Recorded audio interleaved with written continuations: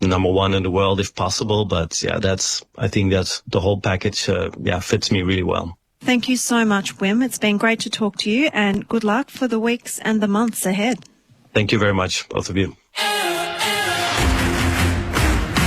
So, Matt, some absolute nuggets there from Wim, and I loved hearing in particular that the player he would have loved to have coached was Maria Sharapova. Yeah, I thought that was really interesting. And, it was just absolutely fascinating to know, because we'd spoken about his success coaching players against Serena, but on the flip side, Sharapova notoriously struggled against Serena and I think lost their last 19 matches in a row. So, if Wim had have been working with Maria, would he have helped her make a dent in that head-to-head? I don't know, and that's something we'll never know, but fascinating to contemplate. Yeah, absolutely. And what we do know is we'll be back next week with another episode of The Sit Down, and in the meantime, you can listen to John and the team on the AO Show weekly this Thursday. And for details on how to contact us, you'll find them in the show notes. And in the meantime, please subscribe, rate and review. Good to see you, Viv. See you next week. Look forward to it, Matt.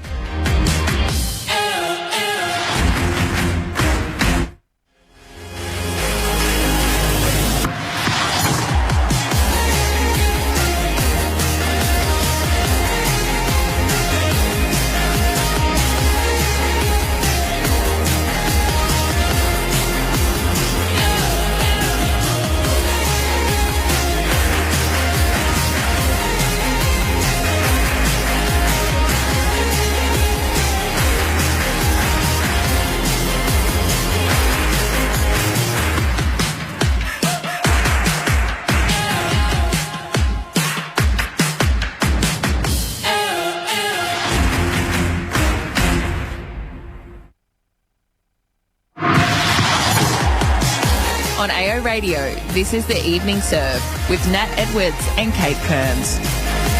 Hello, everyone, and welcome to the Evening Serve. Happy Women's Finals night. We have a special 1 hour show for you as we count down to this blockbuster match.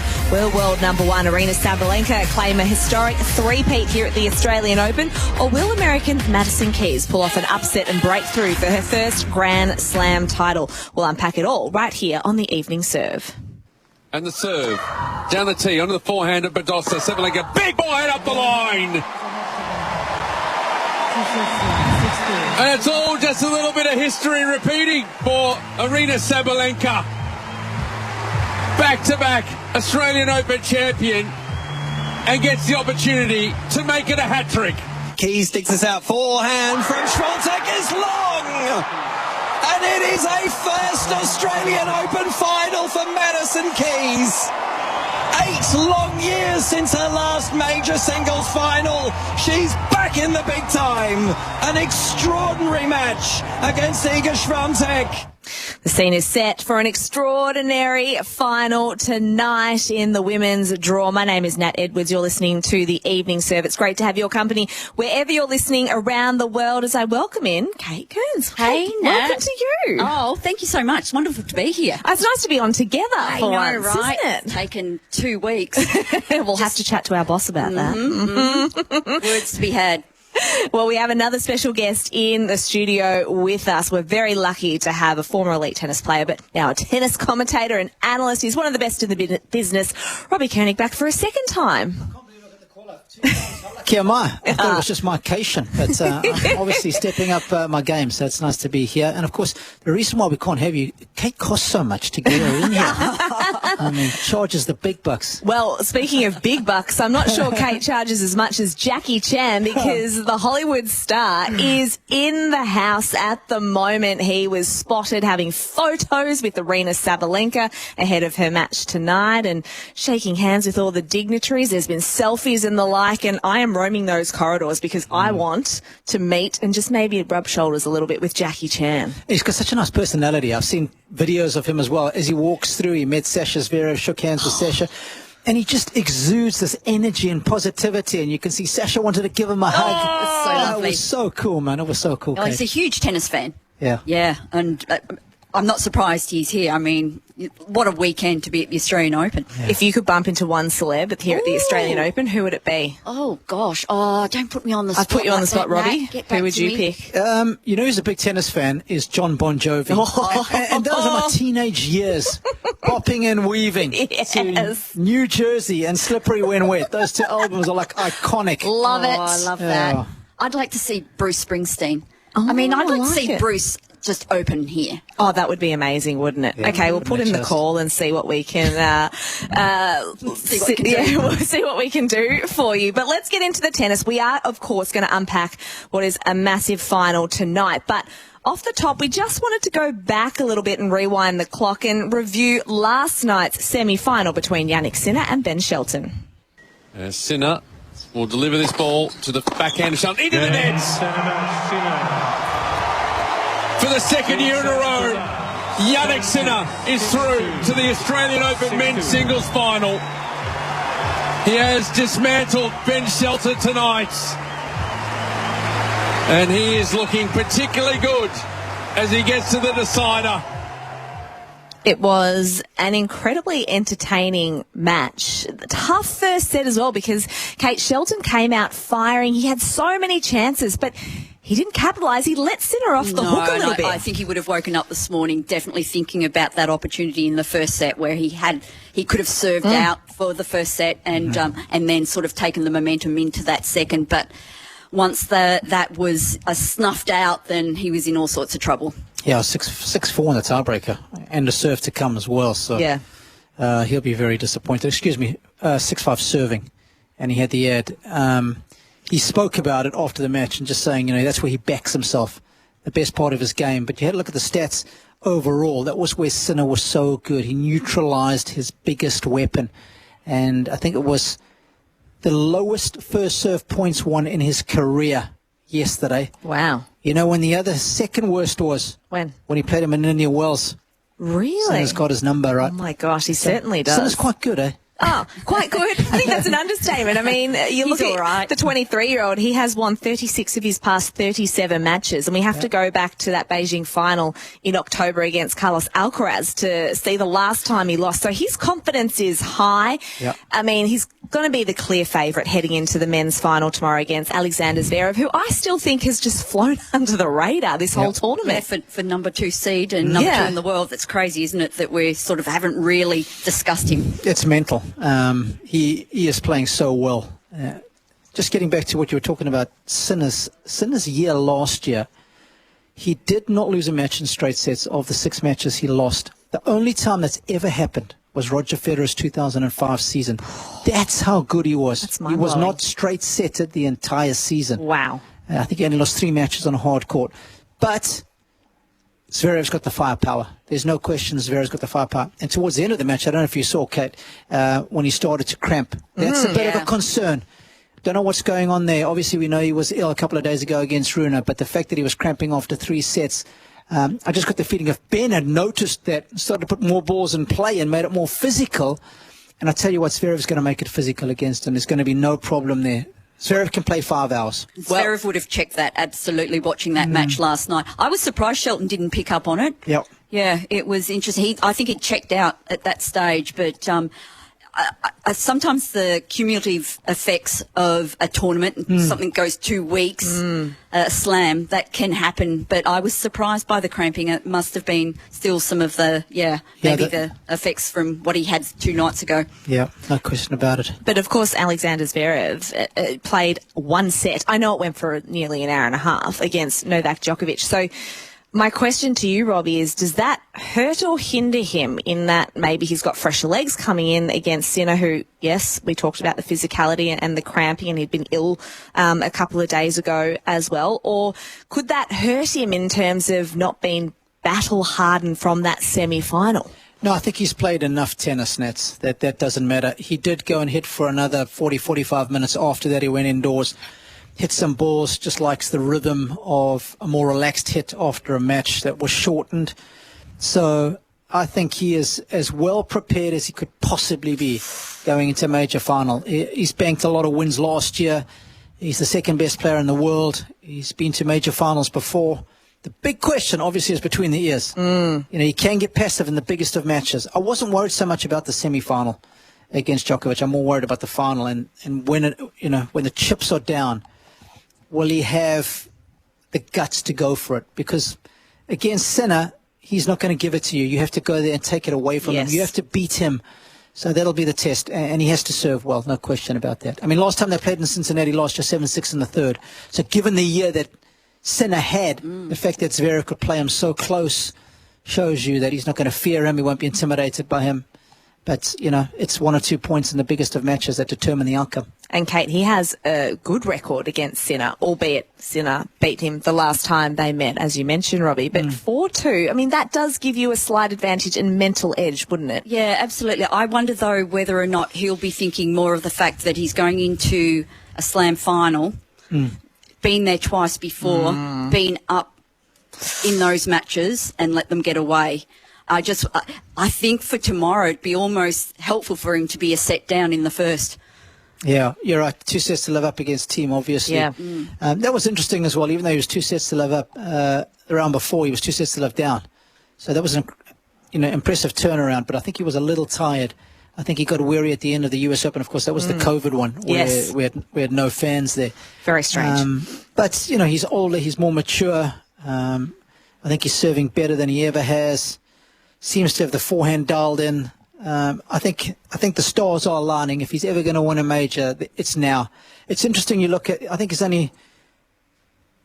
trying to become the third player in the 90s, right, to win a major. It's almost a lost generation. It's crazy, isn't it? It's Dominic Thiem and Daniil Medvedev. That's it from the 90s. Oh my gosh. It's a joke, right? It makes us feel really old right now. Shh, don't bring the mood down. Don't bring the mood down. You're the one that brought it up. Well, speaking of Jannik Sinner, this was the world number one after his semi-final win against Ben Shelton last night. A very tough first set, but very crucial one, and I felt like he was serving not at his best today. The percentage was not there where I guess he wanted to, and I think we both actually returned better than we served.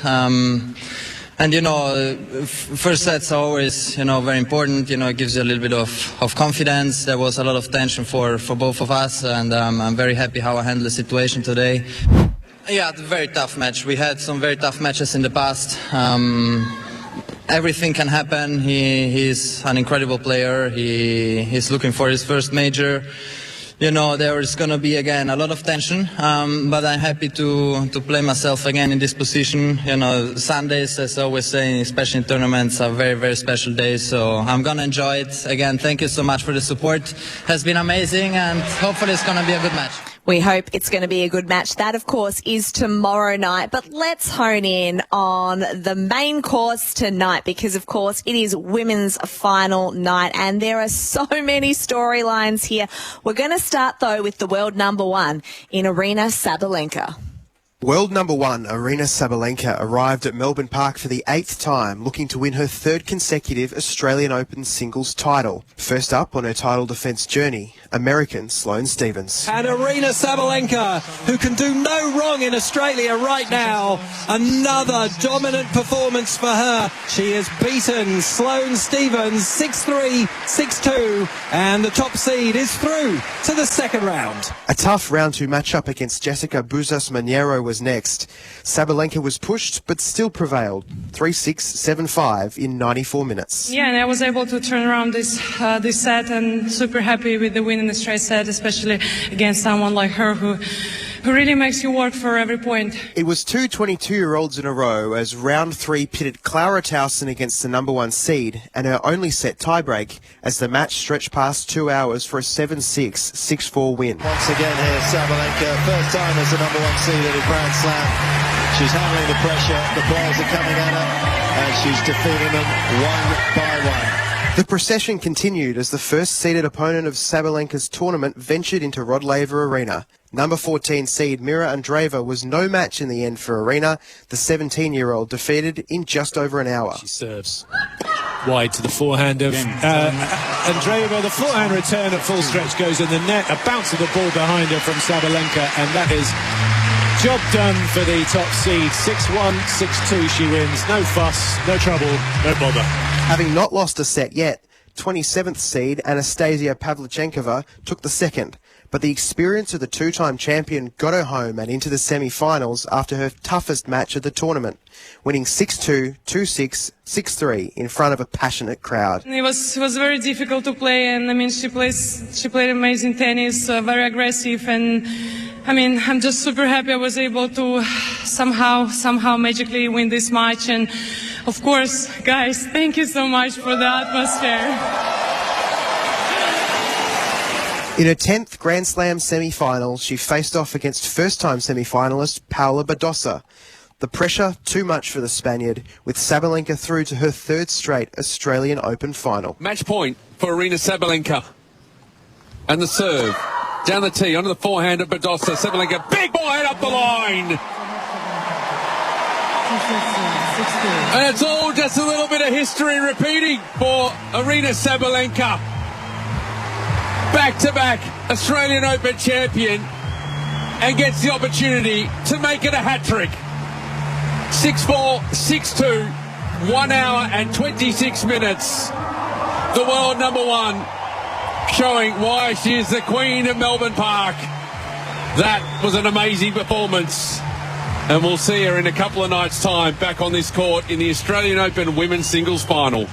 So that was Aryna Sabalenka's road to the final. Thanks to Ethan Wright there for voicing that beautiful package. And of course, Sabalenka hoping to become the first player since Martina Hingis to win 3 Australian Open titles in a row. That was back in 1999. And if she does that, she joins elite company in Margaret Court, Yvonne Goolagong-Cawley, Steffi Graf, Monica Seles, and as I mentioned, Hingis, as well as the only other players to win 3 straight Australian Opens. It's going to be quite remarkable, Kate, but the pressure has been building, and she clearly wants this three-peat, and I think a lot of people out there would like her to achieve it. She's won 20 straight games at Melbourne Park, and as Peter Mercado said in that call, she is the queen of Melbourne Park. She really is, and she's endeared herself to the Australian crowd. I'm not sure that she'll actually get through to have that three-peat in her back pocket. I mean, it's just so difficult to do. And as you said, there's been a lot of pressure. I don't think we've seen her best tennis at the Australian Open this year. She did win at Brisbane, and she's come through, so she's had a terrific 2025 early on. But there have been moments where she's really had to scrap and dig deep to get through a couple of matches. That Pavlyuchenkova one in particular. Absolutely. And the Clara Towson, I thought there were opportunities there for her to have caused an upset. But, Aryna, she's so wonderful in terms of her ability to control her emotions these days, and is able to turn things around a lot quicker than she used to in the past. She won't let games get away from her, and she is able to, find game B and C when she needs to. Robbie, how have you assessed Aryna Sabalenka's tournament to date and her form? Yeah, I think Kate's bang on. I'm probably going to give her an 8.1 out of 10. I like the decimal point. I like that. Good, but still room for improvement. And I think what the best players are so good at doing, and it's such a cliche, but it's so true, they find a way to win, even when they're not playing their best tennis. We like to call that their base level of play is so high, so even on their bad days. But, she'll be more than up for it tonight. And I just think on the biggest occasions, they have this innate ability to just bring it. Even if it's only moments in matches, they don't have to play well the whole match, but there's moments when they know now is the time just to do something extra special, and they can draw on that better than just about anybody else. Now, my head says Sabalenka, but when I have a look at how well Maddie has been playing since she landed on Australian shores, there's definitely a big part of my heart that wants her to win. She's always been an amazing ball striker. I mean, since she was so young, right, Kate? Yeah. And we've all marveled at it. We've thrown bricks at the television because she hasn't been able to control her ground strokes at time. But she's changed rackets from the Wilson to the Yonex, which is a slightly more forgiving racket head. She's playing with poly strings now rather than the natural gut, so she's controlling the ball better. She's gone with a really thin the Yonex 125 Poly Tour VR is called. And I think those fine-tunings have had a major effect on her game. She's hitting the ball down the line better. So all the things that need to work in a Grand Slam final will hopefully come to fruition now. And she's built the foundation, right? Winning in Adelaide, playing well here.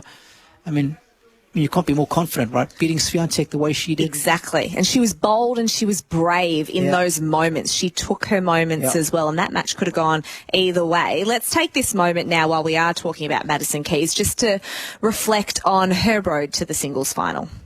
After winning her 9th singles title at the Adelaide International, world number 14 Madison Keys was looking to build on a third-round exit when she last left Melbourne Park in 2023. Drawn to play against compatriot Ann Lee on John Cain Arena, the American was tested but prevailed 6-4, 7-5. And she wins it with another ace. Madison Keys through to the second round here at the Australian Open. I knew it was going to be a tough match. I knew that she was a big hitter and a really good server, so definitely knew I was going to have to play some good tennis to beat her. Round 2 saw a move to Margaret Court Arena for the number 19 seed, where she faced Romanian qualifier Elena Gabriela Rusa. That match went the distance, Keys winning the first and third sets in 2.5 hours, 7-6, 2-6, 7-5. The win streak continues for Madison Keys. The Adelaide champion minted 7 in a row, but this was far from straightforward. All credit to Elena Gabriela Rousset, who made this a real contest. Ultimately, though, it's the 19th seed who prevails, 7-5 in the third. Another American awaited on Rod Laver Arena, with Danielle Collins, the 10th seed, fired up after a battle with the crowd the round before. But Keys kept a level head, winning 6-4, 6-4. Yes, it is. She hammers an ace down the middle. And Madison Keys has seen off the challenge of Danielle Collins tonight on Rod Laver Arena. 6-4, 6-4 it was. A round 4 matchup against Elena Rybakina back on Margaret Court Arena saw a lopsided finish, with Keys defeating the number 6 seed 6-3, 1-6, 6-3. Sensational stuff, Madison Keys. Into the quarterfinals of the Australian Open. What a performance. 3-set winner over Elena Rybakina. That was incredible. Returning to the quarterfinals for the first time since making the semi-final in 2022, Ukrainian Elena Svitolina took the first set before Keys took back control, winning 3-6, 6-3, 6-4. After that first set, what did you think that you did well to turn the match around? I felt like I kind of just had to start playing a little bit more aggressive and try to get to the net a little bit quicker. She was, controlling a lot of the points and making me run, so I felt like I needed to try to get on the advantage a little bit quicker, and luckily I was able to do that. In her 4th Australian Open semi-final, she faced her toughest opponent of the tournament. Number 2 seed Iga Swiatek pushed her all the way, but the 29-year-old reached her first final at Melbourne Park, 5-7, 6-1, 7-6, after a 10-8 final set tiebreak. Keys sticks us out forehand from Swiatek is long! And it is a first Australian Open final for Madison Keys. 8 long years since her last major singles final. She's back in the big time. An extraordinary match against Iga Swiatek. But Madison Keys has found a way to win. After 2 hours and 36 minutes on Rod Laver Arena, she is through 5-7, 6-1, 7-6. Kate, I have loved the grit and determination that Madison Keys has shown throughout this tournament. 4 3-set matches, and a couple of times she's come from a set down. And she just has great self-belief. And as I mentioned before, she's bold, she's brave, she goes for her shots when the game is on the line, and it's certainly paid off. Yeah, it's her ability to just go after the ball on the major, like the pressure points that she has played. And this is what I'm thinking in terms of Sabalenka. She actually hasn't had those. She's had to fight her way out of some tricky situations throughout her matches, but she's not got to that match point against or late in the third set where she's really having to fight hard and to really go after some of those balls. But Keys has. She's match hardened, and that's what I really like about her going into this evening's final. Nerves. How much are they going to play a part? Because we go back and, she probably doesn't want us to go back to 2017, but that US Open final that she lost to Sloane Stephens, a very, very nervous display. Nerves took over and she crumbled, unfortunately, under the pressure of that. What lessons can she take from that, and do you think she's learnt a lot? It was 8 years ago. Yes. No, I think she has learnt a lot. I think part of the problem there was her and Sloane were such good friends as well, so you had that dynamic at play. Yeah. That's not going to happen tonight. Yes, she's friendly with everybody in the locker room, but it's not the same. It's not somebody from your home country as well. I think the spotlight as well, playing in the finals of a US Open, is probably a little bit more. I mean, you've got all the American celebrities. We were talking about it before we came on air here. It is so hyped. And if you see too much of that, it can affect you. Almost playing away from home here, I think that might play into her hands a little bit more. The fact that she's been winning as much as she has of late, winning close matches, and it's just knowledge in the bank for an occasion like this, and you just hope that she can produce. There's no saying that she will. It's no guarantee just because you've played well for the last 3 weeks that you're going to play well tonight, but the odds are very much stacked in her favour, playing better tennis than what she did in that US Open final. Well, this was Madison Keys talking about the lessons she learnt from that 2017 US Open final. I think during that match I was so consumed with being nervous and just the moment and the opportunity and all of that I never really gave myself a chance to actually even play. And I think that I've done a lot of work trying to not get rid of nerves, because I think in the past in my head it was kind of always, the people who play amazing in the tight moments, they either don't have nerves or they figure out how to get rid of them instead of being able to play tennis with them. And I think the big thing for me has just been knowing that there are going to be a lot of moments where I'm uncomfortable in the match. It's going to be stressful. You have thousands of people watching you. You might not be playing your best tennis. But instead of trying to shy away from that and search for settling or comfort or anything, just being okay that that's the situation and you can also play tennis through that, I think is something that I've been working really hard on. And I think that's probably one of the biggest lessons that I can take from that US Open final, and just be okay with knowing that I'm probably going to be uncomfortable 99% of the time that I'm on the court, and that's okay, and I can still also play tennis. Get comfortable with being uncomfortable is one of my favourite sayings, and she's nailed it. I think her mindset is right heading into this match. I want to dig a little bit deeper because I want to go back to what you said. You gave aryna Sabalenka an 8.1 out of 10 for her form, I guess, in this tournament so far. So what's the 1.9 that she needs to improve on? Where is that coming in her game? I think her serve could be a little bit more effective. I don't think she's getting as many free points this year as she has historically. I have a look back at the numbers that she was posting the last 2 years. Outstanding. I think the forehand has been a little ropey. It's just not polished. I mean, I'm picking here. I'm nitpicking here. But you got a 10 out of 10 performance to win a slam. Yeah, you're right. I don't think she's used the drop shot as intelligently. I watched her warming up now. She was practicing the drop shot quite a bit this evening. Yeah. So it'll be interesting to see how much she uses that. She's tried to employ it with a bit of variety. So, yeah, those would probably be the three main things that I see. Just need a little bit of fine-tuning. We're not talking major overalls here, but, this match is going to be played between the ears. We know they're both hitting the ball so well. They hit it cleanly. But, yeah, when you play matches of this magnitude, and they're different to semis and quarters. Yes, those are big matches, but there's something about a final. And, Maddie highlighted it right there. She's made US Open semis. No problems there. US Open final, different beast. Australian Open final, different beast. Definitely. Yeah. What do you want to see, Kate, from both players in this match? I'm really interested with Maddie talking about, being comfortable with being uncomfortable. But there's uncomfortable and there's being nervous. Yeah. And when you get nervous, things stop happening. Your feet stop moving.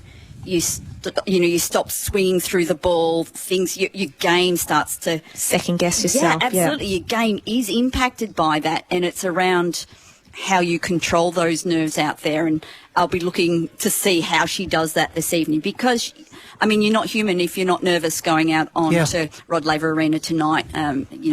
There is a lot at stake. This is a final of a major, and they don't come around too often. I think everything. Sorry. No, you go. I would say everything becomes manual in your mind when you're nervous, rather than automated. And you start overthinking. Okay, what are the mechanics on my serve? You haven't thought about that for 3 weeks. Yeah. But suddenly, in the moments you do when you get nervous, you have to trust the game. Yeah. And what shot breaks down the most for Madison Keys when she is nervous? I would say she hits her backhand pretty flat. So when she's a little off, your margin for error goes down. But I think that's where the strings really have helped her a lot. She's able to get a little bit more revs and a bit better shape on the ball. So I think that's why we've seen this improvement in her game. If I'm looking at one shot in particular, it's probably the backhand. The backhand ground stroke, and particularly the backhand down the line. Now, before we let you go, we've got to get your tip, and I'll get yours too, Kate. So you go first, Kate. What's your tip? Who wins and why? Madison Keys in 3, and it will be 14-12 tiebreak. Oh, gosh. Tell you what. She save a match point? Oh, definitely 3 of them. Okay, all right, awesome. Robbie. You've got to put it on the line right here and right now on the evening serve. My heart says Madison Keys, but I just think Aryna Sabalenka just might be a little bit too experienced and join some of the greats of the game in winning 3 in a row here in Melbourne. And there were some pretty impressive names that you read off there, man. But I think Sabalenka just gets the job done. That's what, if I had my entire wealth to put on one player. That's a question I always ask. It's all your cash, not somebody else's who you're putting it on. That's the real question. I still wouldn't be able to pick. This is so line ball, this match for me. That whole last piece then is why I'm poor. Always looking to defy the odds, Kate.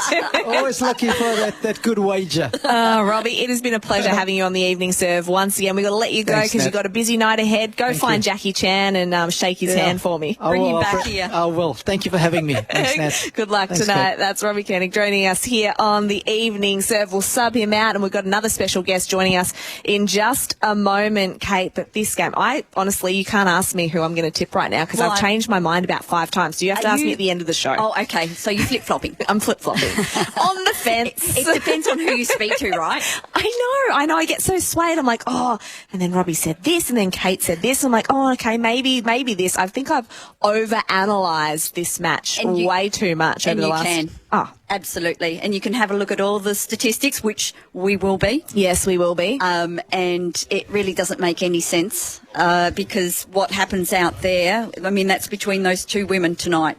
And you just don't know how this is really going to play out because there is so much pressure and, as I said before, so much at stake. Well, there's intangibles too. So we can talk about the raw data, and we will in a moment, and the stats and all of those things. But there's the intangibles that you can't actually define sometimes. And one of those, I think, is the fact that you're standing across the court from Aryna Sabalenka, who has this aura. And I don't think Madison Keys gets all that intimidated with anyone, probably not Sabalenka, but you can't help but feel the nerves when you're staring down the barrel of someone who has just owned and dominated this court. And has been dominating women's tennis for the last couple of years. She's been sensational. I look at that too and I'm starting to think, oh, maybe I've got this wrong. Don't flip-flop on us now. Because she has been so reliable. Yeah. And that you would, bet your house on her winning tonight. I haven't, however, but, we'll see at the end of the day, won't we? We certainly will. All right, it was farewelled, Robbie, but joining us now is Senior Manager Game Analysis at Tennis Australia for the second time, Simon Ray. Welcome back. Hi, Nat. Thanks for having me back. Oh, it's so good to have you back. The man with the stats that matter, all the data. We just need to download your brain because it's all in there, isn't it? Well, I don't know if it's in my brain. I'll rely on this dashboard that the clever team that I work with put together and tries to help my brain along. So lucky to be a part of a good team. Well, we had you last time on when it was Tristan Schoolcade up against against Jannik Sinner, and he actually nabbed that opening set. So you must have been doing something right in terms of your work with some of the players and digging out those stats. Yeah, well, I think the more credit goes to clearly the man in the arena being Tristan that night, and Andrew Roberts, his coach, had him really well prepared, which I think is always the element that's the unknown, right? When a young man takes to Rod Laver Arena for the first time against the best player on the planet right now, how do you handle that moment? And I thought from that perspective, he acquitted himself so well, didn't he? And I think all Australians would have been proud of what Tristan put forth for the ensuing few hours. It got tough after the first set. It got tough pretty quickly, but such is the mark of the man. I think Tristan and Robbo and the team can rightly feel really proud of what they dished up. As they should. All right, take us through this women's final. Aryna Sabalenka and Madison Keys. This is their 6th meeting, and Sabalenka leads the head-to-head 4-1. The last time they met was 2024 Beijing. That was on hard court. Sabalenka won that 6-4, 6-3, and the only time Madison Keys has beaten her was on grass back in 2021 in Berlin. What are the stats that matter here from a Sabalenka perspective? Yeah, well, I think there's a few things in terms of, and clearly she's the favourite going in, so I'm not announcing anything that we don't already know. Why can she win? Well, I thought it was her most dominant performance of the summer so far the other night against Paula Badosa. I thought she elevated 77% of first serve points won, 61% of second serve points won, and it was the ball speed on the forehand wing. All of a sudden we saw it elevate. We hadn't seen ball speed like that from her off her forehand wing, not only this year, but in 2024 or 2023. Really? That was the fastest, from point A to point B, the fastest that we'd seen her generate on her forehand wing in terms of average ball speed off that wing the other night. So all of a sudden, when she really needed it, I know that's that 19, now 20 matches in a row. All of a sudden when she needed it, when she felt like, and Paula Badosa, I think we all thought was a legitimate shot coming into that match. She went up another gear, if you like. She went up another rung on the ladder from a ball speed perspective. So was that in the second set, or? That's across the match as a whole. So she averaged 124 kilometres an hour the other night on forehand side. So she had another gear. She did, yeah, and that's a number that we hadn't seen from her, as I said, in 23 or 24, or even so far in the event in 2025. But all of a sudden, we saw it in semi-final 1 the other night. Okay, I wonder if we'll see that again tonight, potentially. Well, I think flipping to the other side of the coin, in terms of maybe some of the challenges that lie in wait for her tonight, I think there's very few, in fact, there's no one in the women's draw that hits the ball as hard as her opponent tonight. So she went up a gear to 124 kilometres the other night, Aryna Sabalenka, but if we took her number across the tournament so far, on an average basis, it's about 120 kilometres an hour. That's a heck of a forehand. Madison Keys is hitting the ball at 130 kilometres an hour. Hello, now I'm starting to feel more confident about your prediction. So that's number one in the field. No one, bar no one, is hitting the ball harder or faster than Madison Keys off forehand side in the Australian Open 2025. So that's a threat, if you like, that Aryna literally hasn't come across so far, and she's going to face it for the first time in 2025 on the biggest stage of them all. What about the serve? Because obviously we know Madison Keys, big server, and she's tweaked her serve a little bit, the technique, and she's got these new strings, a new racket, and what are we looking at when it comes to her serve, and I guess versus Sabalenka, who I think Robbie said probably wasn't hitting her straps with her serve. Yeah, well, I think this is really interesting because we know about some of the changes that Madison Keys has made on the serve, and I think this is a big factor in the match tonight. I think if Madison Keys serves well early in this match, and when I say serves well, high percentage of first serves in play early, because her first serve's a quality first serve. We know she's gone with the kick serve, so her speed is down on second serve. Yeah. She's not necessarily trying to challenge the opponent with speed on her second serve, more bounce and lift. She's a tall frame, she gets that ball lifting up off the court, and she's trying to challenge the returner in a different way, Madison Keys, on her second serve. But I'm worried for her if she's going to hit a bunch of second serves early in this match against Aryna Sabalenka, just because of how strong, how clean, how elite Sabalenka's ball striking is when the ball gets up on her. Yeah. I feel like she could have a field day early. So if Madison Keys can serve at 70+%, even through her first 2 or 3 service games, she's going to get her teeth into this match and I think feel a whole lot more comfortable than she otherwise may. Wow, it's so interesting. Madison Keys is serving, I think, more aces than, or is the biggest serve so far on tournament. And I think they've included, what I've been looking at, included the matches in Brisbane. Yes. Sorry, in 2025 matches. Adelaide. Yeah, 2025 matches. Spot on, Kate. So, I mean, that holds her in good stead tonight. But where is Sabalenka on that list? Do we know? Because I think she's a bit further down. Question without notice. In terms of first serve unreturned, I'd have to go away and come back to you, Kate. Let me consult the dashboard and come back. But I think, we've spoken about some of what Madison Keys brings to the table. And then, I don't find this in the numbers, but I'd be curious to see what the two of you think. It does seem to me to have this sense of timing about it from the perspective of Madison Keys. It's almost the second coming, right? This newfound sense of perspective and momentum, and it's the sense of it's her time now. Yeah. She's been close before, but she seems like a different, and when I say different, in really meaning really endearing terms, a different Madison Keys than what we've seen before. And that's kind of the intangible. I can't find that in my dashboard or in the numbers anywhere, but it just feels like her and Bjorn and the team, and it's amazing, I guess, what some age and maturity and even having injury struggles and some time away from the game can do for your perspective when you step back in. And so I feel like she's going to embrace this occasion tonight. She's going to love the opportunity, and she's going to dish up her best tennis.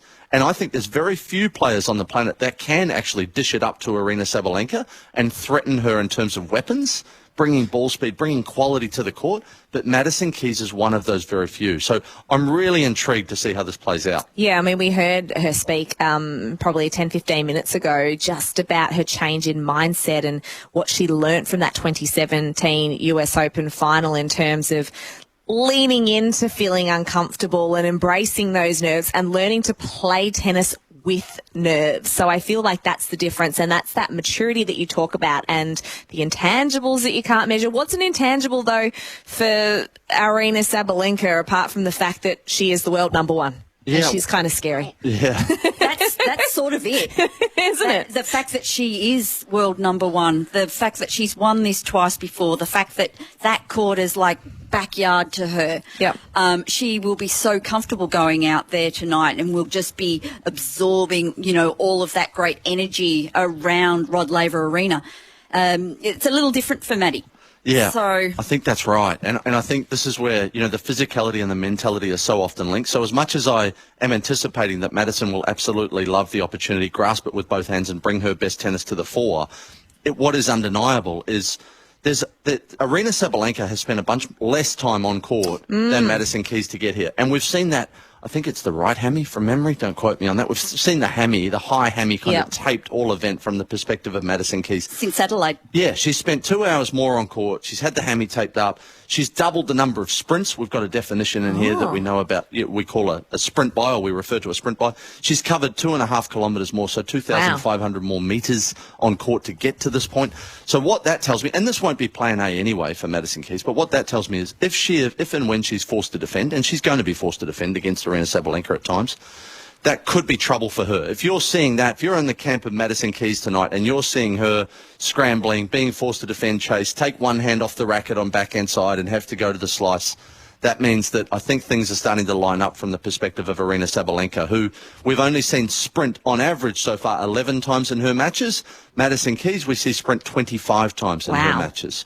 So and that's the balance that's at play here. This is first strike tennis. Both of them want to get the first strike in, the first hit in, put their opponent on defense, and it's going to be a race to try and deliver that first strike. I don't think we're going to see too many long rallies. I wouldn't have thought, but then I think there'll be that element of desperation when you really need it. Both of these incredible competitors are going to reach for the extra gear, and they'll leave no stone unturned. Do you have any stats on the pressure points? Simon, I'm really putting you on the spot, again. I think it's one to watch, Kate, across the course of the night, because clearly we've got total points won at both the set and match level, and often when the scoreboard's tight, those pressure points, or that stat of pressure points won, can be such a telling one, can't it? But I think clearly both women, they don't reach the final without being elite under pressure to this point. We saw what a phenomenal performance it was from Madison Keys in the semi-final against Swiatek the other night. That was a match that facing a match point. Yeah, all of us will remember that match for a long time. So, as I said, I think that all comes into play. It's all in the equation. It's all in the mix, and it's all there for Madison Keys to call on as she takes to Rod Laver Arena tonight. So if you're sitting in the coaches' pods tonight on court during the match, what are you looking for when you're looking at the tablet and you might be running through the data? Like, what are the key indicators that you're going to be looking for? Yeah, well, I spoke about Madison Keys, the importance of her serve, location and accuracy early in the match. I'm keen to see Madison Keys do some damage on the second serve of Aryna Sabalenka. You won't get a lot of opportunities. We know the Sabalenka serve's elite. But there is a little bit of a template, I thought, in terms of what Pavlyuchenkova did the other night. Not many players have the type of weapons or the type of ball striking that Pavlyuchenkova brings to the table. But Madison Keys does. So Pavlyuchenkova, at times through that match, and she couldn't do it consistently, but at times through that match, takes the racket out of Aryna Sabalenka's hand. It's like, I'm coming 2 metres inside the baseline on second serve return, and I'm going to go bang and deliver a telling blow. Madison Keys doesn't tend to do it from so far up the court, but she's got the type of power, the type of ball striking that she can do it from behind the baseline and have it be just as effective. So I'm looking for, if I'm in the Keys camp, I'm looking for that type of signal of intent on the second serve return. And Aryna Sabalenka, I think, as you describe, it's business as usual. It's a little bit of a fine line for her to walk because I think she's got to continue to up the ante. We saw her forehand ball speed go to another level the other night. She's got to get the first strike in here too. And both of them will be thinking the same without overdoing it. And that's where it can go pear-shaped, because if you start to force the issue to want to get on top of the point from a poor court position, you start to make poor choices and your error count starts to climb and you've got scoreboard pressure against you as well as an absolutely elite world-class opponent. So those are some of the things that would be going through my mind if I was sitting courtside tonight. Gosh, so interesting. I'd love to be inside your brain. When you've crunched the numbers, who's your tip? Well, my heart kind of says Madison Keys. I feel like everyone's on that. I know. He's working hard tonight. Yeah, my heart's there with Madison Keys. My head kind of goes, look, I feel like if they were playing 10 times, and this is the great thing, they're not, I feel like Aryna's probably going to win 8 of those 10 in these conditions tonight. Yes. But maybe tonight's one of the two. You know what? I'm going to go with Madison Keys. It's I one like of the two. it. He's putting it on the line. He's following you, Sonny, Kate. you did bring up something that we have not spoken about tonight, conditions. That's true. It's been a beautiful day in Melbourne. Yeah. But it'll cool off a little, I think, this evening. Funny you say that, Kate. Just walking across here, just a little bit blustery out of the southwest, and it was cooling off all of a sudden. Yeah, so that comes into play as well. So who does it suit, the conditions? Well, given I'm in the Keys camp, I'm going to say that Madison Keys can hit through any kind of slower conditions. She's packing, remember, she's packing more power on both sides than Aryna Sabalenka. Not many women do that, but she's one that does. So I think she's going to be able to get through those conditions. If she serves well early, I think conditions play into her side of the equation only marginally. I love it. The stats I that think matter. Sabalenka would be after a bit more pop off her game, so would want the heat. Well, it's going to be an intriguing clash, that is for sure. Simon Ray, thank you so much for being here. We'll see you again tomorrow night with the stats that matter. Thanks for having me. Simon Ray there with all the data and analytics that we absolutely love. Love delving a little bit deeper into all of this stuff. We're getting real into the weeds, aren't we, Kate? I love it. So good. It is absolutely I'm fabulous. still unable to make a decision. I know, I still can't make a call. I'm maybe slightly leaning towards Madison Keys just because she's been my smoky for the whole tournament, and I feel like I can't jump off her now. That would be rude, but you have to commit by the end of this Okay, I've got show. 15 more minutes to commit. But while I think about my selection and my tip, you are going to give us a little bit of an AO Women's recap. And I want to get a few things. So I've asked you to think of a highlight of the tournament, a biggest upset or surprise, and the story of the tournament from a women's perspective as we look back on what has been a fabulous 2 weeks. Now, I'm going to do a little bit of cheating. That's okay. Because I know you've said one for each of those, but I may have added a couple more storylines. That's all right. Is that okay? I will allow it, Kate. Let's go to the highlight, and it has to be, I know it's fresh in our minds, but the semi-final of Madison Keys versus Iga Swiatek. Match for the ages. So good. 3-set classic, game. It had everything. We saw Swiatek come out and really take control of that first set, and I was really worried for Madison. She came out in the second set as if that first set hadn't even happened. Incredible. And just steamrolled Swiatek. And then the third set, we got drama, breaks of serve. I think there were 4 breaks of serve. There was Swiatek had a match point in the tie break, double fault, and then and these. I keep saying this with these pressure points that. In the end, it was Madison Keys that was able to, sort of come through and find her game when she most needed it. And she was fearless, and I still think she's got ice running through those veins. Yes, I like it. Because it was one of those matches where I've actually listened to the AO radio call twice, and I've watched it again. It was just so good. because it was so good. Yeah, that last set in particular, I was on the edge of my seat. Like, it could have gone either way, and you felt like Swiatek was just holding on through that second set and early in the third, and then she kind of found another gear and fought back, and she was hanging in there and giving it back, and then Keys just, in those moments, brave and bold and fearless, as you said. So much drama and so much and I mean, Swiatek, poor old Iga, she was in tears coming off the court. You would be. Because she knew that she was so close to having won that match and going through to the final here, and it was just taken away from her. Yep, it was. It was great.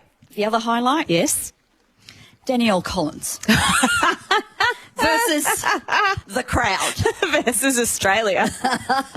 That was insane. Of course, it was the match against Destiny Aiva, the Australian.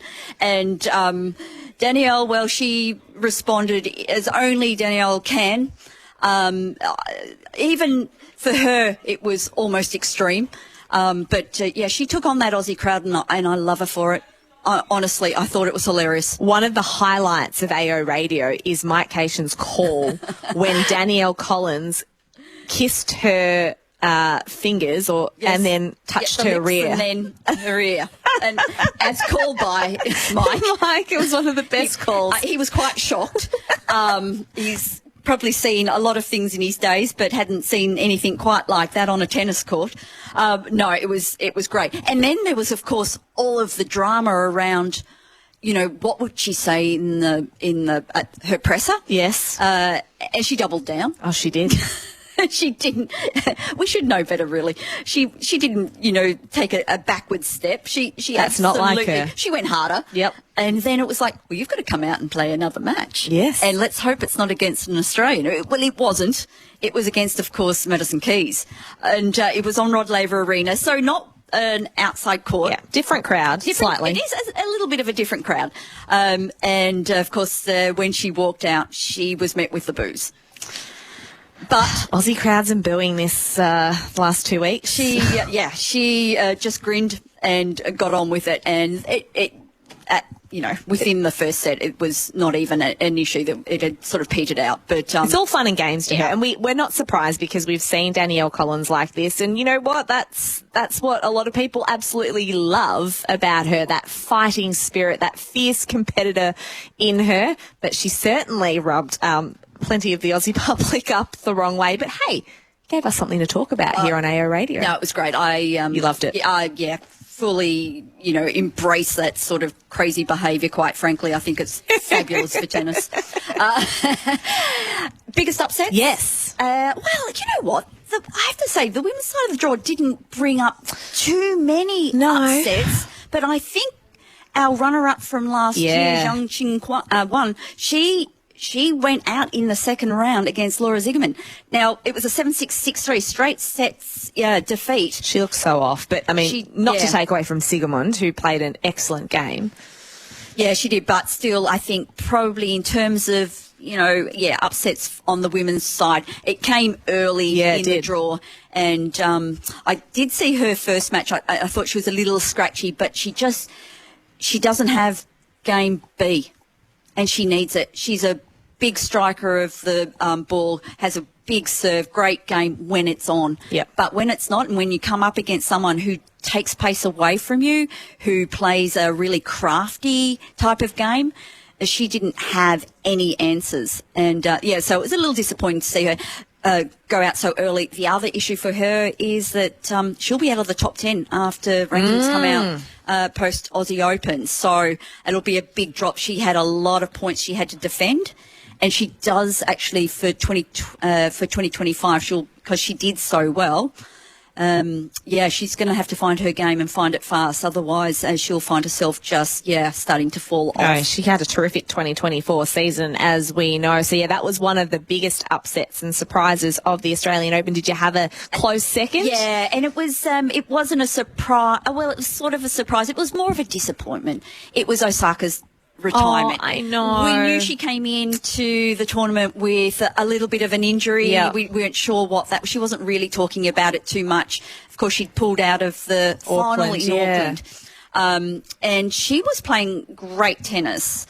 And then, of course, she played the match against Belinda Bencic, and after the first set, she retired. That was in the third round. I was looking forward to that match so badly, the two mums going off against each other. Well, the first set was fantastic. It was. And then, of course, she shook hands, and that was the end of that. So I found that was a little disappointing because I was really looking forward.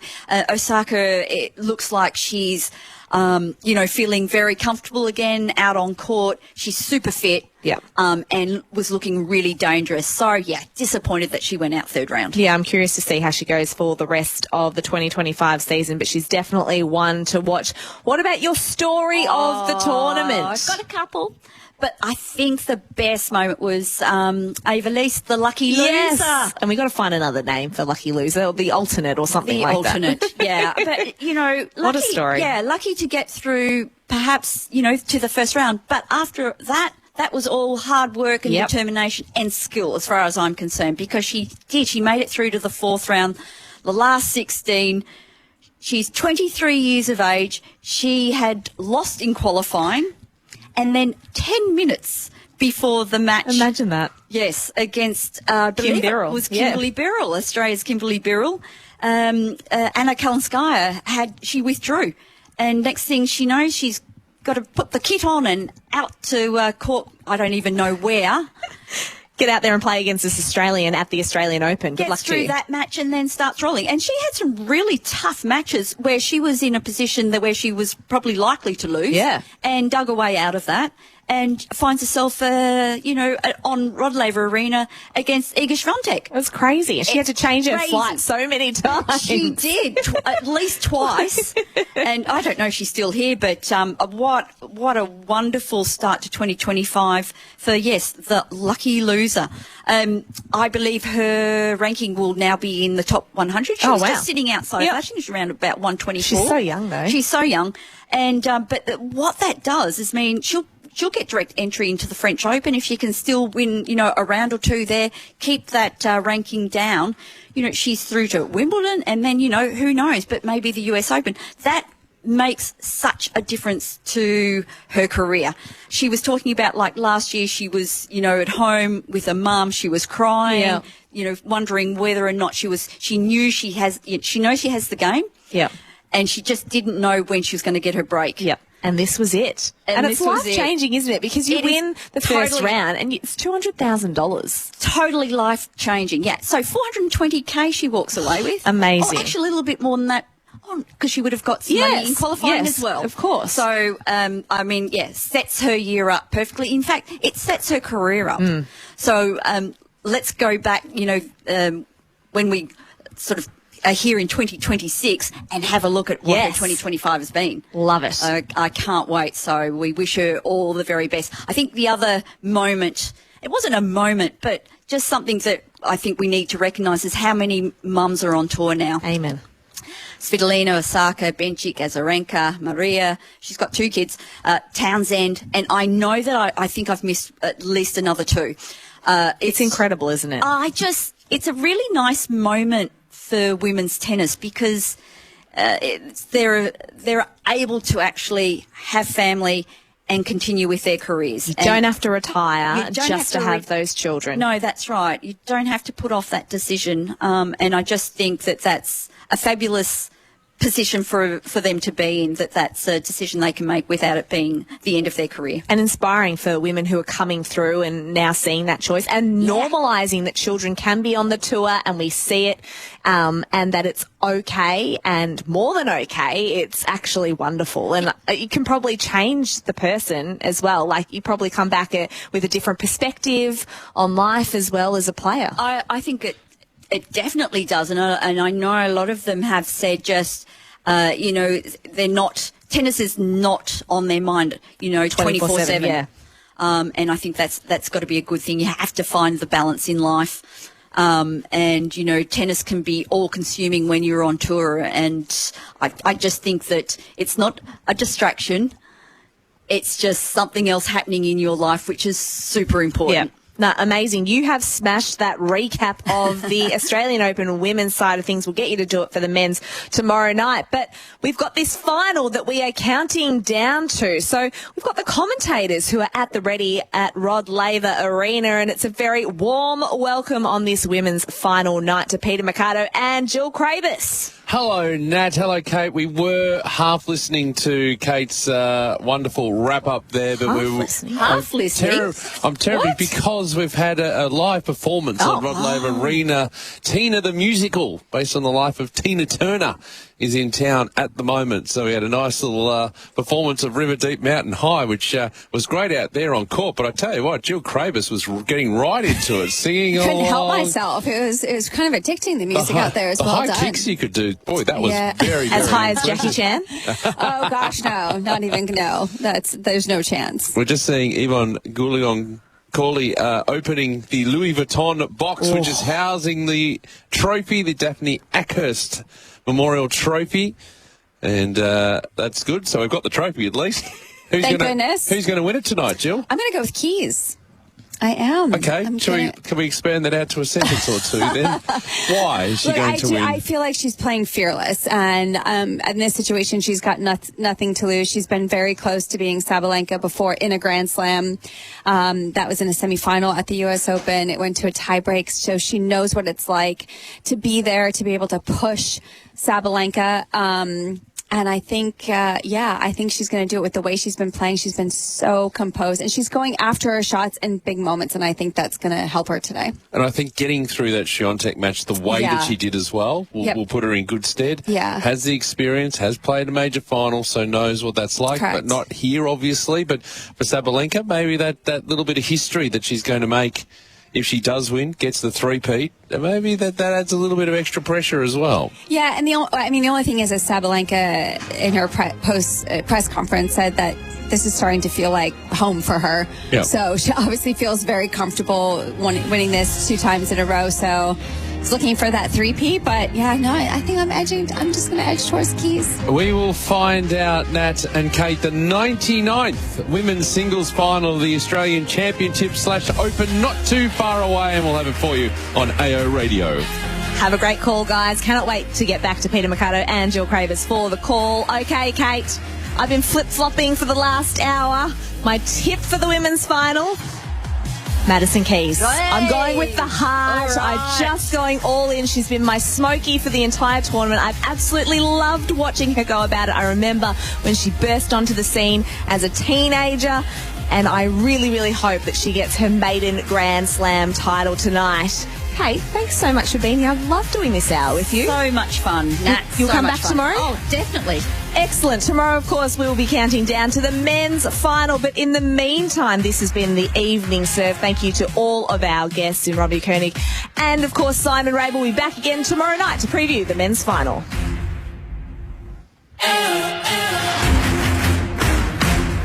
Around the grounds on 99.7 FM and around the world on the official Australian Open app and ausopen.com. This is AO Radio. The 99th staging of the Women's Championships at the Australian Open, and it promises to be another historic night. Aryna Sabalenka is the top seed and is looking to go back to back to back. Her path through has not been without its stumbles, but it looked particularly good in the semi-finals. And she takes on someone who is new to the final here at Melbourne Park in Madison Keys, the 19th seed, who has finals experience in a major and has come such a long way in her career. This would be her crowning achievement in what has been a glittering career. Both players come in excellent form, both having won titles on the WTA Tour leading into this event, and they come into this one with Sabalenka leading the way in the head-to-head 4-1. The last time they met was in Beijing last year. Sabalenka getting the win in straight sets. And the last time Madison Keys won, her only win was back in 2021. That was in Berlin on grass in 3 sets. So the scene is set. There's been a lot talked about leading up to this final. It promises to be exciting. The crowd piling in to Rod Laver Arena. We've had the national anthem. We've had a performance from Tina the Musical to get the crowd in the right mood, and the players won't be too far away from arriving out on court. I'm Peter Mercado. Great to be with you here on AO Radio tonight on 99.7 FM around Melbourne Park, the Australian Open official app and OzOpen.com on Sirius XM, courtesy of ESPN in the US, iHeartRadio, Vision Australia Radio across the country, TuneIn Radio around the world, and on the SEN app in Melbourne and Australia. You can get in touch with us tonight. Kate Kearns will be reading our emails on the Ask the Booth form on ozopen.com/listen, or on email at aoradio@tennis.com.au, aoradio@tennis.com.au. Remember, give us your name and where you are listening to us from.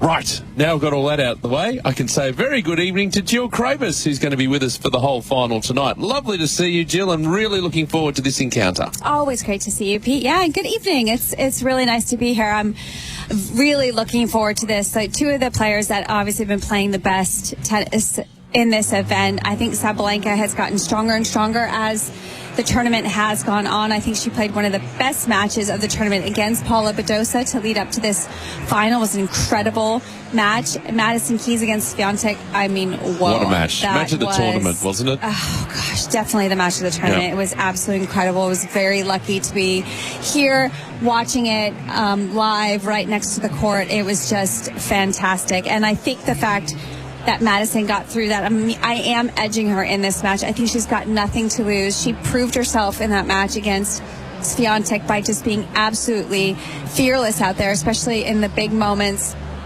It was a tie break in the end. Could have gone either way, and I just feel like she went for it and trusted herself in that moment. So it's going to be, I don't think there's going to be a lot of long rallies. There's going to be the hardest hitting final maybe we've seen. But this is going to be fantastic. Yeah, the last time, of course, as we mentioned in the evening serve, that a player has gone back to back to back, Martina Hingis did it from 1997 to 1999. Monica Seles before that, Steffi Graf before that as well. So she'll be in good company this evening if she is able to do it. Aryna Sabalenka 11-0 to start off this season. She is just coming in her 20th match win here in a row, but Madison Keys the same, 13-1 to start off the season. The Adelaide champion a couple of weeks ago. Yeah, she's playing great, and I think she surprised herself coming into that Adelaide tournament. Was very excited. She had an incredible off season. She said she was willing to go for or be more open to change, and she said that was part of the reason why she maybe hadn't progressed as fast as she would have liked. And she said she just went for it, was being really open, spoke to her husband and Coach Bjorn throughout that entire off season, and really took those moments to allow herself to be uncomfortable to get better. And obviously it's proven to be super effective for her, winning Adelaide, coming here, playing some of the best tennis, I think, in a Grand Slam that I've seen from her in a little while. Even when she got to that final before at the US Open where she lost to Sloane Stephens, I feel like she's playing much better now. The buzz in the States for this, obviously tennis, there's a lot of other sports going on. Football's obviously reaching its crescendo there, but what's the feeling been in the US for Maddie making the final here? I know they'll be very excited. I don't know what time it is there, actually, but the time might be a little bit challenging. So on the East Coast, it's 3:30 in the morning. So on the West Coast, it's 12:30 in the morning. So a little bit tough for a lot of the Americans to watch this live, but when they wake up, they're going to be looking at who won, how Madison Keys did in that final. But she'd have a lot of attention. They'd be very excited for her. So what you can hear now is what's happening backstage, and this is the players just outside the player locker room. There's an area, there's a big triangle that sits backstage where the players are just waiting. There's big screens showing highlights and former champions, and the players just standing there waiting for the call on to go through and down the walk of champions. And we've had the extra light show, we've had the sound that's going as well. You will hear that in a moment, and then they will make their way out onto Rod Laver Arena and get a huge ovation because it is packed at the moment. Rod Laver Arena, the crowd is in and ready to go and looking forward to this one. as I mentioned, the 99th staging of the Women's Championships here at the Australian Open, formerly the Women's Championships, 57th in the Open era. The players are ready. Aryna Sabalenka is leading the way, and let's take the walk of champions with both of these players.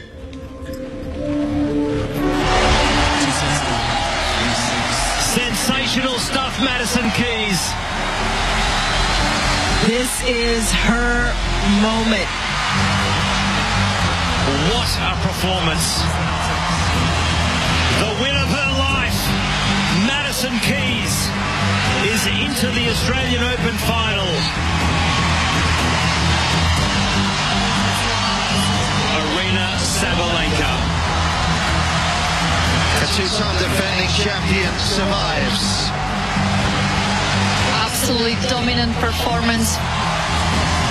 Perhaps her best performance of the tournament so far sees her into a third straight Australian Open final. They make their way to the top of the stairs. Let's bring them out onto courts. This is it, the women's singles final.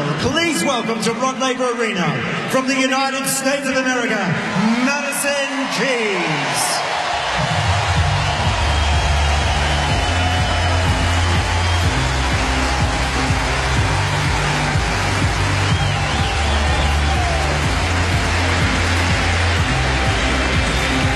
Their opponent, the reigning Australian Open champion, Aryna Sabalenka.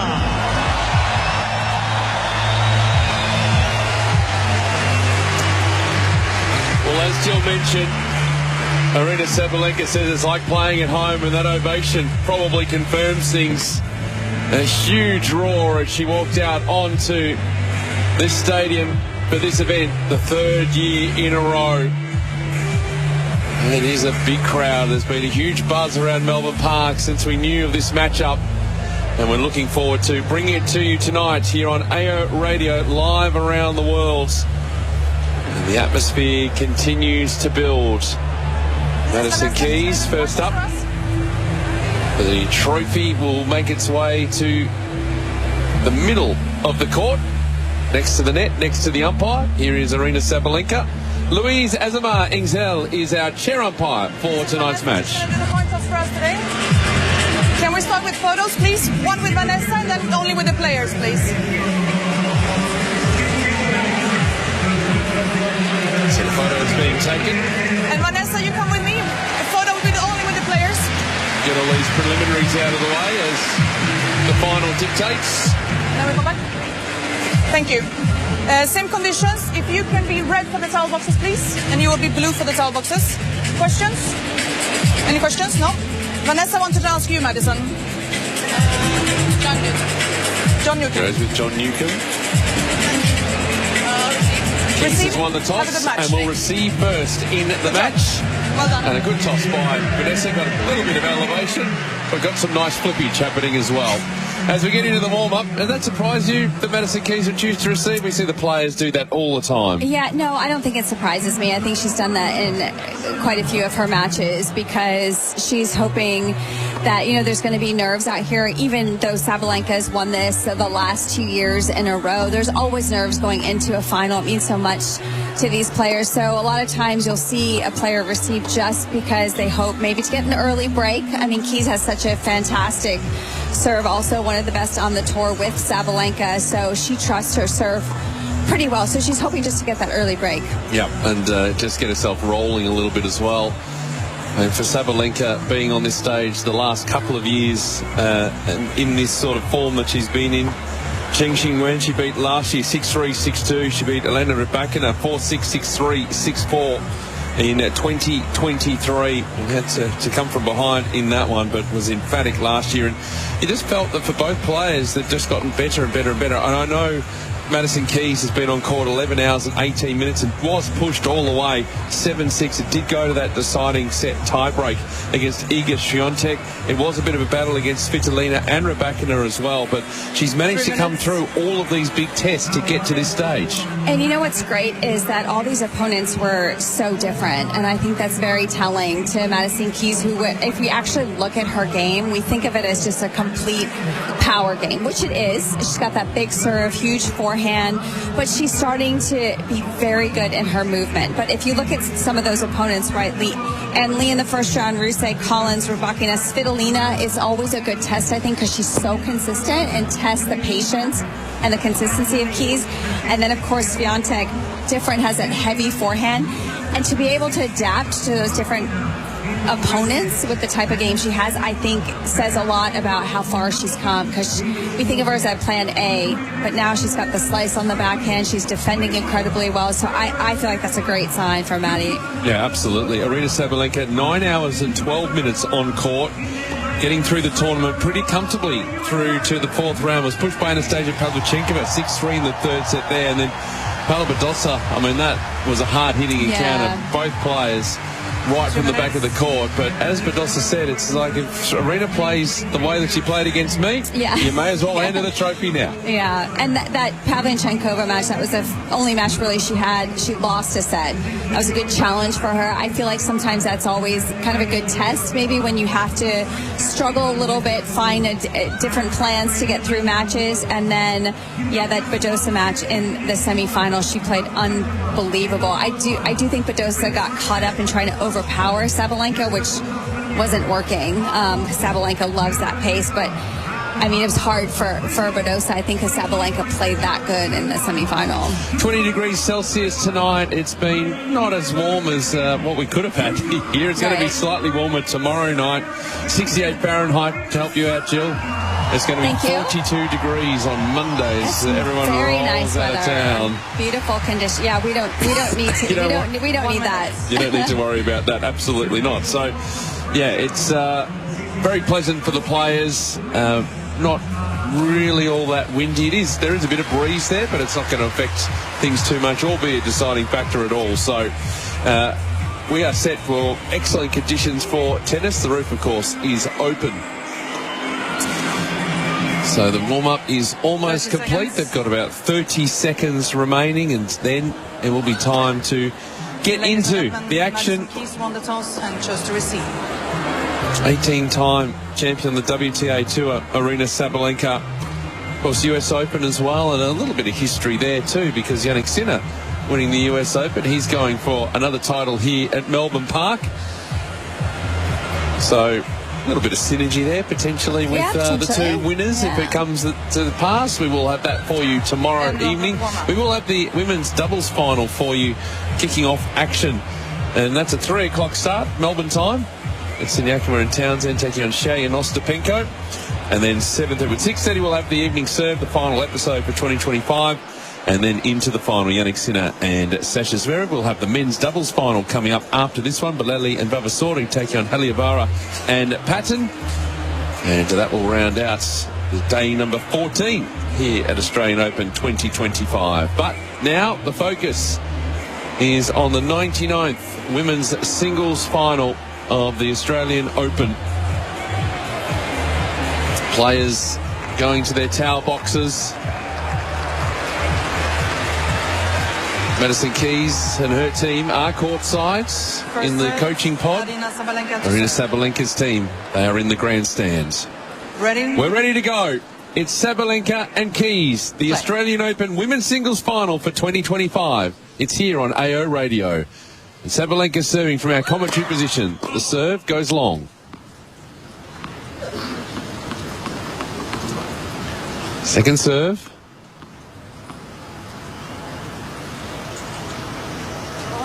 And this will be onto the forehand. Again, it's a double fault to start things off. It's love 15. And the oohs and ahs of the crowd. Well, that's what we were talking about, right? The nerves maybe in the beginning. Maddie hoping to maybe get a break of serve right away, choosing to receive. As the serve comes in, takes the net, flies wide.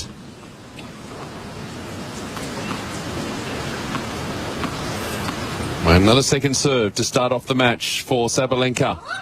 The serve onto the backhand. Okay, sits up. Sabalenka, big point up the line for a winner. It's 15 all. Kick serve was so good from Sabalenka. It got over the shoulders of Keys, just couldn't get the depth. It's going to be interesting to see if Sabalenka opts for that particular serve over and over again. She got the short ball that she wanted. So Sabalenka will prepare the serve. One of the backhanded keys, off backhand, cross-court point into the net from Sabalenka.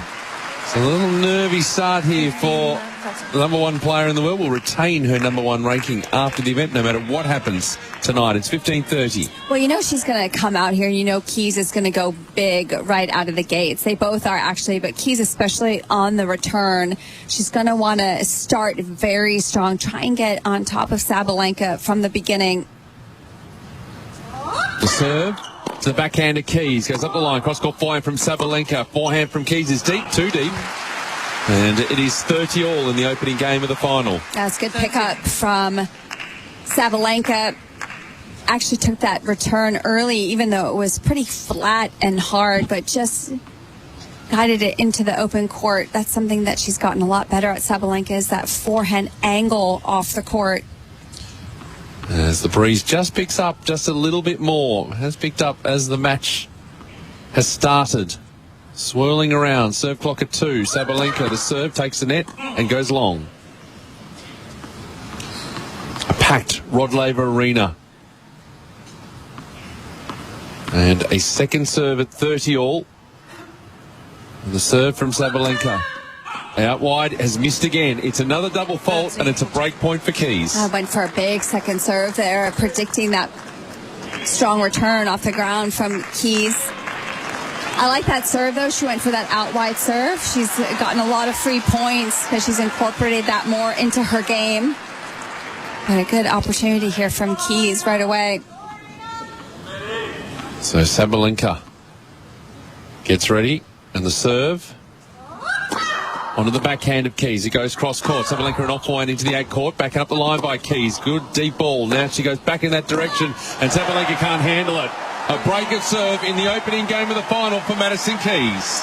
It's a strong start for Keys, and I was curious to see how she was going to come out here today. I mean, this is a big moment for her. She knows that she's pushed Sabalenka before, and especially after that Swiatek match, she was so emotional after that match. She took a moment in the middle of the court just trying to contain herself. You saw on the at her bench after she won that match, she had a few tears, which is absolutely normal because it was one of the biggest wins of her career. So sometimes that's hard to turn around and come back after you've had such an emotional big win. So I like how she looks right now. Good demeanor, strong start for the American. Well, 92% of the time, Madison Keys wins the set after an early break. Let's see if she can consolidate. Serving from Conchi and onto the forehand of Sabalenka. Point the line by Keys. It's just too deep. And Sabalenka can't handle that. It's 15-love. It's looking good. Very good focus after these points that Keys is winning. Not looking up, not looking over our coach, just completely looking down, staying very focused. So Keys, the serve.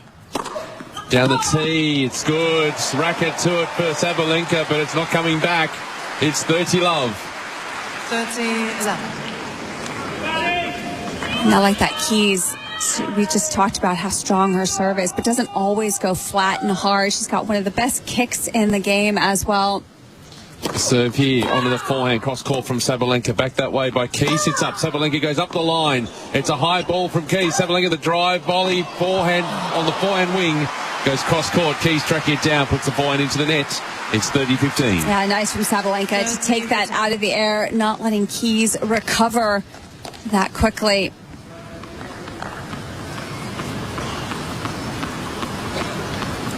As Keys prepares, 14 on the shot clock. Moving swiftly. The serve at 30-15 onto the back out the line of Sabalenka. It's got too much depth on it. Keys squash shot forehand into the bottom of the net. And it's 30-all. Sabalenka taking that return very early. A little bit off-pace serve there from Keys, and Sabalenka took advantage of it. As we wait now, the Keys serve. Blocked back by Sabalenka. Short ball. Keys going up the line. Dug out by Sabalenka. Nice high forehand volley into the open court from Keys. That's nicely done. And looking to 40-30 now, second game of the match. Oh, I like that. Didn't try and overplay that short backhand, Keys. Sometimes she tries to hit with so much power, but she caught that pretty low and guided it deep down the line to set up the volley. Very well done. 6 minutes on the Rolex clock. The serve from Keys onto the forehand of Sabalenka. The forehand's going wide. Break consolidated for the 19th seed. It's 2 games to love, opening set of the final. It's just getting Sabalenka on her back foot in these first couple games, Keys. And I like the feel of the coaching box of Keys. She has just a couple people, a physio and trainer, and also, of course, her coach and husband, Bjorn Fratangelo, but they never look like it's out of the ordinary that she would get this first break, right? They look very calm. The serve, out wide, misses. Second serve.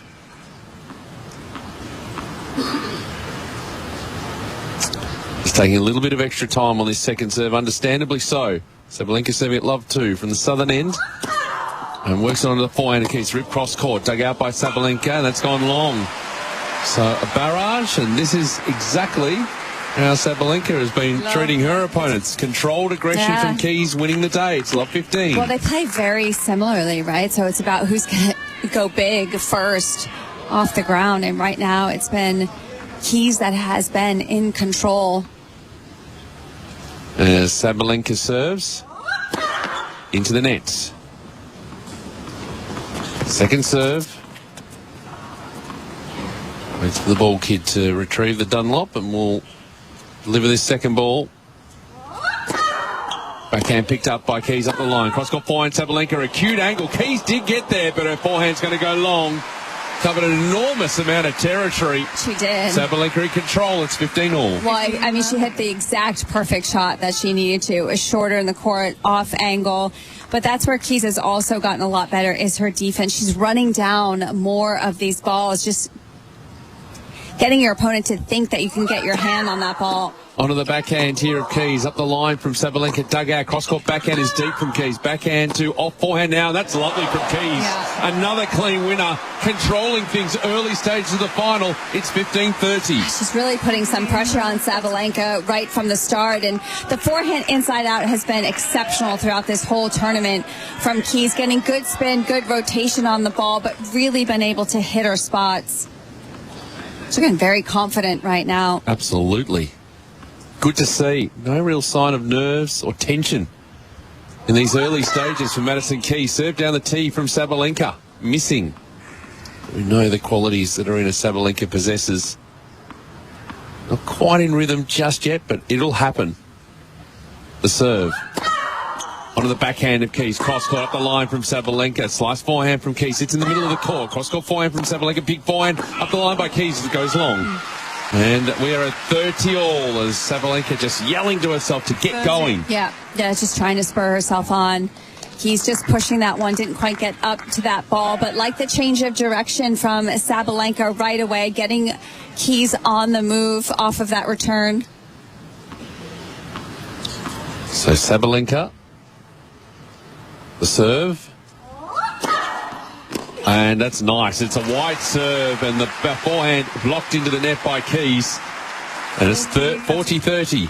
That's what she's got to mix in, those serves. I mean, as risky as it can be, throwing in the kick serve, because Keys is so aggressive, she's got to mix that up, because Keys also consistently loves that pace coming into her racket.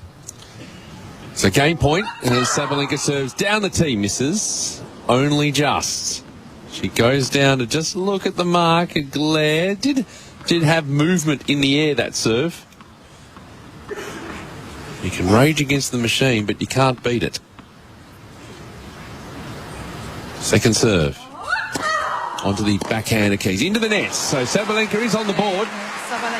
But it's Keys with a break. Early stages, 2-1 here on AO Radio, live around the world. Like that kick serve from Sabalenka, it's just bouncing pretty high. She's getting great top spin on it, so that's been very effective from Sabalenka so far. Right, so joining us, you don't have to read emails tonight because we have our marathon woman who runs the marathons. Amazing And Kate. Kate Kearns joins us again for the finals, which is great. Thank you, Kate. Hey, guys. Hey. Now, I'm Plenty sure of emails coming through. they are flooding through. What have we got so far? Well, Vishal's listening to us from India, just finished his lunch and looking forward to a fabulous match. He said, I wish that Keys, or hopes that Keys will win the tournament, but Sabalenka has a clear edge and should win with her A game. Okay. Needs to bring her A game. Stan is listening from Scranton in the US and says, hopefully we go 3 sets. He was hoping also that the women would play best of 5 in a championship match. Oh, that's a discussion for another Controversy. day. That's a discussion for another. We don't have time to dissect that. And Safe is listening to us in Tilburg in the Netherlands. Says Peter and Jill, looking forward to the final and your insightful commentary. Just a question around Madison losing her only final 6-3, 6-love. Does such an experience help or hurt her in tonight's match? Thank you, Kate. Good question. We'll get Jill to answer in a moment. But Madison Keys preparing to serve at 2-1 onto the backhand of Sabalenka. Off backhand from Keys, the winner. Nice. Placed that beautifully in the juice court corner, and it's 15-love. Yeah, I got the leg so nice and low there on that ball from Sabalenka that was struck right down the center of the court. Great reaction from Keys. The serve now from Keys. Out wide an ace. Over to 30-love now. Her first ace of the match. She's been serving so well throughout this entire tournament. That was huge, I think, that she got the early break out on the first game. So the serve. On the forehand of Sabalenka, cross court. Up the line goes Keys, and it's wide. She was on the stretch. Good return from Sabalenka. It's first strike tennis at the moment, 30-15. Yeah, I don't think we're going to see many long rallies, Pete. I think there's going to be a lot of rallies under 4 shots. Both of these players hit so big off the ground.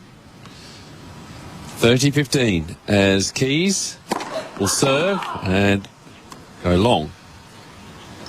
Second serve. And stepping on the baseline is Sabalenka. Take the backhand. Good kick on that from Keys, but Sabalenka's backhand the second time goes into the net. And it's 40-15. Our correspondent's question, whether there's any residual from that last time. I don't think was so. in the final? I think that was a while ago. So I think it was in 2017 when she lost the final to Sloane Stephens, the finals of the U.S. Open. So I think it's removed enough. Ball down the middle. Short reply from Sabalenka, but it's okay. Coming forward, Keys missed the forehand in the ad court, and it's 40-30. I just feel like she's grown quite a bit as a player and a person, and I think that would have been out of her mind already. I think it's helpful that she's gotten to a final before and experienced that. As the serve from Keys, and the looping forehand goes along from Sabalenka, and Keys holds 3-1 now. And I also think, just adding to that, it's completely different circumstances. It's not at her home slam. That was her first final ever in a Grand Slam. So a lot of variables. She's playing another American. So there was so much to deal with, I think. So I think that's probably out of her mind. And I do think it would help her. And she's pushed Sabalenka before in the past. So I think that helps as well. Yep. As we wait now for the serve from Sabalenka. As long. And also, yeah, as you say there, that passage of time and experience and everything like that. Definitely. I think she's just a different person, too, yeah. The serve. Forehand from Keys. Got off the line from Sabalenka. Just got over it. Forced Keys to have to scramble on a backhand. Couldn't do much with it. It's 15-love. Well, I think it's important for Sabalenka, too, to stay up on that baseline. That's where she wants to be. She doesn't want to get pushed back. There's been a couple points where Madison has been able to hit the ball deep, get her off the baseline. And that was better. Sabalenka stayed up to take that ball early on that point. The serve onto the backhand of Keys in the middle of the court. Cross forehand long from Sabalenka. Knew it as soon as she hit it. She just stepped away. It's 15-all. I will say at the beginning of this match, even in the first game, Sabalenka's looked a little flustered. Yeah. But as we know, that over the last couple years, that's one area that she has improved significantly, is handling those emotions, bouncing back very quickly, being able to adapt. The serve here, forehand cross from Keys. Up the line goes Sabalenka. Cross-court backhand from Keys. Going up the other line is Sabalenka. That's effective. It's very good. A winner. It's 30-15. Just put a little bit more height on those two forehands. We're so used to seeing her really hit with a lot of pace, a little bit lower over the net. That time just changed it up. Gave herself some good margin. Serving clock winding down. They're not mucking about tonight. It's down at 10. The serve from Sabalenka down the tee, blocked back by Keys. Short ball. Cross-court forehand from Sabalenka. Keys is there. Beautiful cross-court pass. Did it nicely in a little fist pump as well. It's 30-all. She's just moving the right way. And Sabalenka, that ball was low, so she had to kind of swing up and hit up on the ball. It just gave that little extra time for Keys to hit that beautiful pass. So Sabalenka. The serve. Down the tee, misses. Second serve.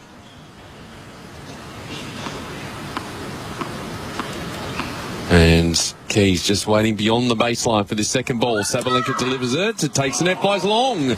Wow. So another break opportunity for Madison Keys at 30-40. Sabalenka's third double fault in this match right now. So the pressure on the world number one, two-time defending champion. We wait for the serve. Nope, she's going to take a bit more time. Serve clock actually being turned off. So we wait. Sabalenka. Serve out wide, picked up by Keys. A floating ball near the baseline. Going the other way is Sabalenka. Cross-court fine from Keys. Another half-court ball that Sabalenka gets. This just gets over from Keys. Little top shot into the net from Sabalenka. Had a bit of court to work with, but I think was just trying something out of her comfort zone. And it's a 4-1 lead to Madison Keys here in this opening set after 17 minutes on AO Radio. With 2 breaks of serve. Yeah, that was a difficult shot. That was a great get from Madison Keys. I think Sabalenka was caught by surprise with how low it was over the net. It wasn't an easy shot to hit. I think just Sabalenka got slightly confused about what to do with that ball. Absolutely. Kate, some emails, please. Yeah, Pete, we've got one here from Charlene, who's listening to us from Bend, Oregon, in the States. It says, many of us are watching, /listening, thank you very much, Jill, because it is wonderful to have an American in the finals again, and just because we love tennis. Fortunately, it's also the weekend, so some who are listening to AO Radio don't have to get up and go to work, which is a nice treat. I like the people that have been listening to us whilst working, I have to say. Enjoyed that. Anyway, thanks to all for the great coverage. And, oh, by the way, it's 12:35 a.m. here in the States. I was going to say. Thanks, Charlene. I like the commitment. It's late, yeah. Get the coffee going, I say. And Ben Porter's listening to us from Sri Lanka. Tuning in all the way from Sri Lanka and wants to share some exciting news. I've just asked my girlfriend of 10 years to marry me. Nice. And guess what? Congratulations. I hope you said yes. She said yes. Yes. That's good news. Thank you, Kate. Madison Keys serving from our commentary and hits a forehand up the line. Blocked back by Sabalenka. Half-court ball off forehand from Keys. Sabalenka is there, but miscues the backhand. It goes long. And it's 15-love, and it's all Madison Keys at the moment. It is. And Sabalenka even guessed right on that forehand, expecting that inside out, but just too much power, ended up overplaying that backhand. As we wait now for this serve to come in. Keys serving down the tee. Up the middle of the court is Sabalenka. Forehand to forehand. They go forehand up the line from Sabalenka. Blocked back by Keys. A floating ball. Off forehand from Sabalenka. Backing up that line from Keys. Cross-court forehand from Sabalenka. Keys scrambles to track it down. She's in the 8 court again. She'll play a short slice. It just gets over. It clipped the net. It was always going to be short, and she can do no wrong at the moment. Jill at 30-love. Yeah, she's playing unbelievable right now, but also defending exceptionally well. There were moments throughout that rally that I felt like Madison was in trouble, but she really changed that point around. Such clarity of thought on that drop shot. Knew exactly what to do with that ball. A little bit of surprise around the stadium, perhaps, as the serve here onto the backhand of Sabalenka. That goes long as well. 93%. She's only missed one first serve in the match so far. Incredible, yeah. But she's not going hard on every single one. And I think that's been a smart choice from the beginning of this match. Maybe a little bit of surprise out there in the crowd. Maybe here in the commentary box as well as the serve goes down the tee. Redlining it right now is Madison Keys. 5-1 opening sets. She also hasn't shown anything right now, Madison. Not a fist pump, anything. Just looking completely focused. I think just that's important to bring up because it's not... she doesn't want to think that this is a surprise that she's up this quickly. And I think that's important going forward, even if she wins this first set, just to keep that momentum. Sabalenka serves and goes long. Ethan joining us here in the commentary box. How are we going so far? Solid, good, yeah. Solid 6. There's the serve here. Thank you, Ethan. On the backhand of Keys. Falling up the line by Sabalenka. Slice, backhand, cross. And she's coming into the net with Sabalenka and nets the backhand volley. It just dropped below the height of the net, made it awkward. It's love 15. She's hitting that slice exceptionally well right now. Keys, she's been able to keep it so low, and that's what made it a difficult volley. It seemed like she was anticipating that Sabalenka was probably going to come forward into the net. A smart shot. Sabalenka, the serve. Backhand picked up into the net from Keys. 15 all. I'll tell you what. I like that change-up, actually. Huh? The only person probably around here, other than Aryna Sabalenka and immediate friends and family and fans, that's disappointed Steve Pearce, who's battling indigestion because he's got to get down here for the second set. He thought he'd have a solid hour or so just to get the plat du jour down. And serve onto the backhand of Keys. And that forehand missed again from Sabalenka. And the unforced error count is 9-4. It's 15-30. Partly because I think Sabalenka's surprised what's hit her right now. What's happening? 15-30. Sabalenka serves. Onto the backhand of Keys. This takes the net and goes in and trying to hit the sideline. She did, Sabalenka. Just caught the outside edge, I suspect, here of the juice court sideline. As we see, yep, that's your triple zoomer, almost a quadruple zoomer. That's how close it was. And that's the margins that she has to play with just to win a point. 30 all, 1-5. Sabalenka, the serve. Onto the forehand of Keys. Cross-court backhand from Sabalenka. Back up the line from Keys. Forehand up that line. Sabalenka blocked back by Keys. Cross-court and short. Up the other line goes Sabalenka. Cross-court from Keys. Forehand volley from Sabalenka. Didn't put it away. She has another one here. Keys is there. Goes cross-court for the winner. And thoroughly earns a set point at 30-40. Well, that's one of the longest points and a very well-played point from Sabalenka. And Keys still able to get the edge. Just no panic from Keys. The fact that she was on the run, just hit her shots beautifully, picked her spots, was very decisive. Steve Pearce is sweating at the back. He's run down here. He's ready.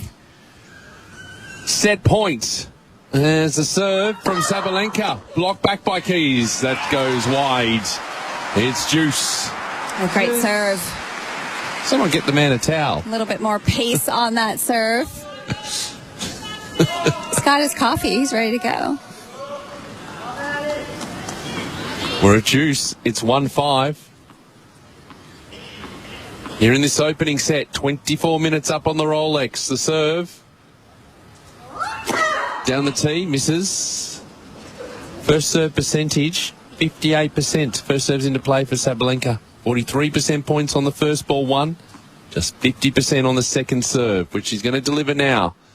And the serve, forehand has gone long from Keys. That was in the hitting zone. Advantage. Game point for Sabalenka.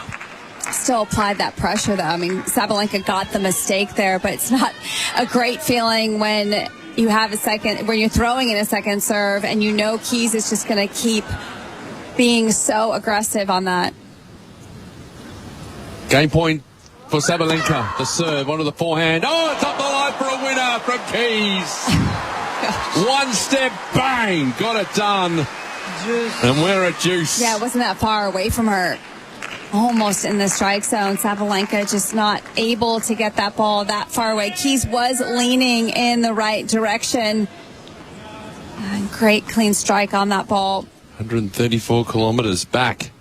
That return. Take two on the ball toss from Sabalenka. At the moment trying to keep pace. The serve. Onto the backhand of Keys into the nets. The return.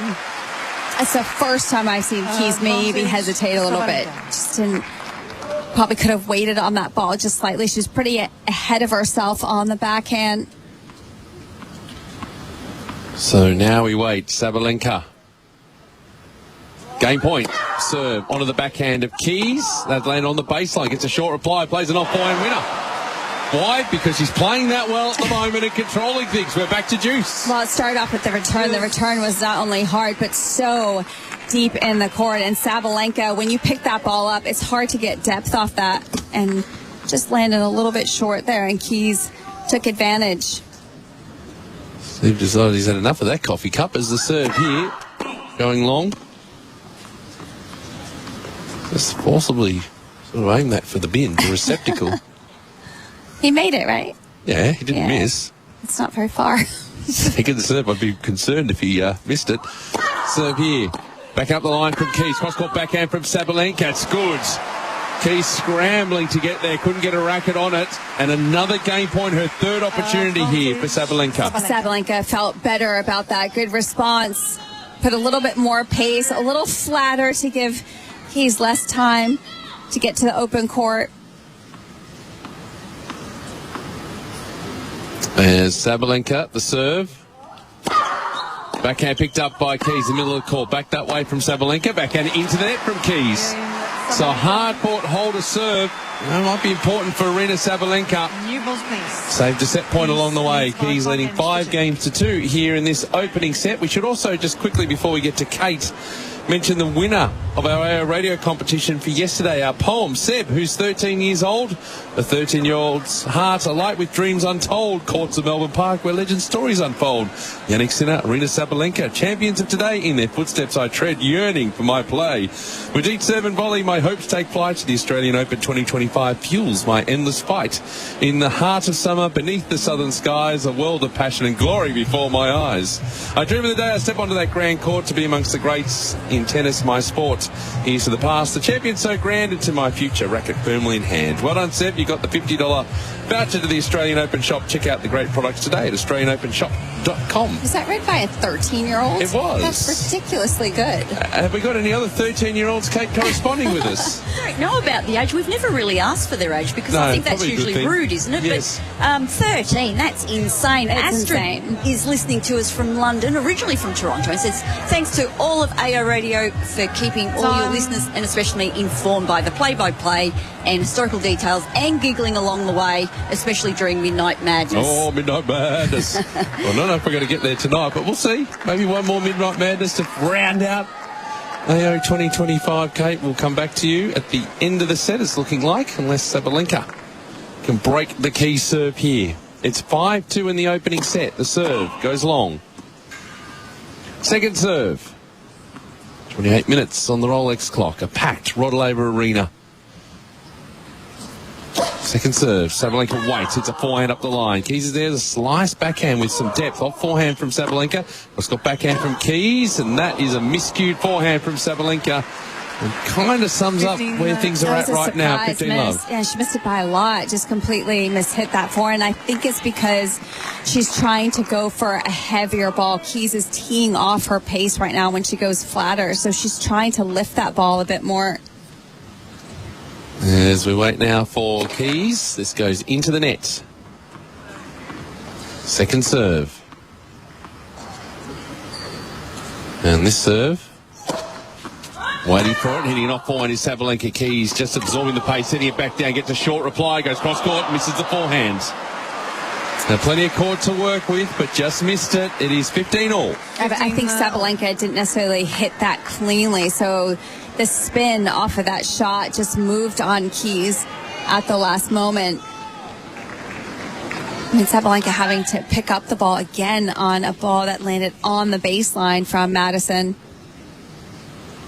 As we wait now for the serve, onto the backhand of Sabalenka, back up the line from Keys. Sabalenka digs it out, sits up. Keys goes the other way, but puts it into the net. All the pace had come off the ball, and that was problematic for the 19th seed. It's 15-30. Yeah, Keys just getting a little jammed on that. Sabalenka reaching for that, having to move in the opposite direction and through in the slice, and it just changed the rhythm on Keys.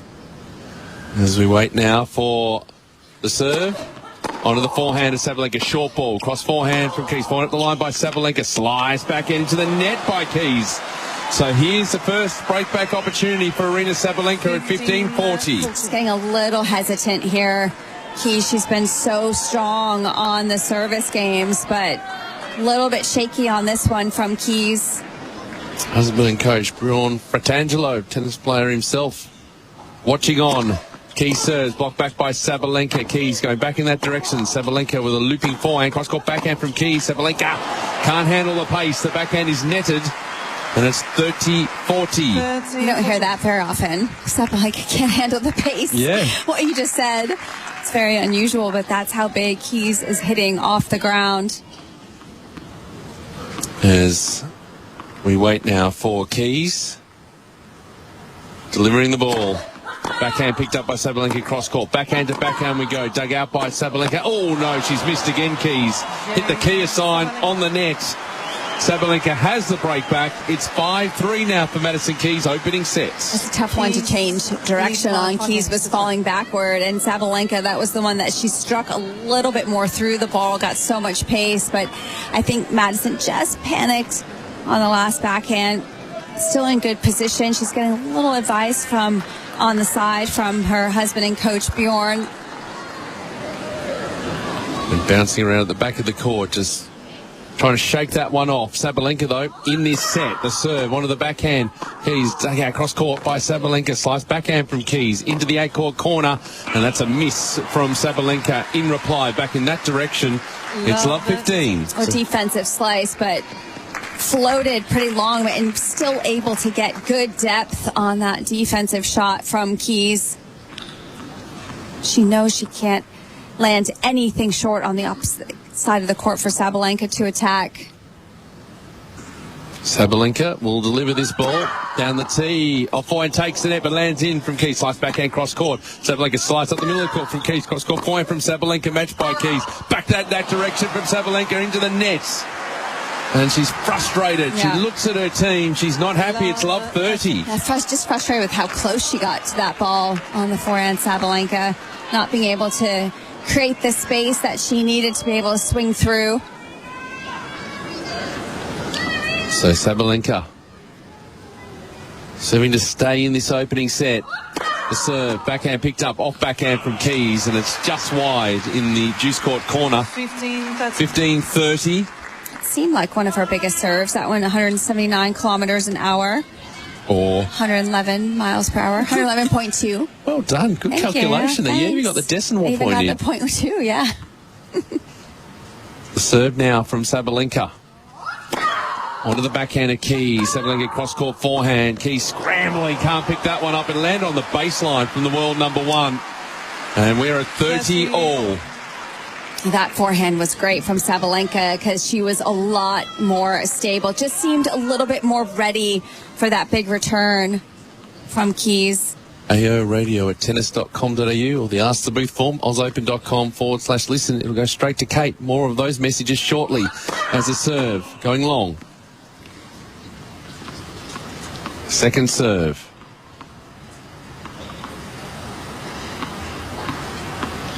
And the serve. Onto the four. She's missed again. Wow, that's well wide. And another set point here for Madison Keys, her second. That's normally my thing to do. I'm terribly sorry, I've taken that. So the crowd just waiting to fire up Aryna Sabalenka. Serve clock is paused at 11. Set point number 2 for Madison Keys. Sabalenka serving. The serve to the backhand of Keys. Goes cross-court, off forehand from Sabalenka. Keys goes up the line for a winner. Thoroughly deserved opening set for Madison Keys. And a set away from her first major title. 35 minutes on the clock. Keys takes it 6-3 here on AO Radio. Commentary change. Steve Pearce is coming in for the remainder of the match to sit in with you, Jill. And Kate, let's go to some messages while we make that change. A fine plan. Pete. Carl's listening to us from London in the UK, says, what's happening to Sabalenka? Why is she being dominated by Keys? What should she do to derail Madison's game plan tonight, Jill? Well, she's going off the court right now, so she's just going to try and regroup, so she's going to take a little bit of time. You know, I have to say Madison has played exceptional from the start. I do feel like Sabalenka isn't serving as well as she could. Her first serve percentage isn't bad, 64%, but she's only winning 43% of those first serves. She's thrown in 4 double faults at some not great times. Right there was a good example of giving Madison a set point, but she's making a few unforced errors. I think what she did really well was change things up. She's throwing in the slice, throwing in some more higher, heavier balls, so I think that variety could help her in the second. Absolutely. Sheila's listening to us from Michigan. Says, once again, set the alarm to wake up at 3 a.m. to watch the match and to listen to you guys. It's my birthday today. Hopefully Keys will hold steady and win. Happy birthday. Happy birthday, Sheila. Albert is listening to us from Ghana. Says, good morning. Enjoying the wonderful tennis on the radio this Saturday morning. I just want to get some breakfast. Came back and the first set is almost done. Well, it's done now. Albert, hoping for Sabalenka comeback. Thanks for the great commentary and cheers. From Ghana. That is so cool. I know, isn't it? That's great. And Sheila waking up at 3:30, that's pretty cool because she has like a much longer birthday now by waking up at 3:30 in the morning. Well, that's right. Yeah. I mean, you know, start with birthday cake, I say, at 3 a.m. Go from there. Kate. Go for it. Yeah. It's dedication. Margarita is listening to us from Denmark and says, it's been such a pleasure listening to AO broadcast with your wonderful professional commentary. And clearly she hasn't been listening when Pete's been on, but thank you for all your hard work and for bringing us the tennis. Thanks, Margarita. Thanks, Margarita. Thanks, Kate. Steve has come in to the chair. Welcome, Steve. You were down here earlier than expected, thank you, Jill. I think. I was down a little bit earlier than I expected, I have to admit, but I was poised like a coiled spring to come down. Ready to go, yeah. Absolutely. What did you think of the first set? I was very surprised, actually, with the level of Sabalenka. She seems, I mean, you know, could be nerves, could be anything, really, but she's just not playing well, and delighted to see what Maddie has brought to the court tonight, though. She is just hitting the ball so well, looking so comfortable, moving well. That serve's working well. Like everything's working well, isn't it? And she looks ready to rock and roll here. Aryna Sabalenka has left the court, so we're probably a couple of minutes at least away from her returning, I would think. There's Craig Tiley, the CEO of Tennis Australia and Tournament Director, just waiting for Aryna Sabalenka to return. Wayne McEwen, the tournament referee. Everyone just looking down the tunnel where Aryna Sabalenka will appear from in just a couple of minutes. And because we have this new rule of the coaches being able to sit courtside down the court, Keys took advantage of the opportunity to go over and talk to her husband, Coach Bjorn Fratangelo, while Sabalenka left the court. I'm sure just to, you know, get that extra support. I think she's doing everything spectacular tactically. She's just focusing on her game, which is what she needs to do, because she has done a great job of taking sort of Sabalenka out of the equation, the situation out of the equation, and she's just been looking down, looking very focused.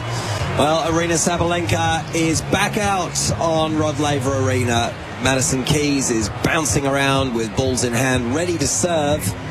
And Sabalenka just taking her time, striding past Keys, not exchanging a glance there, just head down, heading to her chair. Now she has the racket in hand and she's heading back to the baseline. So we're going to be able to get underway here for the second set. The first set to Madison Keys of this women's singles final for 2025, 6-3. Let's see if that is maintained or if there's some more twists and turns coming your way here as Keys opens up the second set with a fault.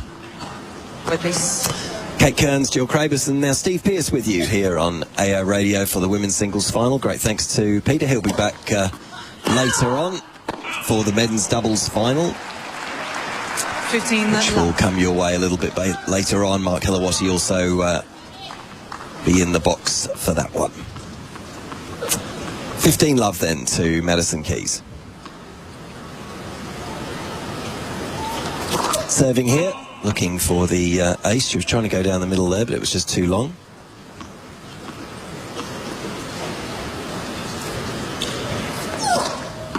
Second serve, kicked up high, dealt with okay by Sabalenka, then low over the net from both players on the backhand. Switching onto the forehand was Sabalenka, and then back to the backhand. Both players behind the baseline as Madison Keys tries to hit a backhand up the line.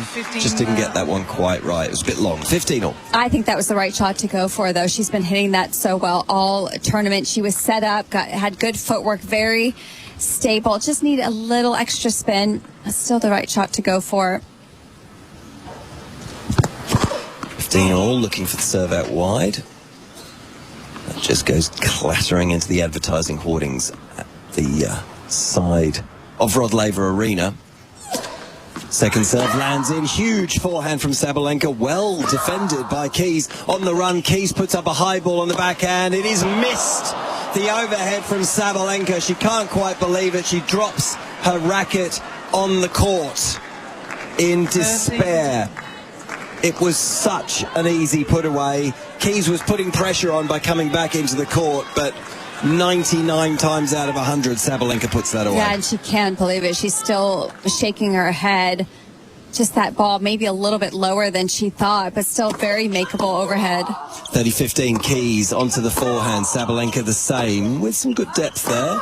Back cross court, good angle from Sabalenka. Again, well defended by Keys. This time the drop shot is perfect from Sabalenka. It didn't look like it in the moment. It looked like it was going really low, but she got enough depth on it where it just covered the net perfectly. No move from Keys, no reaction from Keys off the ground. Took her completely by surprise. 30-all. Serve here, looking out wide, just a fault. Just a bit long from Keys.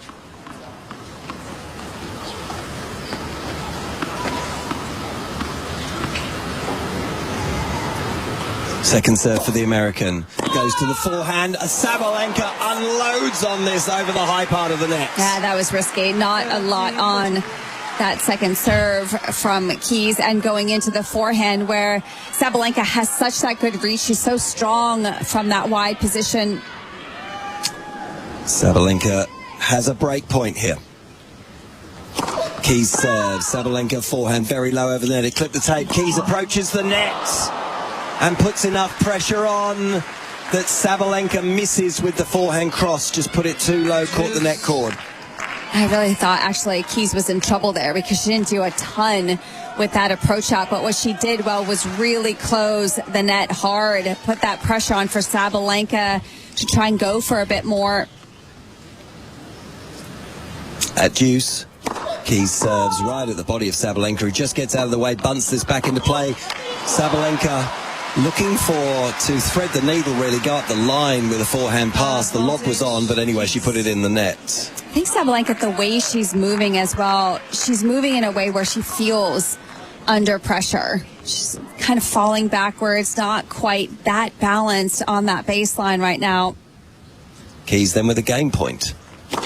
Serving, backhand from Sabalenka, low over the net. Here's another backhand, digs this one out. Keys, well, she was pushing there with a big forehand, put it into the net to the American. I felt like she should have gone back inside out. She loves that shot, and it's really tough to defend against because she gets that angle, but tried to change direction there, Keys. So, we're still trying to get this opening game of the second set decided as Keys serves. Be a second serve.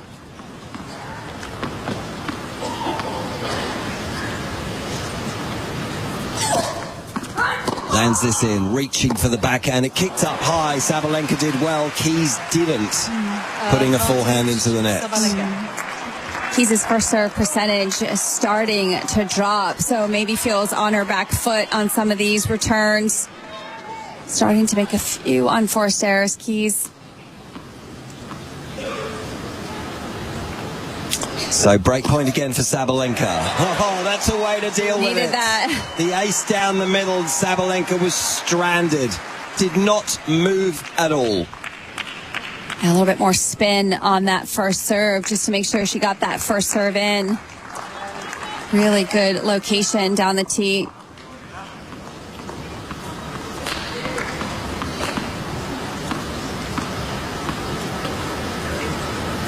Back to Juice. Keys to the forehand of Sabalenka, who unloads on that. Keys does really well. Well defended by Sabalenka as well. Up the line. That is too good from Madison Keys. Off backhand. Beautiful winner. That is so good. She handled one of Sabalenka's best returns very well. Keys, no panic, just redirected that pace to stay in control at that point. With a game point then, Madison Keys goes to the backhand of Sabalenka. That's into the net. 6 minutes for the hold, but she got it done. And she leads by a set and a game here in the women's singles final for 2025. That's a good sign from Keys. One of her toughest holds, I would say, as far as being able to hold serve. She was really pushed out of the gates on this first game of this second set. Sabalenka getting 3 new rackets brought out, newly strung rackets brought out. Maybe not happy with the tension out there to begin this match. Well, getting a new racket and going to start this next game with a freshly strung racket. I guess anything is worth a try at the moment. It's an interesting time to change it. I don't think there was any change after the first set, but now after the opening game of the second, aryna just changing things up a bit. It's just ticked past 8:30 local time on this Saturday night, and it's the double defending champion Aryna Sabalenka who's dropped the first set here to Madison Keys, the American, and Love won in the second set. Sabalenka to serve right in front of us here, commentary box end. Serves with a huge roar as well, as you heard at the time. Forehands from behind the baseline, change of direction there from Sabalenka. Keys was equal to it, and that time the ground stroke goes long from Sabalenka. I also think Keys is solid off the first couple rallies right now of those balls, and just really forcing Sabalenka to feel like she has to push a little bit. It's interesting to see Sabalenka like this right now, feeling like she has to press and find the answers to the questions that are being posed by Keys down the far end. Keys gets onto this ball as well from out wide, and Keys is there again to go back cross court, forces the volley. It's okay from Sabalenka. Now an overhead goes right back at Keys, and that's going to win Sabalenka the point. The pair exchange the apologies. There's no way that Sabalenka could have known that Keys was going to be there with the overhead. I mean, she was smart with the overhead, right? Just go right down the center of the court, and Keys actually ran into the ball because she was trying to guess which way Sabalenka was going to go. Skipped off her racket and just glanced off her face, so it would have warmed that up a bit, that left cheek, no doubt. 15 all here. Sabalenka serves, that did catch the net cord. Get rid of that ball. I want to see that again. Goes back to the ball girl at the back of the court.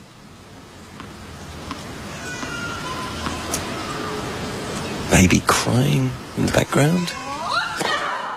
And that's the way to silence the crying, though. That's slamming an ace down the middle there. That's her first one. 30-15. First ace of the match for Sabalenka. My word, she needed it. It was probably an eighth of the ball in. That's all you need. Just as long as some of the ball touches the line, it's in.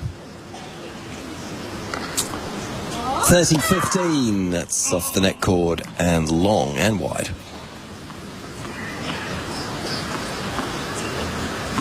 Just the light now disappearing here in Melbourne on what's been a beautiful sunny Saturday. As Sabalenka serves, backhand from Keys is good. On the run, she makes the forehand. It's quite short though, so Sabalenka can attack, but she stays back. And then the miss-hit cross-court from Sabalenka on the forehand. It's interesting. I didn't even think that was Keys' biggest shot, but Sabalenka, the way she reacted, it felt like she was expecting such a big shot. I don't think she necessarily had to be off balance, but she was fighting that off with all her might, Sabalenka.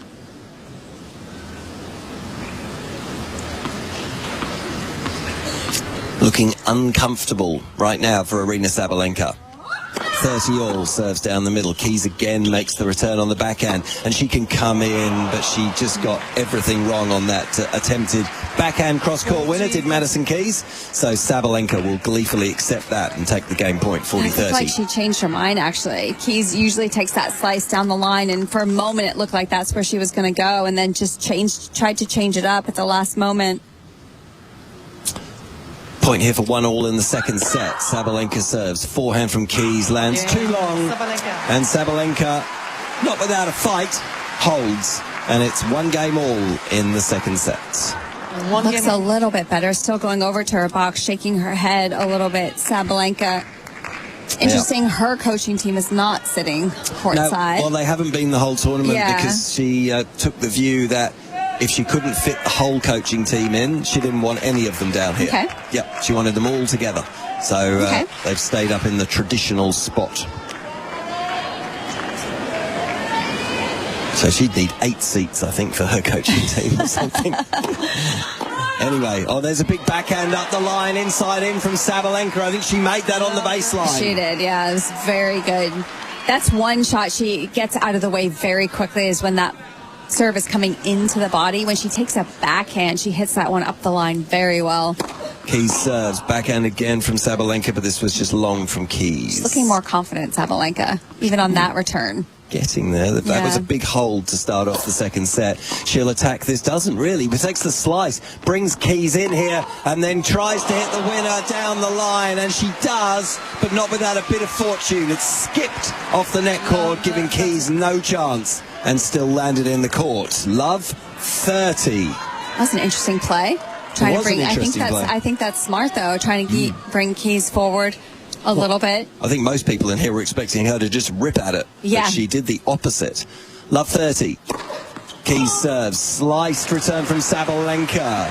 It goes into the net. 15-13. But even that mistake, Sabalenka's reacting differently than she did in the first. In the first set, she was getting flustered and irritated. That one, she just didn't really do anything. She's walking a little bit faster, already ready to receive. He serves an ace down the middle. That's great stuff from the American. From love 30 to 30 all. This is where Keys needs to keep that first serve very, very high. Because Sabalenka, I do feel like, is starting to push a little bit, getting better. He serves the slice from Sabalenka. It lands in. Heavy backhand from Keys. Here comes another one cross court, this time on the forehand from both women. Then back onto the backhand for Keys. Slice from Sabalenka. Bit more air on that from Keys. Sabalenka slams it back at her, and Keys drops her shoulders as the backhand cross court finds the net. And it's a break point again for Aryna Sabalenka. Very well constructed point there from Sabalenka. Every single ball was different. A slice, higher, heavier ball, a slower shot, just changing that rhythm on Keys. He serves an ace out wide. She's got the answers on serve at the moment, Madison Keys. And no doubt Keys is going to know that Sabalenka is going to lift. And she would expect her responding well right now under pressure. At deuce, 1-all in the second set. Serving here, Keys onto the backhand of Sabalenka. Here comes another backhand from Sabalenka, trying to get some good depth on this. Sabalenka really opening up, and Keys spraying one off the backhand so badly that the ball girl at the net had to just pull her head back out of the way, or she would have been walloped by it. It was a wild shot from Madison Keys, and it's a second break point for Aryna Sabalenka. Thank goodness for the ball, his reaction, fast reaction there. Yeah. It was quick. It was quick. Keys then ready, facing break point. Good serving again, heavy serving out wide. 189 Ks, 117 miles an hour, and perfectly placed. Sorry, I would chuckle just because the same ball kid had a duck and that on that return too, and she even started smiling and laughing. She's got to be alert up there. She really does. She'll be wondering where this one's going to go. As are we all at deuce. Serving out wide, that was just long though from Keys, but she's pulling out the big serves on the big points right now. Second serve, Sabalenka just unloaded on that, ran around and walloped the forehand up the line. Advantage, Sabalenka. What was that second serve? That one just 114 kilometers an hour, 70 miles per hour. That one just sat there for Sabalenka. Felt like it just sat there for a full second, just not moving. And then it was walloped. That's what made me look at the break point speed. again. This time, Madison cannot find the serve out wide. So it's going to be a second serve on break point. The third break point in this game for Sabalenka to get her nose ahead. Lands here on the backhand going up the line. That's too good for Keys. The clenched fist from Aryna Sabalenka. She's back in business and breaks serve in the second set to lead by 2-1. First set Keys. Yeah, it looks so much better. I think just too many second serves there from Keys. Just let Sabalenka sort of step up on those second serves. Really well done, though, from Sabalenka, because you know she was flustered, not so happy from that first set, but really regrouped nicely. Certainly worked well, the change of racket. Things improved for Aryna there. Kate. Thanks, Steve. Wayne's listening to us from Nantucket in Maine and is recovering from a knee replacement. Oh, they're nasty. Your commentary is a fabulous way to pass the night. I hope he's got some good pain management working there. Wayne and Hayden and Taryn are listening to us from Egypt. Love being able to listen to our favourite Grand Slam. We're from Perth and we're listening all the way from Egypt. I wonder what they're up to. Maybe in the Valley of the Kings, perhaps? What a wonderful place to be. We've got time for one more? Sure. Let's go to Pradeep, who's listening to us from Bengaluru, which was formerly Bangalore in South India. It's nearly 3 p.m. Said Madison Keys is clearly buoyed by her sensational win against Iga, and she's oozing confidence, hoping that Aryna can fight back, which clearly she is here in this second, looking for a thrilling three-setter. Okay, well, maybe we can deliver it. We'll see. Thanks, Kate. Aryna Sabalenka here is serving with the break of serve, trying to consolidate that break of serve. Goes with the forehand cross. Keys advances on the net. This has gone down the line, just landed out on the slice from Sabalenka, but it was pretty close. It was very close. Yeah, just drifting wide. But all of these calls have been close. That's how good these players are, just being able to catch so much of the lines. So Love 15 trying to consolidate the break of serve at 2-1. Aryna Sabalenka down the far end is ready and serves, but that just caught the net cord on its way through. Still a first serve.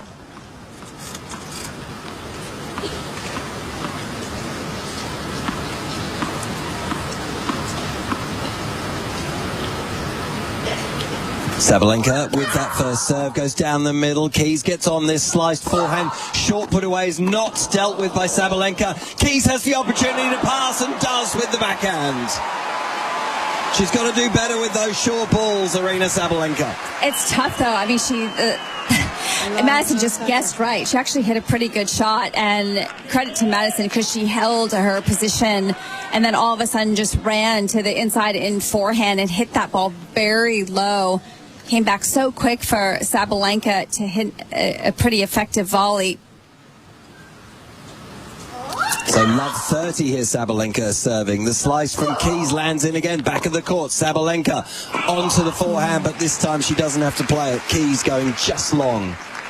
It's a good return. That chip just deep down the center of the court, hitting the baseline. Sabalenka did well to get just as much depth in return. These are big moments right here in the women's final. Sabalenka 2-1, trying to move ahead 3-1. 15-30. That one catches the net cord and it's out. So it'll be a second serve for Keys to have a look at here.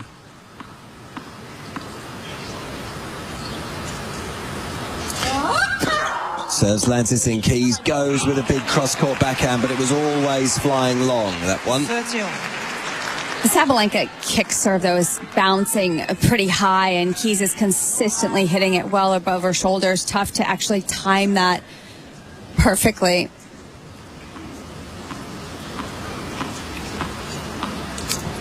At 30 all, Aryna Sabalenka.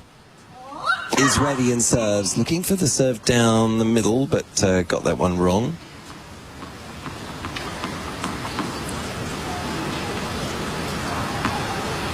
So it'll be a second serve here.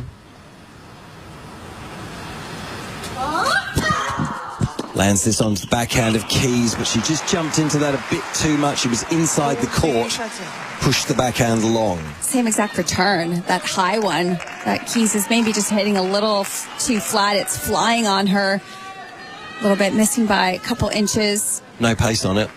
The serve, 84 miles an hour there.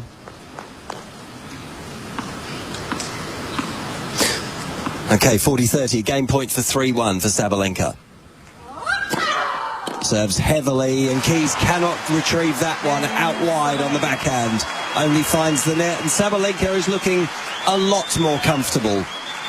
Not super comfortable yet, but a lot more comfortable at 3-1 in the second set, having dropped the first. Yeah, it's kind of like she's digging herself back in, just fighting her way back in slowly. Her level definitely has lifted a little bit. I still think there's room for more, but she's starting to fight her way back, trying to find her rhythm. In the back of Keys' mind, I'm sure, will be that result of that US Open clash that the pair had a couple of years ago. Because tennis players never forget matches, do they? Cross-court, Jill, you'll be able to confirm that. Backhand over the line from Keys, so love 15. That was on the occasion, Kate just reminded me about this off-air, when Keys took the first set 6-love, Sabalenka hit back to take the next two in that semi-final. Yes, I was there. Breaks. I remember. I didn't think you'd forget. Keys serving down the middle, but it's a fault.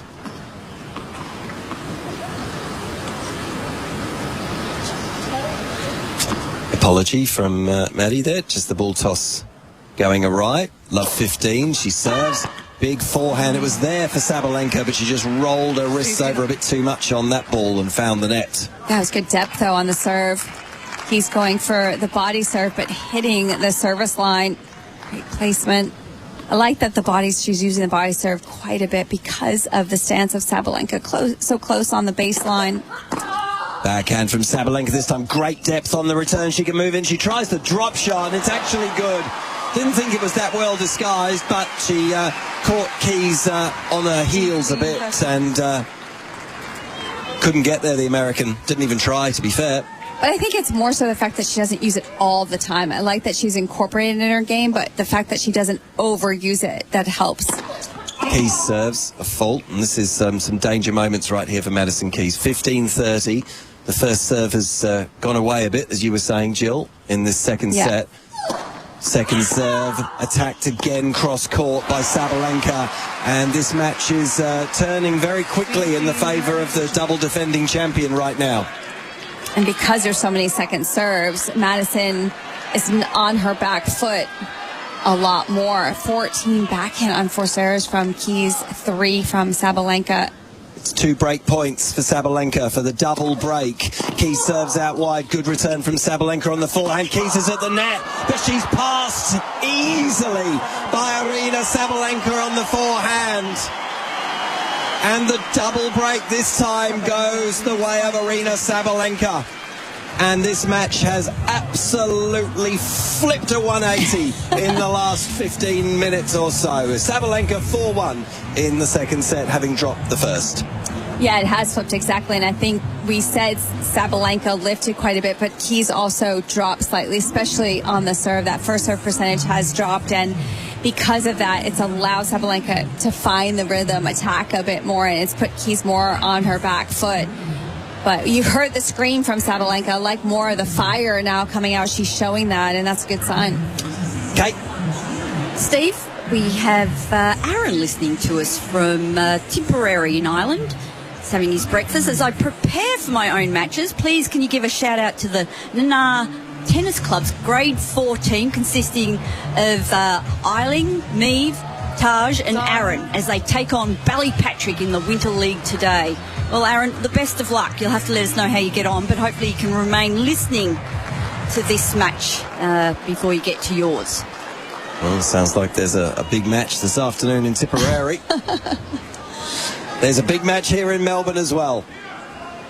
Aryna Sabalenka is on the baseline right in front of us. She's 4-1 up now in the second set. And I think her plan, the way she's looking at the moment, is win the next 8 games in a row for the title.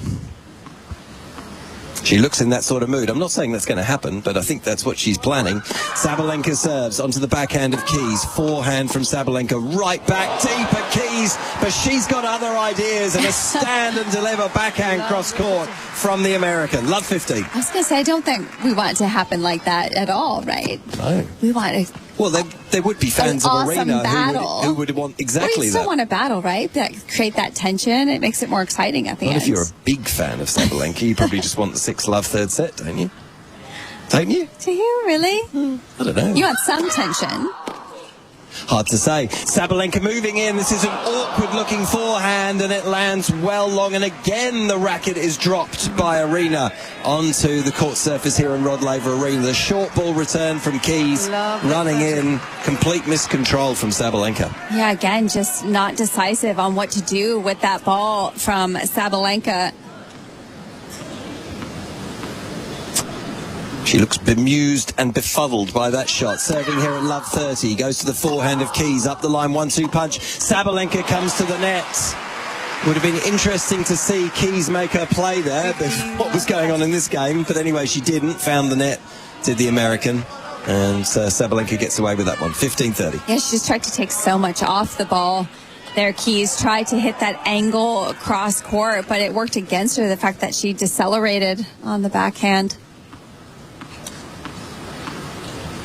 Sabalenka ready then, 15-30, high ball toss, serves down the middle, Keys, very good forehand return. Sabalenka gets well to get back in this, cross court she goes with the backhand, so does Keys, then slice up the line from Sabalenka. Keys is there forcing Sabalenka back. Sabalenka equal to everything that's thrown at her right now. There's a backhand from Keys, responds, oh, that's even better from Keys. Sabalenka's stranded in the middle of the baseline as the backhand whistles past her. I think Sabalenka knew it as soon as she hit it. She wanted more depth on that high, heavy forehand that she was going to, but as soon as she hit it, just sat up there for Keys to really follow through that backhand. Such a nice, clean stroke from Keys. Well, to keep the momentum going, Sabalenka's got to stave off 2 break points here for Madison Keys. Serving down the middle, that's heavy serving and good serving from Sabalenka. 30-14. Looks like much more that she's playing within herself as Sabalenka, just the way she's walking around, the way she's carrying herself. 30-40 as both players return to the baseline. Still break point for Madison Keys to get one of the breaks back in this second set. Sabalenka serves another ace out wide. Wow, what a time to pull out 2 huge and very accurate serves. Big first serve from Sabalenka, right off the line. So both those break points saved, and we're at deuce. Serves this time down the middle. Keys does really well. Drop shot from Sabalenka. Keys didn't quite get there. That's when she had a little bit more time on that to be able to understand that that drop shot is a good play for Sabalenka. I think it's a good plan to bring Keys forward. She's gotten so much better at moving side to side on the baseline. That forward movement Sabalenka is exploiting. Game point. Sabalenka serves again heavily down the middle, but it's just a fault. So Keys will get a look at a second serve here. Total points won, locked at 52 each as Sabalenka serves. Backhand from Keys, pretty good. Opposite corner, up the line. That's outstanding from Keys. Yeah, so good. Sabalenka just not getting enough pace on that out wide forehand. But I feel like Keys is expecting that as well. And she's just running full force to that ball. Completely had to go for a huge shot on the full stretch. She was so far into the doubles alley.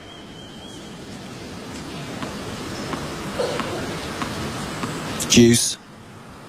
4-1 here, Sabalenka serving. Right at the body of Keys, who does pretty well with the first backhand. Rocking back, Sabalenka plays a forehand. She'll do that again, back cross-court, but lost her balance in playing that cross-court forehand. Put it in the net. Did the top seed. And it'll be a third break point for Madison Keys. It's again that off-pace floating slice that's actually caused unforced errors from both of them. Sometimes off the ground where they had to generate so much pace off an off-pace shot. So break point again. What happens here? Heavy serve, good response from Keys. Sliced forehand was delicious from aryna Sabalenka. Slice forehand drop shot again. Amazing. Yeah. That play is working. Keys actually stopped midway to the ball. She's not liking that play, Keys. Sabalenka with some significant change of tactics in this second set is ahead and digging herself out of some trouble here at the moment. That's going to land in from Keys on the response. Forehand very deep from Sabalenka, and that's what earned her the point there. Advantage, Sabalenka. Yeah, again, something different that she's throwing at Keys, that high, heavy forehand down the line. A couple areas Keys struggling with the drop shot and the high ball above her shoulders. So game point for Sabalenka here. Serve, not much on this. Took the pace right off that ball. Keys dumps it in the nets. It's 5-1 in the second set. And that was big-time tennis from aryna Sabalenka. Yeah. Sabalenka's being strong right now, though, because as much as it's risky to throw in an off-pace shot, it's working. But to keep trying to do that when you know at any time Keys can hit a winner, it's pretty tough, actually. But Sabalenka's sticking to it. It's working. But also giving Madison Keys pace is playing into exactly what she wants as well. Right. But in your mind, you could feel like it's risky taking pace off, right? Sure, but right now it's working. It's working very well. Very well indeed, as Madison Keys serves to stay in this second set of the women's final, live on AO Radio around the world from Rod Laver Arena. Jill Crabus and Steve Pearce with you. Kate Kearns along for the broadcast as well. As Keys serves just out wide there. 15-love. Keys will be desperate to hold here and make Sabalenka serve this out. Lands this in, backhand from Sabalenka, takes Keys out very wide. Sabalenka goes back behind her. That was so low over the net from Keys, and again, slice from Sabalenka. Again, the backhand from Keys is just out. Yeah. Cross court. Again, Sabalenka opting for that slice. She could have easily come over that backhand, but love how she's clearly thinking what's working against Keys right now.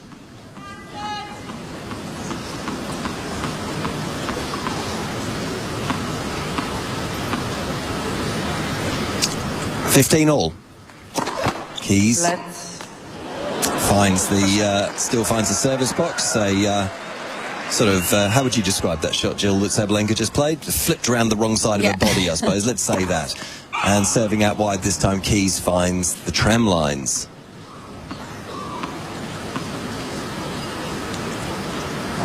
Second serve. Second serve. Okay. Serve number 4 here at 15-all and 1-5. Keys lands this one in sliced forehand from Sabalenka. Then she got that horribly wrong. Skidding, her right foot just skidded out from under her. Aryna Sabalenka, as she played that, and she pulled it wide and long, that forehand. 30-15. But off balance because Keys took the ball early and back-footed Sabalenka there, trying to catch her footing, just not in time. Sabalenka. Keys is ready and serves. Not much on this. Sabalenka has a go at it on the backhand. Then forehand, opposite corner, kicks up high. Cross court from Keys. Slice from Sabalenka. Lands near the baseline. Another big forehand. This one's out from Sabalenka. Frustrated She turns around, shaking her head, takes a deep breath and walks right back in front of us here in the commentary box. Yeah, still making errors that she's not happy with. Sabalenka was in pretty good position, but in that rally felt like she finally got a shot that she could attack. Wasn't happy with that mistake. Keys down the far end, serving out wide. 40-15 here. She's got points for 2-5. To ask the question of Aryna Sabalenka in this second set. Keys serves, backhand from Sabalenka, finds the net, and Keys holds comfortably in the end to 15. Sabalenka to serve next for the set at 5-2. Yeah, serving much better, Sabalenka. So hard to see her not be able to close this second set out. But you brought up that match that they played at the U.S. Open. I knew someone was going to bring it up. It's funny, though. Kate brought it up with me, and then I thought, well, I've got to bring it up with you because it's there, isn't it? It was very back emotional. of people's minds. Do you remember watching that, or you didn't see? It was such an emotional match, and that one really hurt Keys at the end because she was in good position, like you mentioned. 6-love, and then she was well up in the second set. 6, and then 6-love, and then I know it was a tie break in the third, ended up losing that. But I remember I think she felt like that match was on her racket, and one of the things that I think discouraged her, because I asked about it in her press conference before this final a couple times, which I know, and it just brought back those memories for her, and she was like, oh God, can we not talk about this? Her reaction. I mean, she handled it well. But those are the ones that do stick with you that you kind of want to forget. But I think what she's been pleased with here, as opposed to when she played that match, that was in 2023, so a couple years ago, was the fact that she feels like she's going for it a bit more. She felt like it was on her racket, but stepped back in a couple moments that she felt like she could have changed in that match. Serving here, Sabalenka, serving for the set with the backhand that's low into the net from Keys on the backhand. And I think especially what she did well against Swiatek in the semifinals is she didn't back down. She almost forgot what the score is. Yes. She didn't even remember a few instances in that tiebreak. Did Swiatek have a match point? Yeah, exactly. Yeah, it was good stuff. That was an incredible match, and Keys deservedly through to this final. Here on the backhand, she repels that one from Sabalenka. Another backhand, good depth. Sabalenka is there again. Here comes the slice from Keys. Drop shot from Sabalenka. That's really good from Aryna. Yeah, such good touch. Incredible feel on that drop shot right now from Sabalenka. She feels like she can't miss it.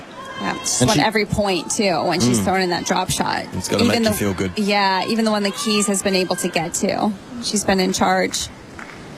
Couple of points away from leveling this one up. Aryna Sabalenka. And to take us the distance in the women's final. Sabalenka serves, forehand from Keys, really good. Sabalenka was there to pick it up, went down the line. Keys defensively, another drop shot. This time Keys gets there, but should have made it. Well, certainly should have got it over the net, but slammed it into the net. 40-love, 3-set points. That was better movement up to the ball from Keys, and she was expecting it that time. That one, she immediately got a good first step up to that ball. Just felt like had to do so much with it. Set points here for Aryna Sabalenka. Serves, backhand from Keys, okay, and off balance from centrally on the baseline with the change of direction, cross-court forehand into the net, one saved. That's the first high backhand that Keys has struck well. Starting to adjust to that a little bit better.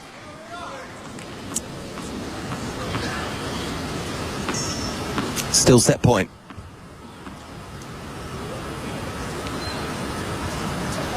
Sabalenka serves, looks for the ace down the middle, but she missed that by a fair way. Maddie just bunts that back to the ball kid at the back of the court. All helps everything run smoothly. Still set point here. Second serve for Sabalenka. Wobbly double faults from Sabalenka. That one's slumping into the net. Yeah, just let that ball drop a bit, Sabalenka. She does have the double break insurance, so you could say it's not the end of the world if she doesn't get it done here, but I think she wants to get it done. 40-30, still set point for Aryna Sabalenka.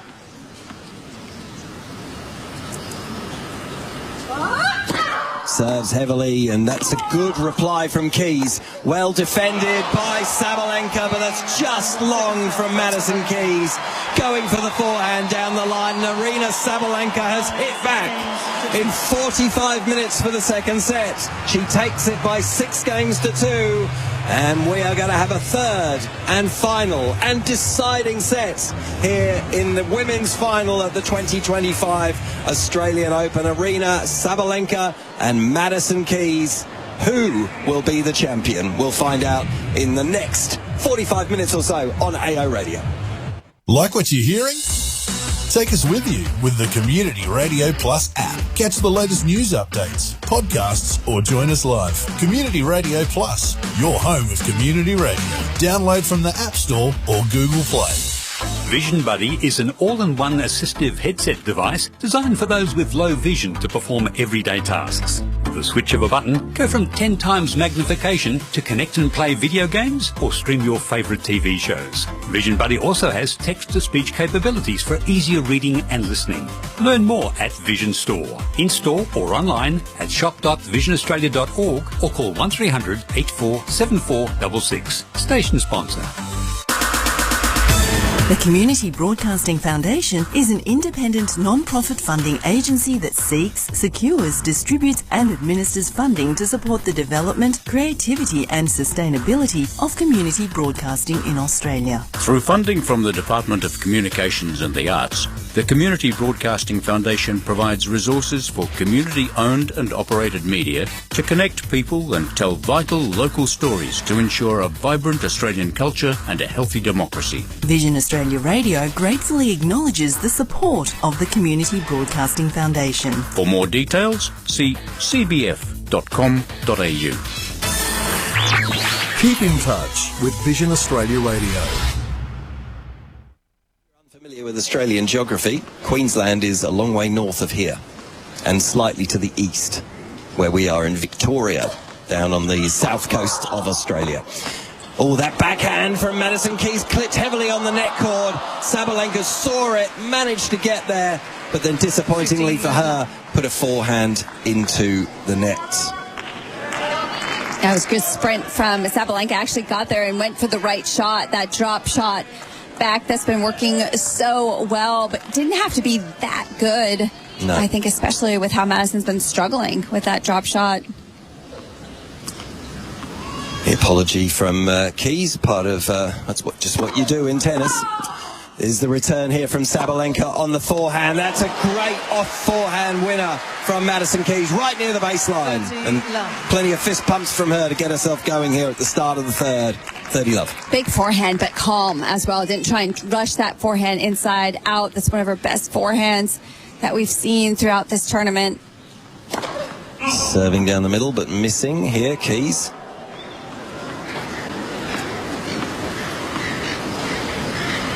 Plenty of seagulls with us tonight as well, as Keys goes out wide here. Not much on this, and trying to go over the high part of the net. Sabalenka hits right the net, right next to the net post, just above the Kia sign.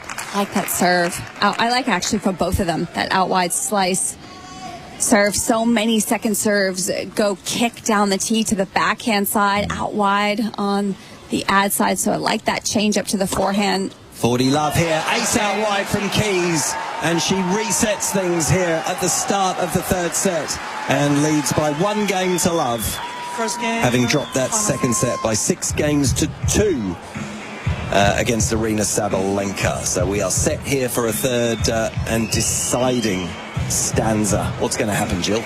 I don't know. What's your sense Am I supposed to know? What's your sense No, of I'm it? kidding. My sense. I don't think I can determine from the first game. I think the serve is crucial. They both have really good serves. I think Madison won the first set because Sabalenka's service percentage was low, and vice versa in the second. Madison's service percentage dropped in the second. And because they both are so aggressive on the return, the first serve percentage is going to be huge in this third set. Let's see what happens with aryna Sabalenka, balls in hand, and that backhand response from Keys flies long. Both players very keen to put their stamp on this third set early. Played an hour and 24 minutes.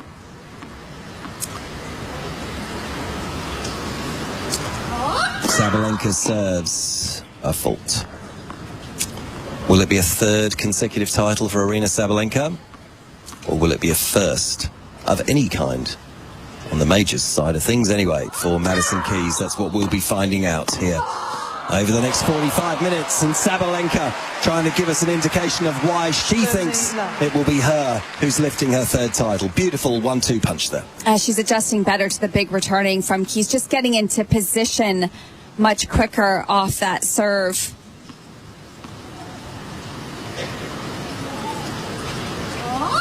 Sabalenka serves out wide, looking for the ace at 30 love, misses it.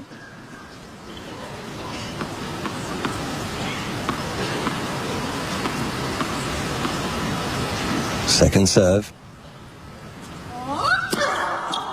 Onto the backhand of Keys. Keys does okay with the first ball, then defensively. There's the drop shot again. This time, Sabalenka does not get it right. And it hits the net call, comes back on her side. 30-15. But Keys more ready for that. So now Sabalenka feels like she has to hit it that much shorter, just because Keys is more alert, aware that that's the type of play Sabalenka is trying to incorporate. She still would have struggled to get there. She was a long way from it. She would have, yeah. Just a foot inside the baseline when that actually clipped the net cord.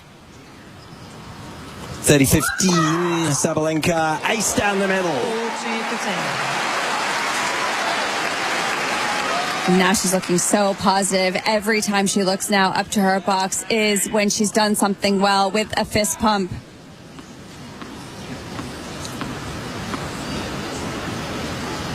So with game points for 1-1, Sabalenka was trying for that central serve down the middle, but found the net. 3 ball bounces. Second serve at the body of Keys. She was going to play that, but it's just long from Keys, that backhand. And Sabalenka also holds with some comfort at the start of the second set. 1-1 all. Well, that was a very close call. Sabalenka pulled away, thinking that was definitely out, but it didn't miss it by much. She could still, I mean, you can still play that on the half volley, right? Yeah, she came right to her. It'll still be called out if it's out. But I mean, I always think you play it until you hear the call. But Sabalenka just let that go. Yeah. Eyes are better than. I suppose she's she was on right top there, of that. yeah. She's right there. We are 20 feet away. We'll give her that. Anyway, she got it right, did Aryna Sabalenka. And now she's back to the baseline. It'll be pushing hard to try and get the break of serve here. Running around with a big forehand, forcing Keys back. That's very defensive from Keys on the forehand, and it's too hard, too heavy, too aggressive from Aryna Sabalenka. Well, right from the return, she got out of the way of that body serve exceptionally well, and a smart shot, that high, heavy one into the corner. Madison just having to defend right away. Love 15. That's too long from Keys.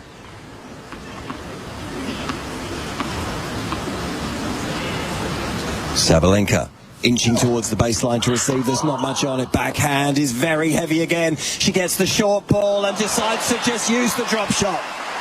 It's been so effective today, that time on the backhand. And the clenched fist of Aryna Sabalenka. She is willing herself towards this break of serve. Love 30. Also, when you're running forward, it's going to put Madison on her back foot. So the drop shot is such a great option in that moment. Keys serving right at the body of Sabalenka. The backhand working well, but that's too good. The inside-out forehand from Madison Keys for a clean winner. And this is where Madison was so proud of herself against Swiatek, is she did not back down in these moments. Despite if she's down in the score, she just kept going after her shots. That was beautifully struck. 15-30. Let's... First serve. That was right at the body that time of Sabalenka. Where does she go here? Does she look for the ace? First serve, 15-30. Serves goes down the middle. It's a bit of a miss hit from Sabalenka. Going to land in. High ball. Flattened out. That was nicely done by Keys. Well defended by Sabalenka. Twice, in fact, low over the net. Keys in the opposite corner. Another slice. It's so low now. Keys comes in. And Sabalenka, having done all the hard work, missed the pass into the net down the line. Yeah, she was defending so well. She could barely get her balance throughout that point. Sabalenka, and finally got one where she was up on the ball, but it's not easy hitting that pass from such a low position. Keys did a great job of keeping that slice nice and low.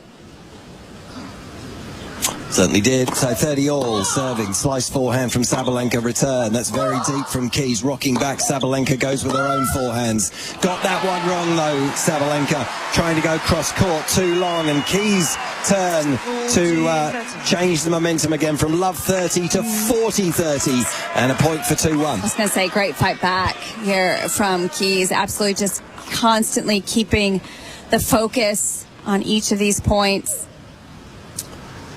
Serving here then, Keys. That's great stuff from the American.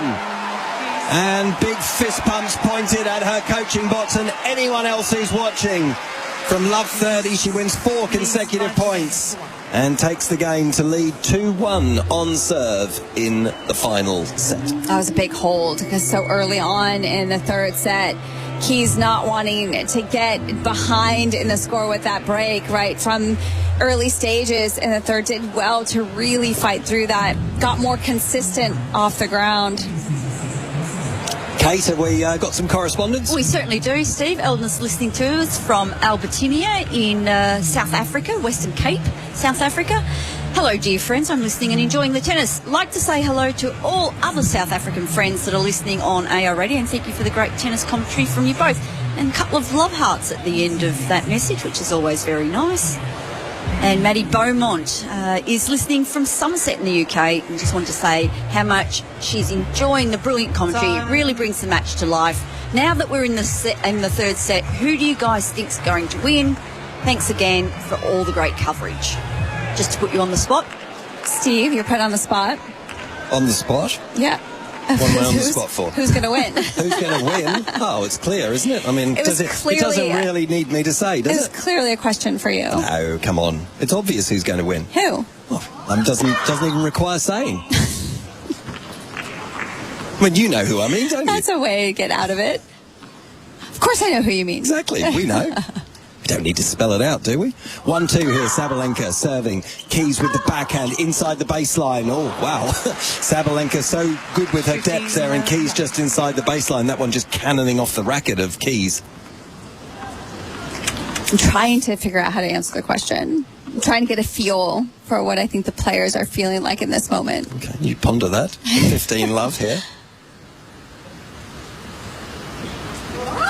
Serving his Sabalenka out wide. Keys quite defensively. Sabalenka trying to put this away. Keys on the run. Got there for the forehand, but she can't make that shot every time. And she didn't make the running forehand this time. 30 love. It's a little bit a heavier approach out there from Sabalenka. So Keys just catching that one later on her racket.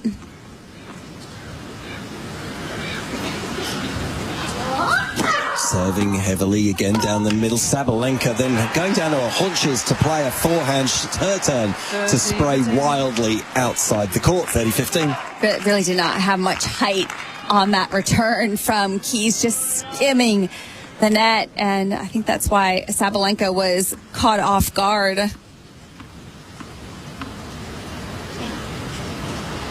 Sabalenka serves to the backhand of Keys, and that one cannons into the umpire's chair, low on the umpire's chair, but a complete miss-hit that time as well. There's balls flying everywhere, Jill. I was going to say, you've got to be careful out there. Yeah. I just think because of how hard they're hitting, sometimes get a little bit of a miss-hit from each player. 40-15 as Sabalenka serves, looking for the ace out wide. It was a fault. Everyone agrees. Lots of nodding. Can reset for the second serve. Keys with 1 foot just inside the baseline. Now both feet as the backhand goes up the line, but she again got suckered into that one with there's no pace on it, and didn't get the timing right, pushed it too long over the baseline. And Sabalenka holds for 2-all. Again, Keys just motioning with that high, heavy shot up high to the backhand. She's just really struggling, and she kind of swung the racket a couple times, motioning to her coach Bjorn over on the side, just still really struggling to time that one. Interesting part of the set here, 2-all. Just seems to have just slightly settled this match. A couple of games without break points to face. When will that change again? Could be right here. Huge return from Sabalenka on the forehand. Oh, that's just too good. Excellent return from Sabalenka, all over that forehand, taking that so early inside the baseline. Keys serves again. There's a shorter forehand this time from Sabalenka. She tries the lob. Overhead, backhand, overhead smash was in from Keys. Sabalenka was miles out of the court when she played that. She literally was nearly in the camera pit. She got it back in. Keys puts it away into the open court. It's an incredible get from Keys, and just laughing because she's giving a little bit of a smile. She can't believe the shot that she actually hit, that high backhand volley. It's a perfect placement. Great stuff. Keys serves. That's too good for Sabalenka down the middle. It's good to see that Keys is still relaxed enough that she can have a bit of a laugh about... Probably helped her relax a bit more. Now we're back to business. 30-15.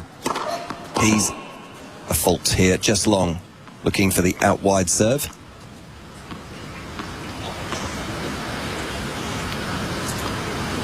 Second serve here from Keys. It was attacked by Sabalenka, but it kicked up high and got the result that the American wanted there as it went straight into the net. 40-15 and points for 3-2 now for Madison Keys. Just trying to balance my water bottle here. It's misbehaving. Right, Keys serves, looking for the tee.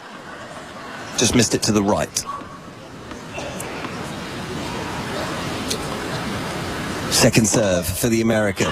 Forehand from Sabalenka lands pretty deep. Keys can deal with it on a couple of backhands here. Backhand drop shot from Sabalenka into the net on her side, and Keys just continues running. She's already at her chair and sitting down as Sabalenka calmly makes her way to the chair as well. 17 minutes gone in this third and final set then to decide the women's singles title this year, and it's on serve with Sabalenka to serve next at 2-3. Yeah, I think we both knew that this was going to be a tight third set contest.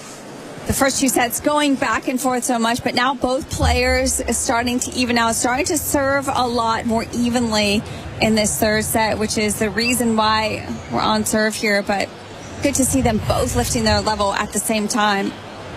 Yeah, we saw some cracking semi-finals, didn't we? And the Keys-Swiatek match will live long in the memory. I wonder what's going to unfold here over the next 25 minutes or so to decide this title. Maybe a bit longer if we go all the way to a tie-break.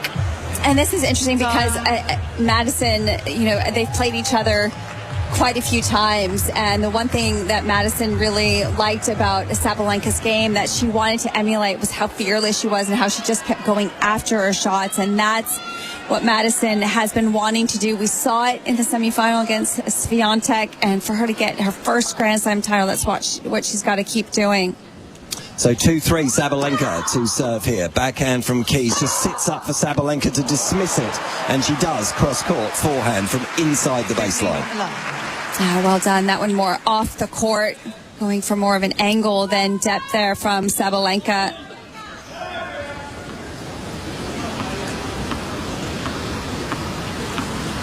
Sabalenka. Ball tosses up, she serves. Backhand from Keys comes back with interest, lurching to play. This backhand up the line. Sabalenka right over the high part of the net. Was it around the net? It was a wonderful shot. That was ridiculous how good that was. Sabalenka pretty much almost falling over on that backhand. Incredible power from that position. 30 love.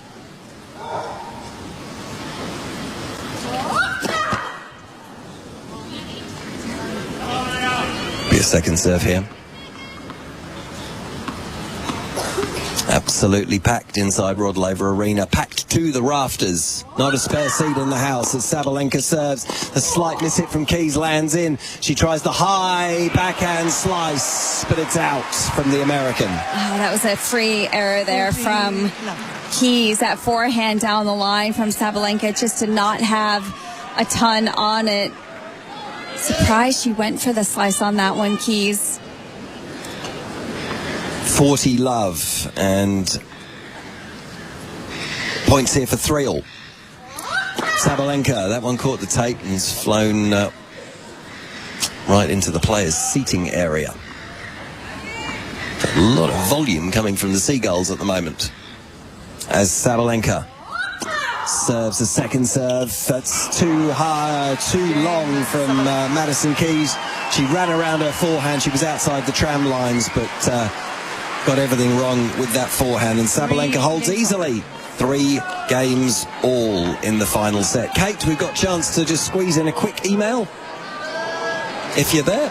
Certainly am. We've got one here from Desmond Hayes, who's living in Limerick, Ireland. Says, great coverage, well done. 9:45 a.m, or maybe just after 10 now. It's ice cold in Limerick City, and all our courts are frozen. 30 years since I was in Melbourne when French-Canadian Mary Pierce and Andre Agassi were champions. Yes, indeed. Great stuff. Thanks, Kate, and thanks, Desmond. Thanks for the email. Thanks for all your messages. Do keep them coming in right throughout this evening, and then, of course, on the final day of the Australian Open tomorrow. Tomorrow being Sunday, whatever day it is, wherever you're listening around the world.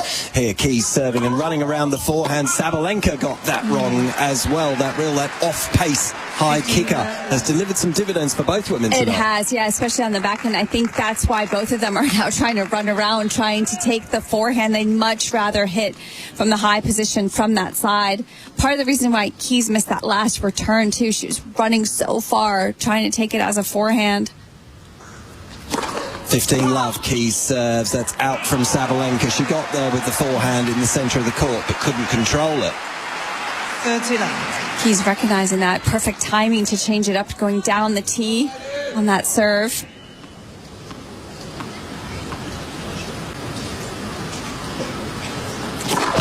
Keys into the net at 30 love. AO radio at tennis.com.au. Do drop us a line if you're listening. Just remember to let us know where you're listening from, of course. As Keys serves, forehand from Sabalenka, just jumping into this. Will be another big one here. The inside-out forehand slammed away by Aryna Sabalenka. It's the first time we've really seen Keys just kind of get frozen a little bit on that baseline after the serve. Just really struggled to try and make that reactive move to such a big return from Sabalenka. Keys serves deep in the box. Big backhand from Sabalenka and into the net from Keys, trying to go up the line. Sabalenka is sensing an opportunity here in the 7th game. You can feel it even through the glass of the commentary box. You can see Keys trying to just start bouncing around, trying to settle herself a little bit. Big point here, 30-all. 3-all, 30-all. Keys, final set. Serves, big forehand from Sabalenka. Opposite corner is really good from Keys. Yeah, really nicely done. She knew the moment, was feeling it. That's why she was trying to get herself moving. Very well done. Nice and calm on that forehand. I'm not sure how calm she was, but she put it away well. She looked calm. Not sure inside, but... All right, 40-30 here. Keys serves down the middle. Sabalenka still meets this with a forehand, then backhand with some pace, cross-court. Up the line from Keys. She shows that she has the metal here. It got awkward and tight at 30-all, but then bang and bang, and Madison Keys ahead 4-3. On serve in the final set. It could not be more finely balanced here on Rod Laver Arena. Oh, so good. It's almost like I feel like she reminded herself to keep that fearlessness about her, because those last 2 points were so good to be able to finish that game off. And love the response. Such a good, huge come on to her box. Just shows you where she is mentally ready for this moment. Well, that's the sense I got. Yep. Yeah.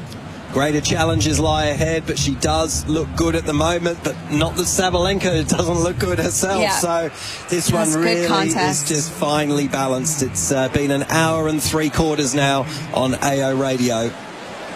And we haven't got far to go because it's 3-4 in the final set. There will be a match tiebreaker to decide this if we get to 6-all. That will be first to 10. We'll deal with that as and when we get there, if we get there. But the first job at hand for Sabalenka is to hold serve here for 4-all. And the crowd sensing that we are moving very much into the home straight of this one to decide this tournament in the women's singles. Sabalenka, the double defending champion, 3-4. It's too long.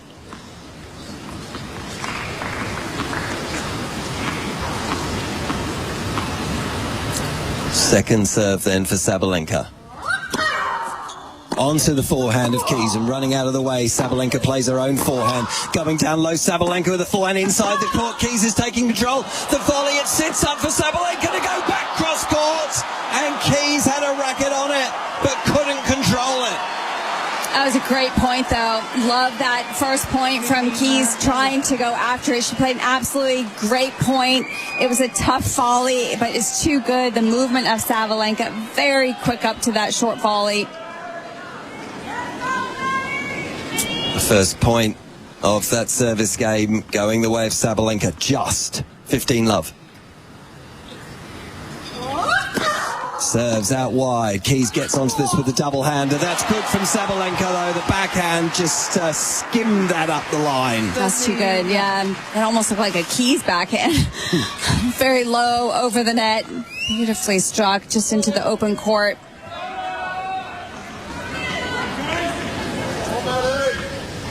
$30 Plenty of support for both women here in the crowd and around the world, of course. Serving here, Sabalenka taking Keys out while she just slices the forehand. Sabalenka's at the net. The volley is good from Aryna Sabalenka. Low down backhand volley, but she played it well. Into the body too, but handled it well. 40 love. Just kept such focus on where Keys was in the court, but struck through that volley.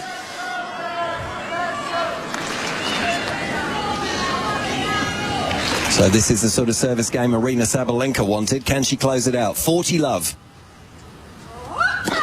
Serve out wide. Keys gets onto this. 1-2 punch is perfect again. The inside in forehand from Sabalenka. She shows her qualities in the big moments as well. 4 games all in the final set. How good was that game? That's very good. It's so well done because every single serve, whether it was the deuce or ad, went out wide and immediately just took that first ball into the open court, but with a ton of pace. Unable for Keys to defend well against that. That was just a great game from Sabalenka. So both women here have given everything. They're going to have to give more because someone is going to have to find a way to get themselves over the line here. 4 games all with new balls. Madison Keys is at the baseline right in front of us.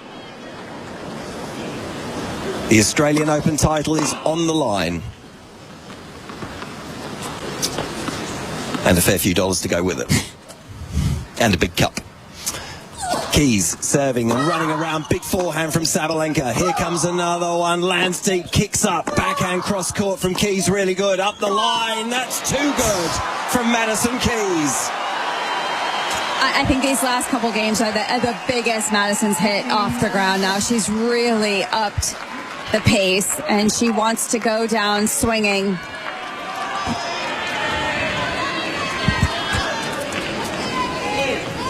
Or wind swinging. Or wind swing. Well, kind of works both ways. Yes, it does. Big serving there again from Keys. Oh, that's a brilliant forehand as well that time. Big inside-out forehand, skidding deep into the corner. Too good for Sabalenka, probably too good for anyone. Very good. Yeah, she's really just unleashing on this. I mean, go down swinging in a good way. I feel like I had to clarify that.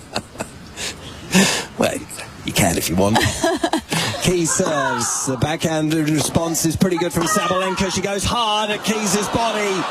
And Keys can't control the volley there at the net. The backhand volley sprayed long. 30. These balls are being annihilated out here yeah. on Rod Laver Arena. I like that she's going forward. I mean, Keys has been struggling at the net a little bit to control the volley, but I like the fact that she's just looking to just go after it, apply that pressure. Keys serves then. Forehand very, very heavy from Sabalenka, and it caught the net cord and just fell back on Sabalenka's side. 40-15. He's just taking a couple deep breaths as she turns around before stepping up to the line. Game points here then for Madison Keys. First ball just finds the net, trying to go out wide. Second serve, big forehand from Sabalenka, just using the pace was Keys, and then the drop shot from Sabalenka. Keys got there again, she didn't make it. I think that was the wrong shot. Into the net. I think that was the wrong shot to go for. It was so low, and just you can't put that much pace on the ball. I almost feel like she had to just push it up the line. Dink it over. But I mean, Sabalenka was closing hard, but it's such a difficult shot to execute. 40-30. And 4-all. Keys serves, forehand from Sabalenka is just out. But it's out. And Madison Keys is a game away from the Australian Open. Sabalenka to serve next, 4-5 in the final set. Kate, have we got any correspondence there? We certainly do, Steve. Tanya's listening to us from Edinburgh, but she's also chatting with her friend in Boulder, Colorado, who set an alarm to wake up so she wouldn't miss this exciting match, sending the power of Storm AO over to Maddie Keys, who she's barracking for clearly. And thanks for the wonderful commentary. And also, we've got one here from Amy McAdam from Hopewell Hill in New Brunswick, Canada. Said, I woke up early at 6 a.m. to catch the last set while on a girls' snowshoeing weekend at a cabin in Caledonian Mountains. That sounds lovely. Sounds cold but nice. Does sound lovely. Yeah. Yes. Thanks so much for the great coverage. Thanks, Kate. Thanks, Amy. Thanks, everyone, for your messages. I'm not sure what a snowshoe weekend is, but anyway, maybe we'll ponder that later. You would know, Jill. I think I know what it is. Okay, let's come back to it, shall we? Don't make me to I don't know if I can describe it very well, but All but right. it sounds nice. More important things are happening. Sorry, Amy, I'm sure it's a good weekend, but more important things are happening on Rod Laver Arena. It's 4-5 here. Aryna Sabalenka is serving to stay in the championship here against Madison Keys. Sabalenka serves. Backhand from Keys is in. Into the net from Sabalenka. The first point of what could be a critical game goes the way of Keys. Love 15.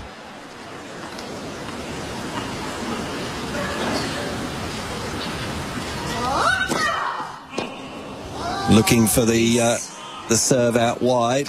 Sabalenka unable to find it.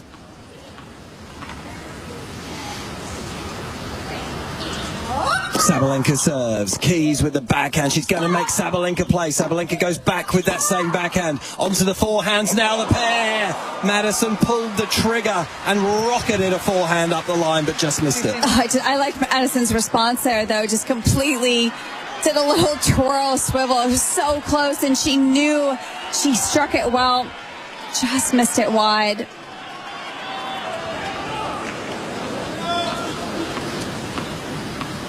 Four, 5, 15 all.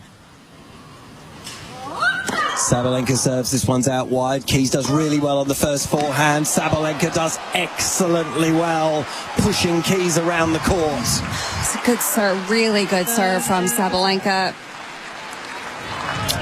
So after dropping the opening point, she hits back, and it's 30-15.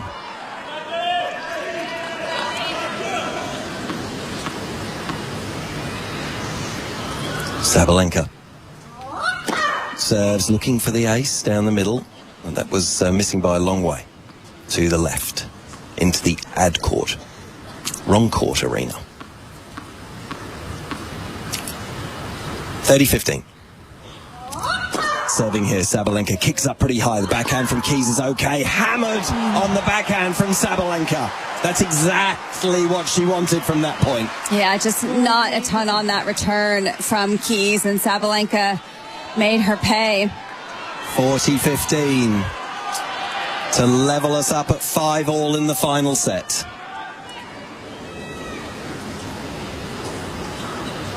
Sabalenka serves. That one's into the net, though. She spins around, frustrated, disappointed, almost disgusted. Ready with the second serve. It's down the middle, it's a kicker, but Madison does really well with a couple of backhands cross court, trying to defend to stay in this, but Sabalenka was absolutely on the back foot after that serve. And Keys forcing the issue here, and it's 40-30. Those two backhands from Keys just skimming the net, so much pace, and back-footing Sabalenka on the second one. It's tense. It is tense. I feel tense. 40-30. Sabalenka serves. That's big serving from Aryna Sabalenka. She knew she had to deliver that. And she throws the ball away in delight. 5 games. And levels us up at 5-all in the final set. Is that what you have to say? I need to take a deep breath. This is great. This is great. This is great. That's what everyone's doing. There's a lot of deep breaths. Fair bit of shouting and a great deal of enjoyment from all the fans inside here. For the coaches and the women, possibly not so much fun, because it's very tight now at the end of this third set. Live from Rod Laver Arena on AO Radio.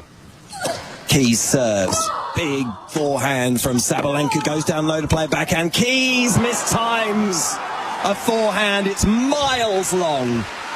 Love the kitchen. It's great defending from Sabalenka, getting so low with the legs. It was a huge forehand from Keys, and Sabalenka just doing a good job of getting it back, right back down the center of the court. Love 15 now on the Keys serve. What does she deliver? To the backhand of Sabalenka, who cannot keep that one in the court by about a foot. She's frustrated that she didn't follow through on that. Sabalenka, a lot of pace on that serve from Madison. 15-all. Serving here, that's a fault from Keys.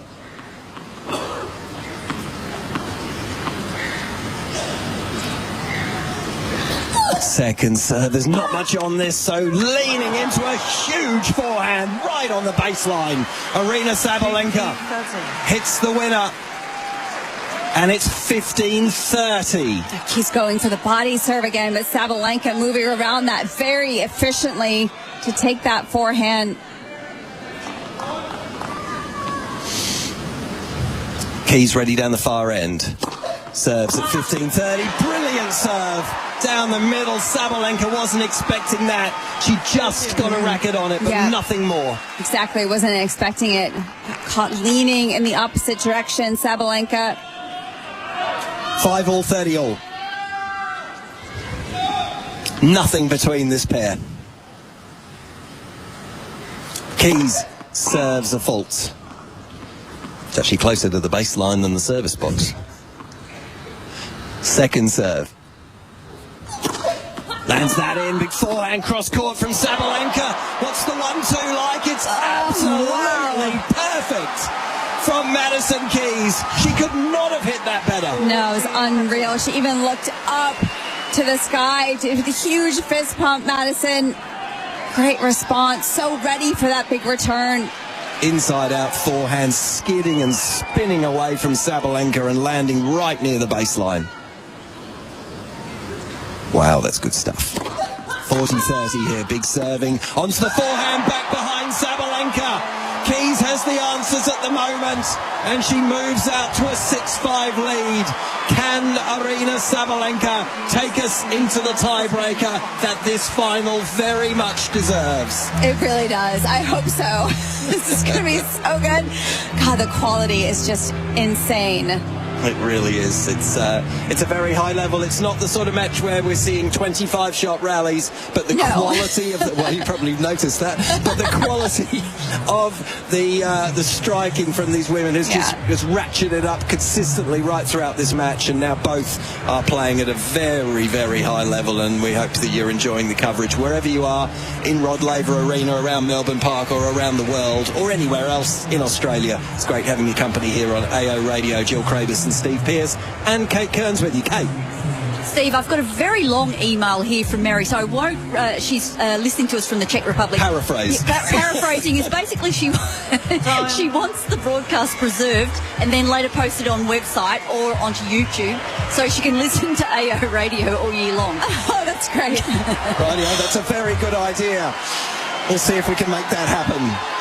Can Aryna Sabalenka make this happen? She must hold or it's all over for her.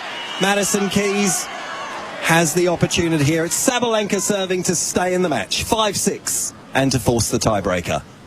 Down the far end, Sabalenka serves centrally. Good backhand from Keys. Equally good forehand from Sabalenka. The complete mishit from Sabalenka lands on the R of the Melbourne sign. And again, for the third consecutive game, the opening point goes against serve. There's great length from Keys on those two backhands, causing the mishit from Sabalenka. Sabalenka, love 15. Serves to the backhand of Keys, who unloads over the high part of the net with a thunderous backhand. And now is Sabalenka's team up on their feet, trying to encourage her. Unbelievable return from Keys. Love 30. Sabalenka serves, backhand from Keys. She just pulled the trigger. She's feeling it. But that one was out. The backhand inside in up the line was long. 15-30. She had a good look at that return as well. Keys just lost a little control.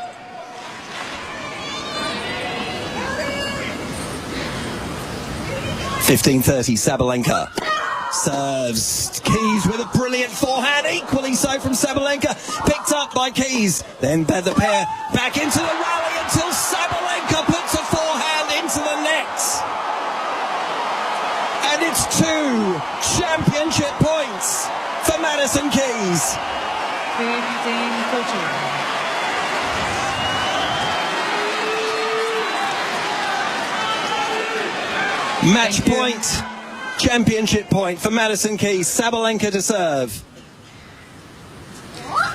Sabalenka serves heavily down the middle. Keys just can't get this back. It's floating and out. God, what a serve from Sabalenka. Still championship point for Madison Keys. It's 30-40.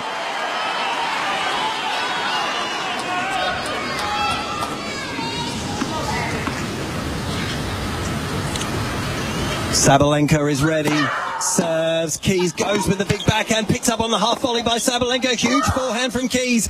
Well defended by Sabalenka. Back behind her. And she's done it. The long wait is over for Madison Keys. She is the Australian Open champion. And at 29 years old, she finally has a major title, beating Aryna Sabalenka in 3 sets on Rod Laver Arena.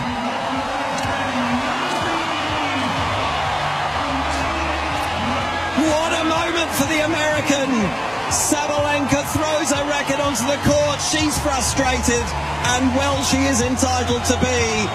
But for Madison Keys, it's a moment she's waited so long for, and finally it's here. And she's gone over to her team in the corner of Rod Laver Arena, and there's hugging, there's embracing. They're almost falling over, they're so happy. Unbelievable. So great to see. She played so well. Definitely deserved that because she went after it. She absolutely just kept backing herself and trusting herself. It was so good to see. We saw it in the semifinals. She continued it in the finals, and even with all that emotion in the semifinals, to be able to come through against the #1 player in the world, the 2-time defending champion. Jill, you know the team well. Take us through the emotions that'll be happening over there now. Oh, it's tough. I mean, obviously, known Maddie for a long time, and of course her husband, Coach Bjorn Frantangelo, who's been on the tour himself, knows exactly what this moment feels like for her. They've been through so much. They've worked so hard to get herself in the right mentality to be able to handle this emotion. They've done an unbelievable job. They really have, and Madison Keys is now heading back to her chair. Aryna Sabalenka is going over to her coaching oh no, she's actually leaving the court for a minute.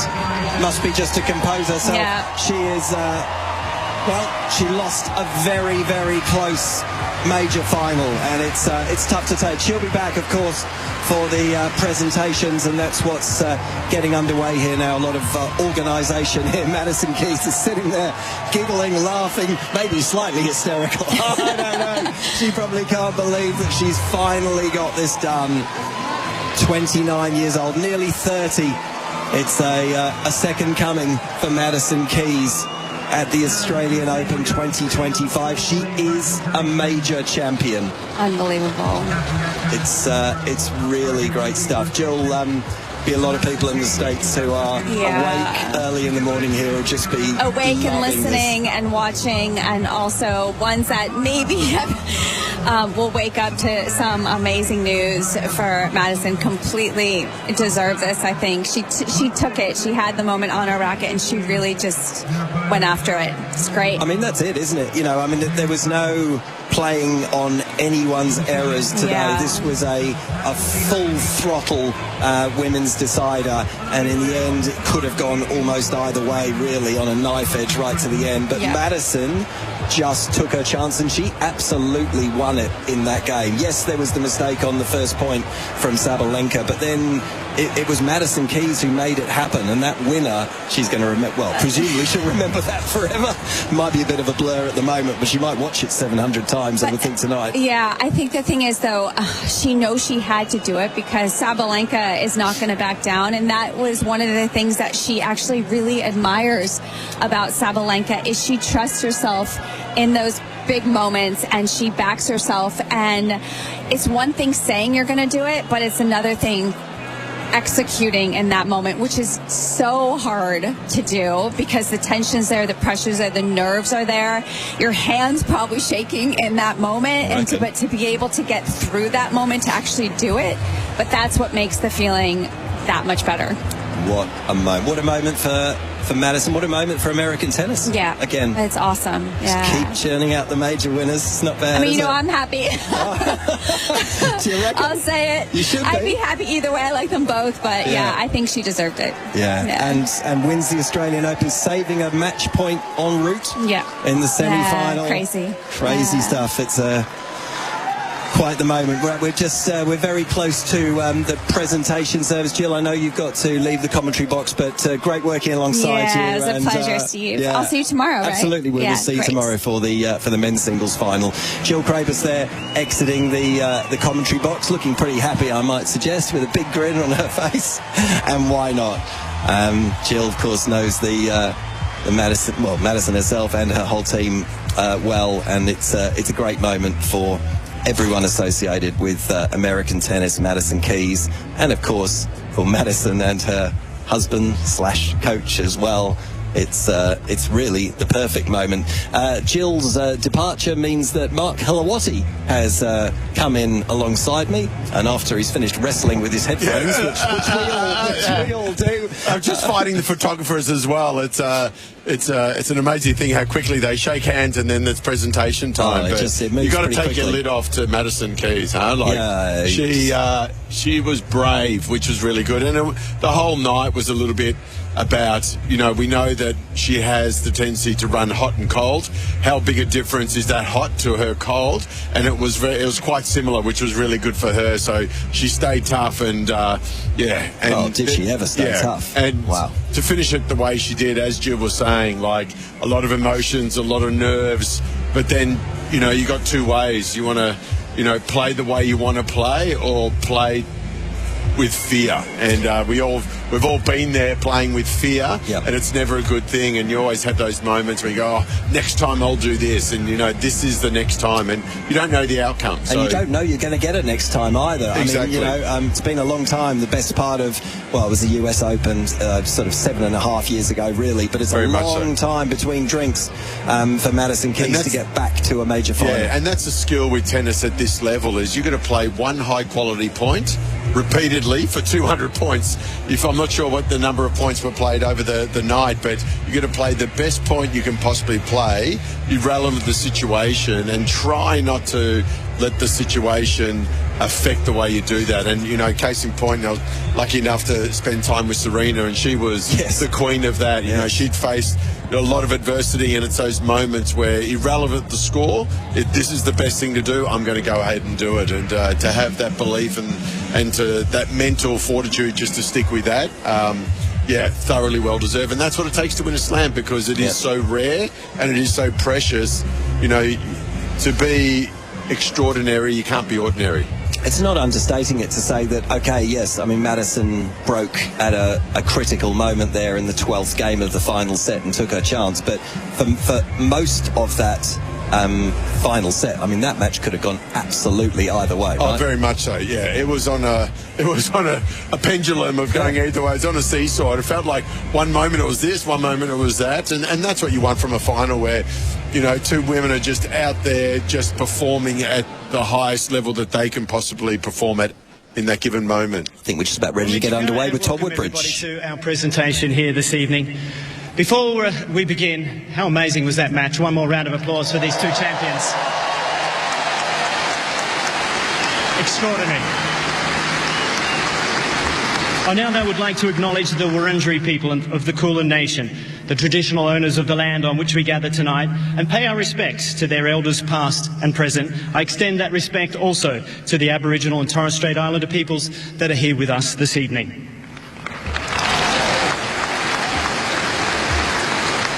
And now, on behalf of Tennis Australia, I'd like to welcome Her Excellency, the Governor of Victoria, the Victorian Premier, the Honourable Jacinta Allen, and all the other dignitaries and government representatives that are here with us tonight.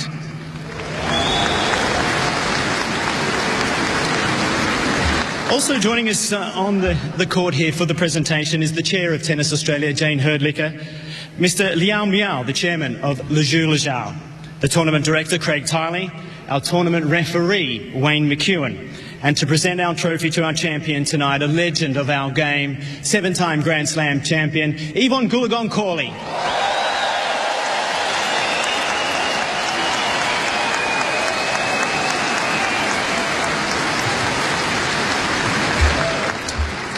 And would you please welcome to our court our AO 2025 top ball girl. It's Adele Cow, and she's about to bring out the Daphne Ackhurst Memorial Cup.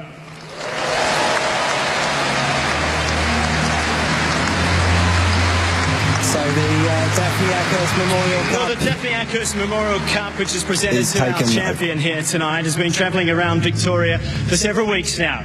It's been on the road with our AO team and is now safely back right here on Rod Laver Arena to be presented to our champion. Thank you very much, Adele.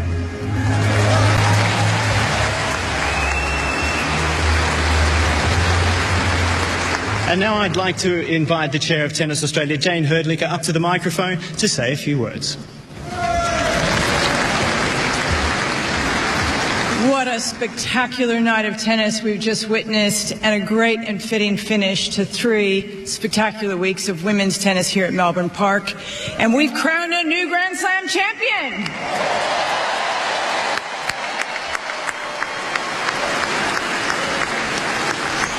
Madison, you are now a Grand Slam champion. You've taken home the AO title, and you fought hard for it from the start to the finish of this tournament. You won the Adelaide International, and you've just shown us what great grit and competition looks like. You dug deep tonight, and you're taking home the benefits, so we're really proud of you. Congratulations.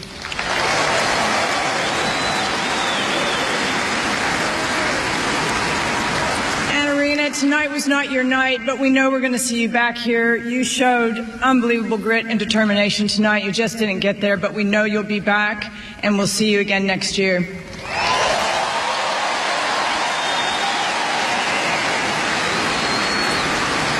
Now, I'm also proud to say that the Australian Open is going from strength to strength, and tomorrow night we will announce new records. Already we have welcomed more than 1 million people into Melbourne Park this year, and 1 billion people watching from home.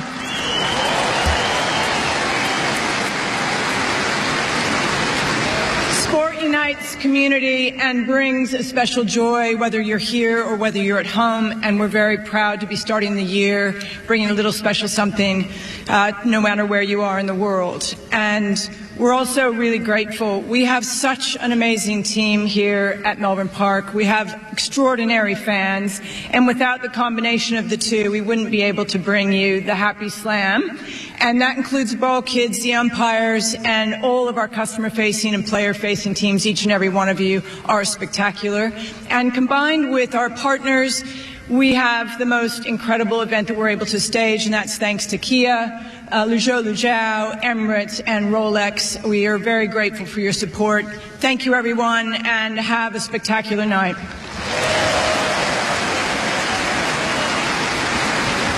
Thank you very much, Jane.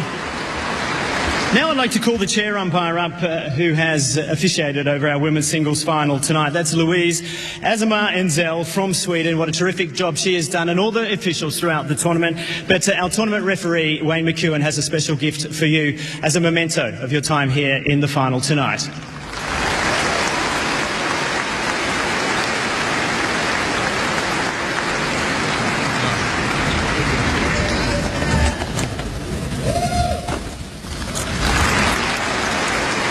Receiving the commemorative plate for officiating this. Congratulations once again, Louise.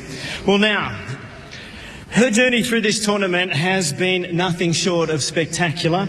Her incredible power and her electrifying presence have thrilled us throughout this tournament and, of course, the previous two. And although finishing just short tonight, she will always be an Australian Open champion. Would you please put your hands together for our runner-up here tonight, Aryna Sabalenka.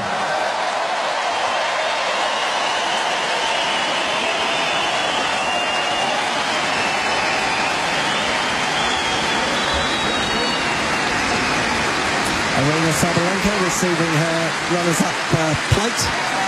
And she will probably say a few words, I think, here.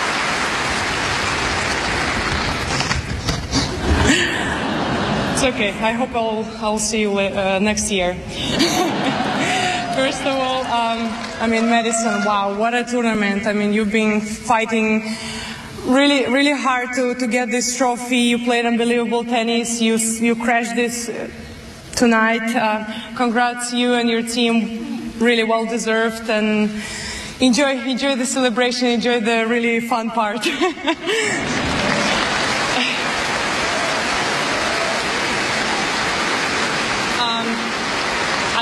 I just want to say thank you everyone who make this tournament happen. Thank you everyone who make my stay comfortable, and I really feel like home every time I'm here. And even though I didn't get it this year, I'll come back stronger, and I'll do my best next year.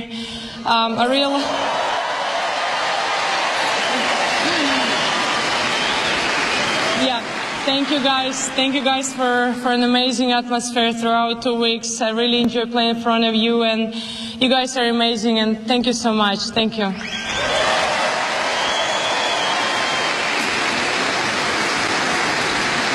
Of course, thank you to all of the sponsors, tournament director, everyone who was helping. Oh my God, I mean, I'm speechless for real. Just thank you so much for your help throughout 2 weeks. I mean, should I say anything to my team? Why are you laughing? As always, that's your fault, guys.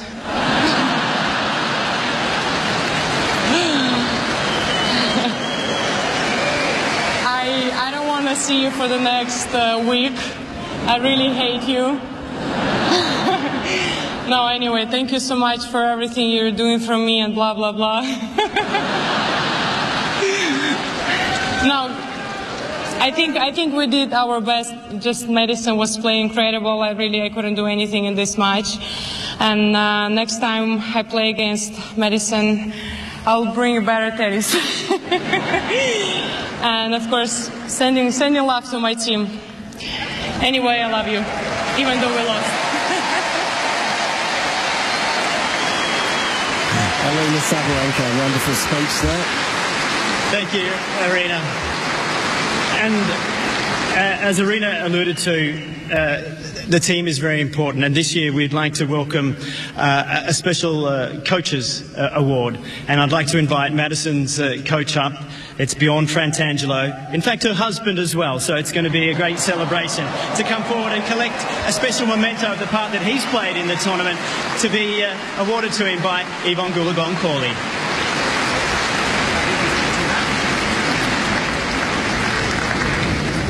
Wow.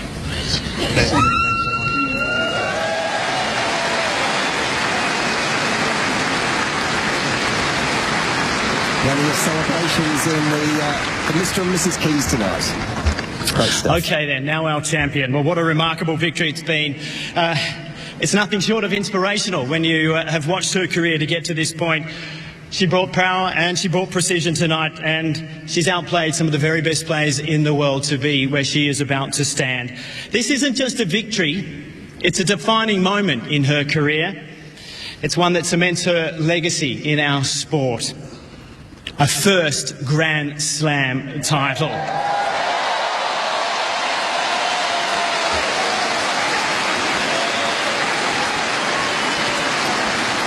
And as she gets set to hold this Daphne Ackhurst trophy aloft, would you please welcome our champion here at the Australian Open Women's Singles for 2025, Madison Keys.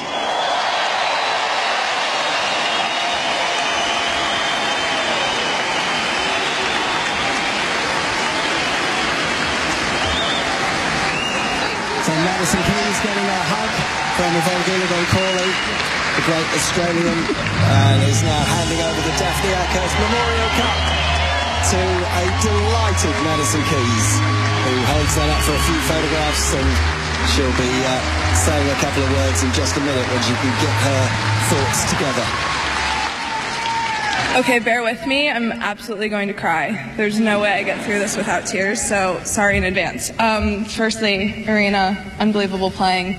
I'm glad I finally got you back.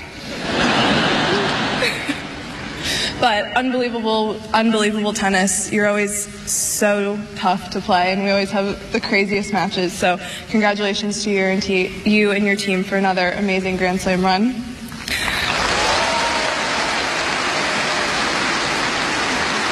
Thank you to everyone who came out and cheered the last 2 weeks. I always feel so at home here. I made my very first Grand Slam semifinal here in Melbourne, so to now have won my first Grand Slam in the same place means the absolute world to me.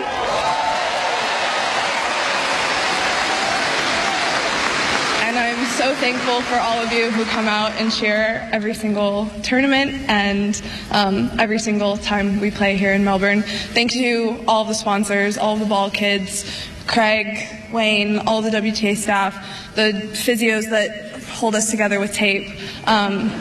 We could not do this without any of you. And I just want to say thank you to my team, and this is where I'm going to cry. I have wanted this for so long, and I have been in one other Grand Slam final and it did not go my way, and I didn't know if I was ever going to be able to get back to this position to try to win a trophy again. And my team believed in me every step of the way, so thank you so much.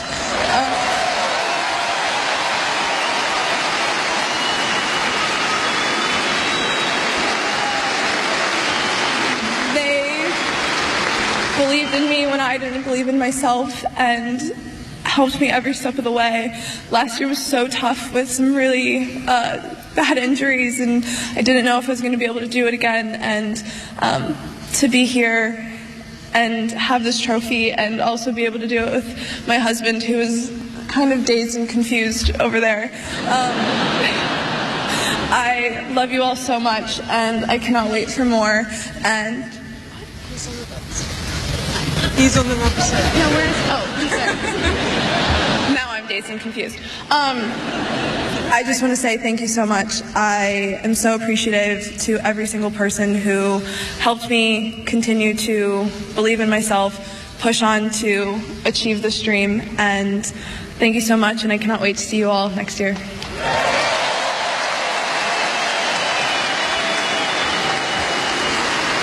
Congratulations one more time to Madison Keys.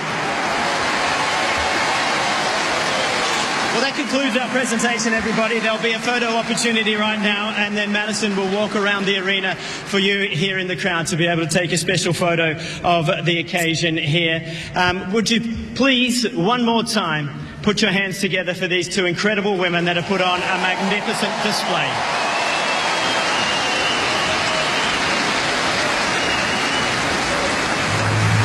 Wonderful applause for Madison Keys and for Aryna Sabalenka there. Todd Woodbridge winding up the presentation ceremony, and now the two women will go through the photographs that will be taken quite endlessly over the next 10 minutes or so. There's a number of ones that have to be taken, and one of those, of course, is the trophy winner above that famous Melbourne sign on the blue court here of Rod Laver Arena, and we'll work our way through that. There's an absolute bank of photographers in front of us. Mark Hilawati, who's alongside me in the AO radio commentary box, and this is going to be a big story right around the world, isn't it? Yeah, and as you heard from Madison, like, she didn't know if she was going to be able to do it ever again, and to have this dream. She had I think a shoulder injury that put her off the court for a good chunk of the year, and you know, as she's mentioned, that her team really believed in her, and that's the biggest thing, the doubt that you have one opportunity. She's been made a Grand Slam final. It didn't work out the way she'd like. Sometimes you've got to go through those hardships, and that's what makes it all the more sweeter when you do taste victory. And you know, and she was emotional through that, and it really just highlights what it means and how special it is to win a Grand Slam. Not very many people get that opportunity. So 128 players in the draw, 128 players in the qualifying event, and only one person walks away with the trophy. Right. So 127 people lose. Yes, yeah, but everyone has a story, and everyone has some greatness that comes from these couple of weeks, and it sets out for a really interesting year. And she said, you know, I want more, and that's something I really loved hearing from Madison, because we all knew she can play. She's been at that level for a long time, but it was a little bit hit and miss, Madison, and this is a different version. And it's interesting. I was talking with Simon Ray earlier, and it was about, you know, a lot of players who have spent some time off the court with injuries or having a mental health break. They come back a different kind of player, you know.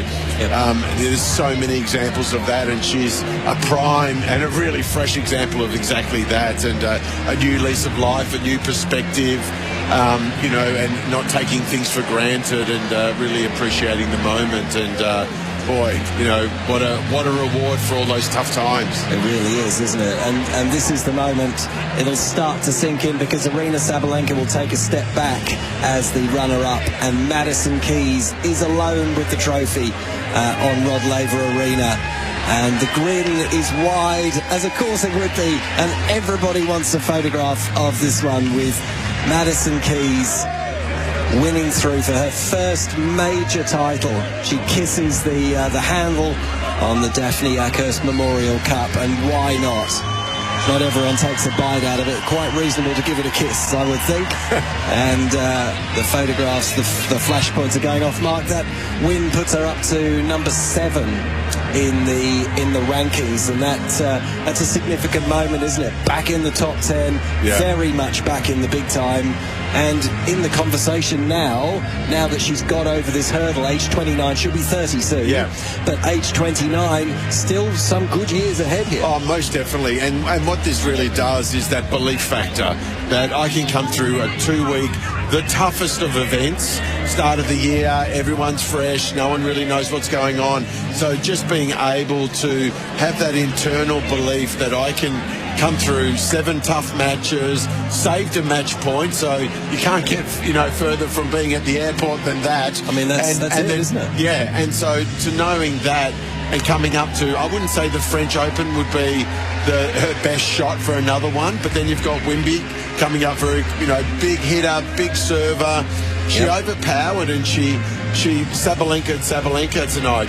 She caught her out so many times just with raw ball speed, and Sabalenka wasn't able to match it and got confused and got worried out of it. And the best part for me was her A game tonight was very similar to probably her lowest level. There wasn't much in it, and that's what you need to be at to take home a trophy and to win it.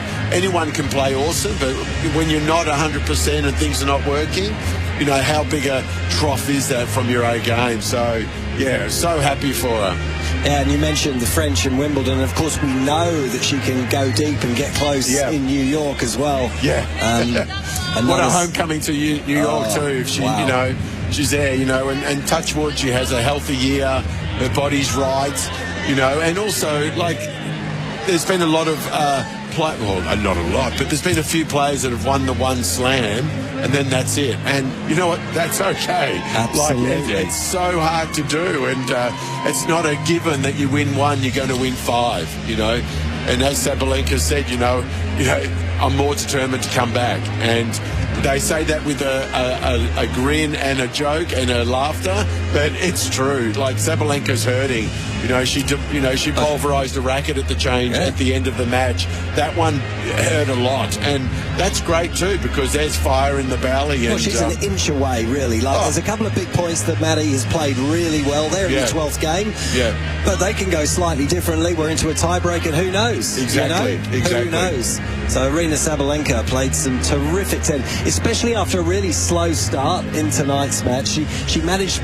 What was really impressive was the plan B, the plan C, the plan D that she put into place to turn the match around and win that second set. And then very much. And she would have known that there's going to be moments of this match when Keys runs hot, and she has to weather the storm, stay in there emotionally. If she gets caught out emotionally and gets flustered and starts thinking too far ahead, my tournament's gone, the title's gone because she's on a hot track, can't do anything about it, then that's going to be that would have gone against her. But she was able to weather the storm, claw her way back into it, and you're 1 foot in the camp, she's going to win, and then the next point it's Keys, and then it's back to Sabalenka. So, and that's what you want. You want the theatre, you want the drama. No one knew what was going to happen. So, great moment. I think that was the case, wasn't it?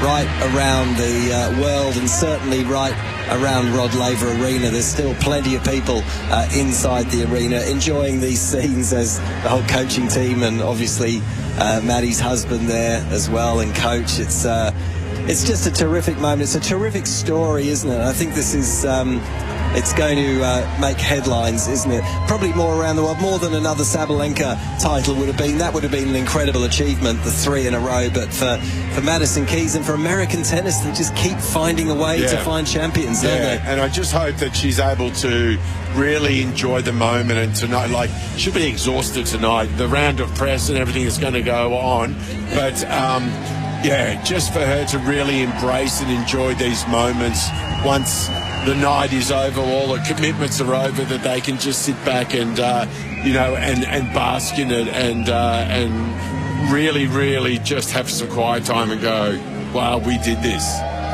And they absolutely did it. I think there'll be plenty of further interest in something that Maddie said as she starts now to walk around Rod Laver Arena, lifting the cup aloft to great applause. The fans really love Madison Keys here. She's a very popular player, as she said herself in her speech there at the presentation, where she broke through for her first major semi 10 years ago. Yeah, it's a long time between drinks. And that's exactly it. And that's the depth of women's tennis as well, which is the fantastic part. She was playing in an era of Serena and Venus as well. Yeah. So, you know, unfortunately there was one woman here that did a lot of damage at the tournament, and that was Serena. So for her, you know, and that's 10 years ago.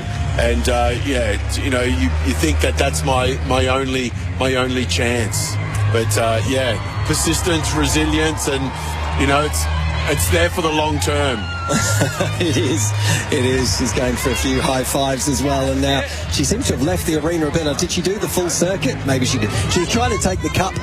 She's had to give it to someone else. She's going to have to she's just going to sign some oversized tennis balls and caps and anything else that's thrown at her now around the Rolex clock near the entrance to Rod Laver Arena.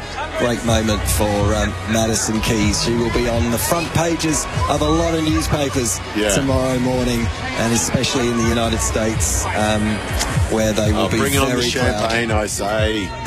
Go team, go hard tonight.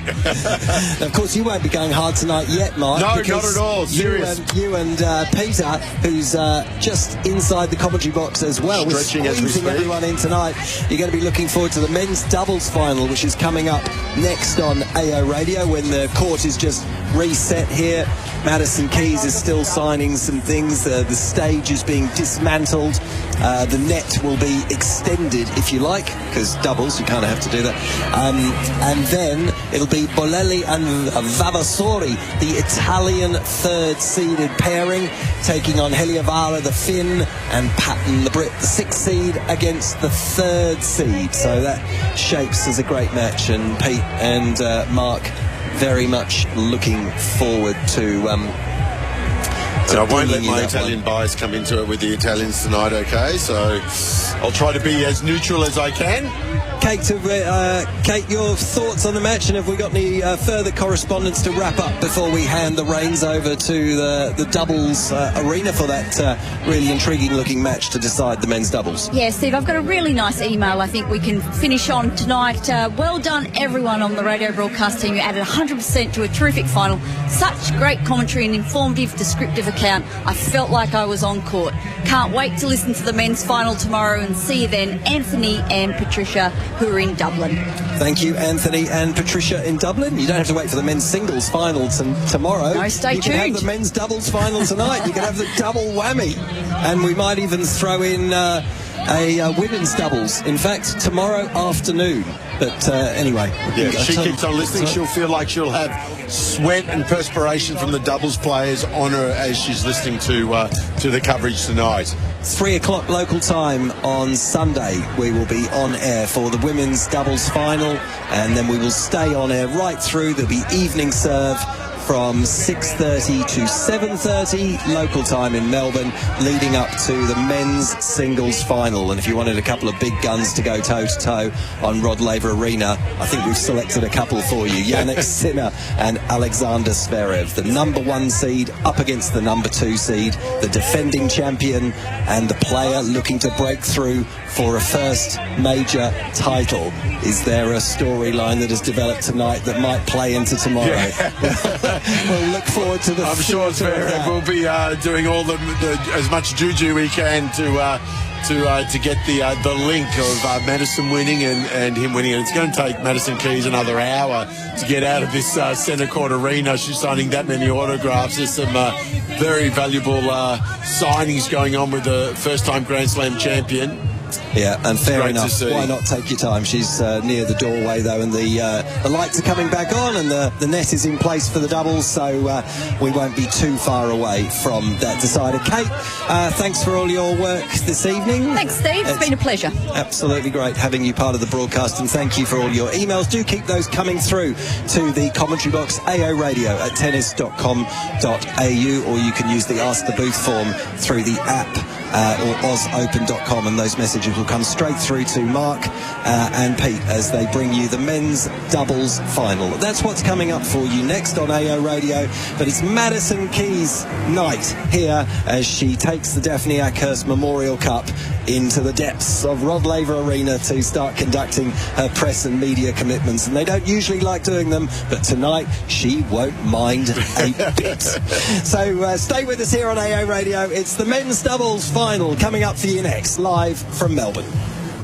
As a Vision Australia client, you can request up to 360 print pages in your preferred alternative format each financial year. From personal letters to recipes, music, magazines and more, this service covers braille, audio, large print, tactual graphics and e-text conversions from print materials for a client's own personal use. For more information on this free service that's funded by the Federal Government's Print Disability Grant, email printaccess@visionaustralia.org or call 1300 847466.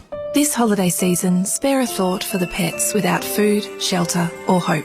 Each Christmas, Second Chance Animal Rescue opens its arms to hundreds of unwanted and neglected pets in need of refuge and answers the call from struggling pet owners in need of pet food or medical care for their furry friends. Help Second Chance help these animals in need with a tax-deductible donation of $2 or more.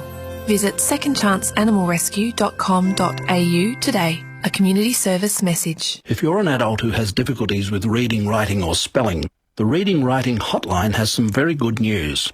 It can actually be easier to take the plunge and improve your reading and writing skills than to keep putting it off.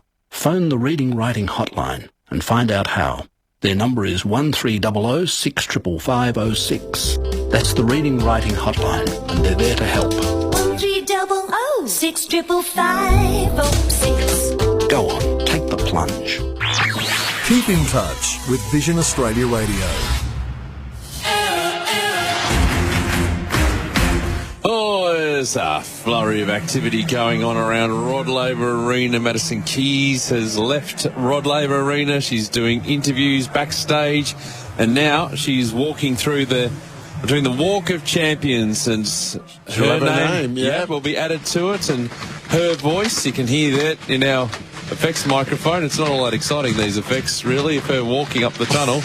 But sure, we'll bring you everything here on AO Radio. Hang on, I'll just do it's left, right, left, right, left, right. Yeah, she's got good synchronising. Well done, great coordination. Trophy in her left hand, right hand in the bottom of the trophy. Get ready, her fans will be there in the opening. And now here we go. She says champion, it says on one of the screens, and now she walks out. And she runs towards her team. That's so good. Hear how happy they are. Oh, there you go. Great moments as she embraces her team.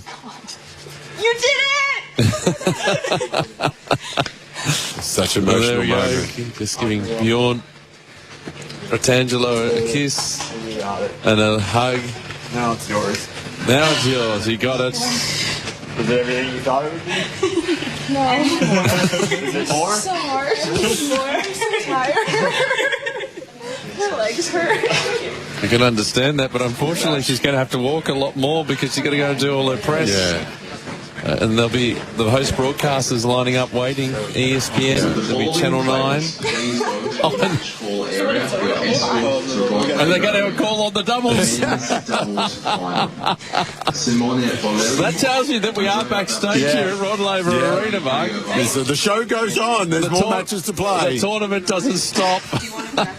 And this was, it brings back wonderful memories of just watching Madison, of like the time with Serena when she'd win, and the Bryan brothers, the men's doubles was always on. So it was always celebrating with the Bryan brothers because they've won a lot of Grand Slams. They won a lot of titles here. So the Bryan brothers would always come out celebrating as well. And off they go. And so good. They disappear off backstage in the locker room or anything like that. They're doing media on the run too. Ursa Kaderis has been doing stuff for Tennis Australia and the Australian Open, just doing a phone interview, or holding the phone up video mode, of course, and having a bit of a chat as they walk. They're going to walk down underneath Rod Laver Arena and then pop back up where they're doing all of the interviews in the Centrepiece building, which is one of the new buildings. Anyway, that will continue on. We That's may even... far more important than our club championships. Yeah, I know.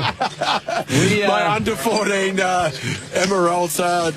Look, grade 7. You can take that. You take that. Had and go the same feeling. Had the same emotions. We will try and get some of the press conference as well, if we can, tonight from both our runner-up and our champion. We'll see if we can squeeze that in during the men's doubles final, which is coming up. The players about to make their way down the tunnel as they get ready. The third seed, Simone Bolelli and Andrea Vavasori, take on Harry Haliavara and Henry Patton, the 6 seeds and Wimbledon champions from last year.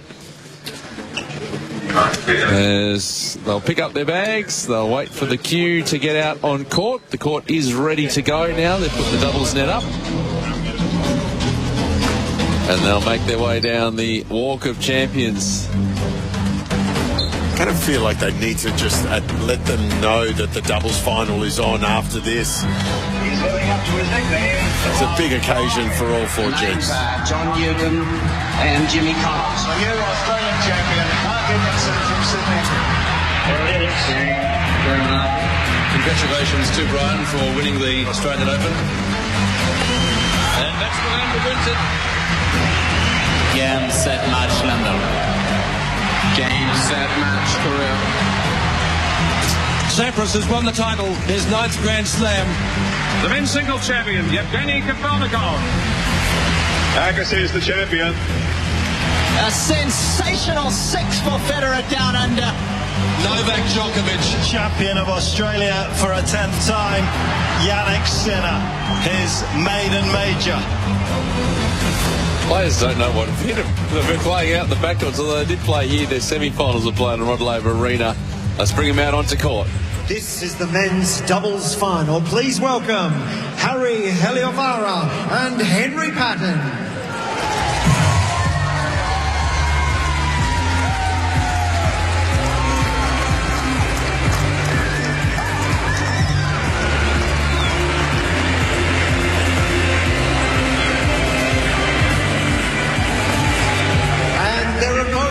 From Italy, Simone Bolelli and Andrea Vavasori. It'll be a big night for Italian tennis. It could be a big couple of days as well as they walk past the trophy, which is just positioned near the tunnel where they have arrived. And they will get themselves ready. Of course, best of 3 set doubles final here at the Australian Open. They have met twice before.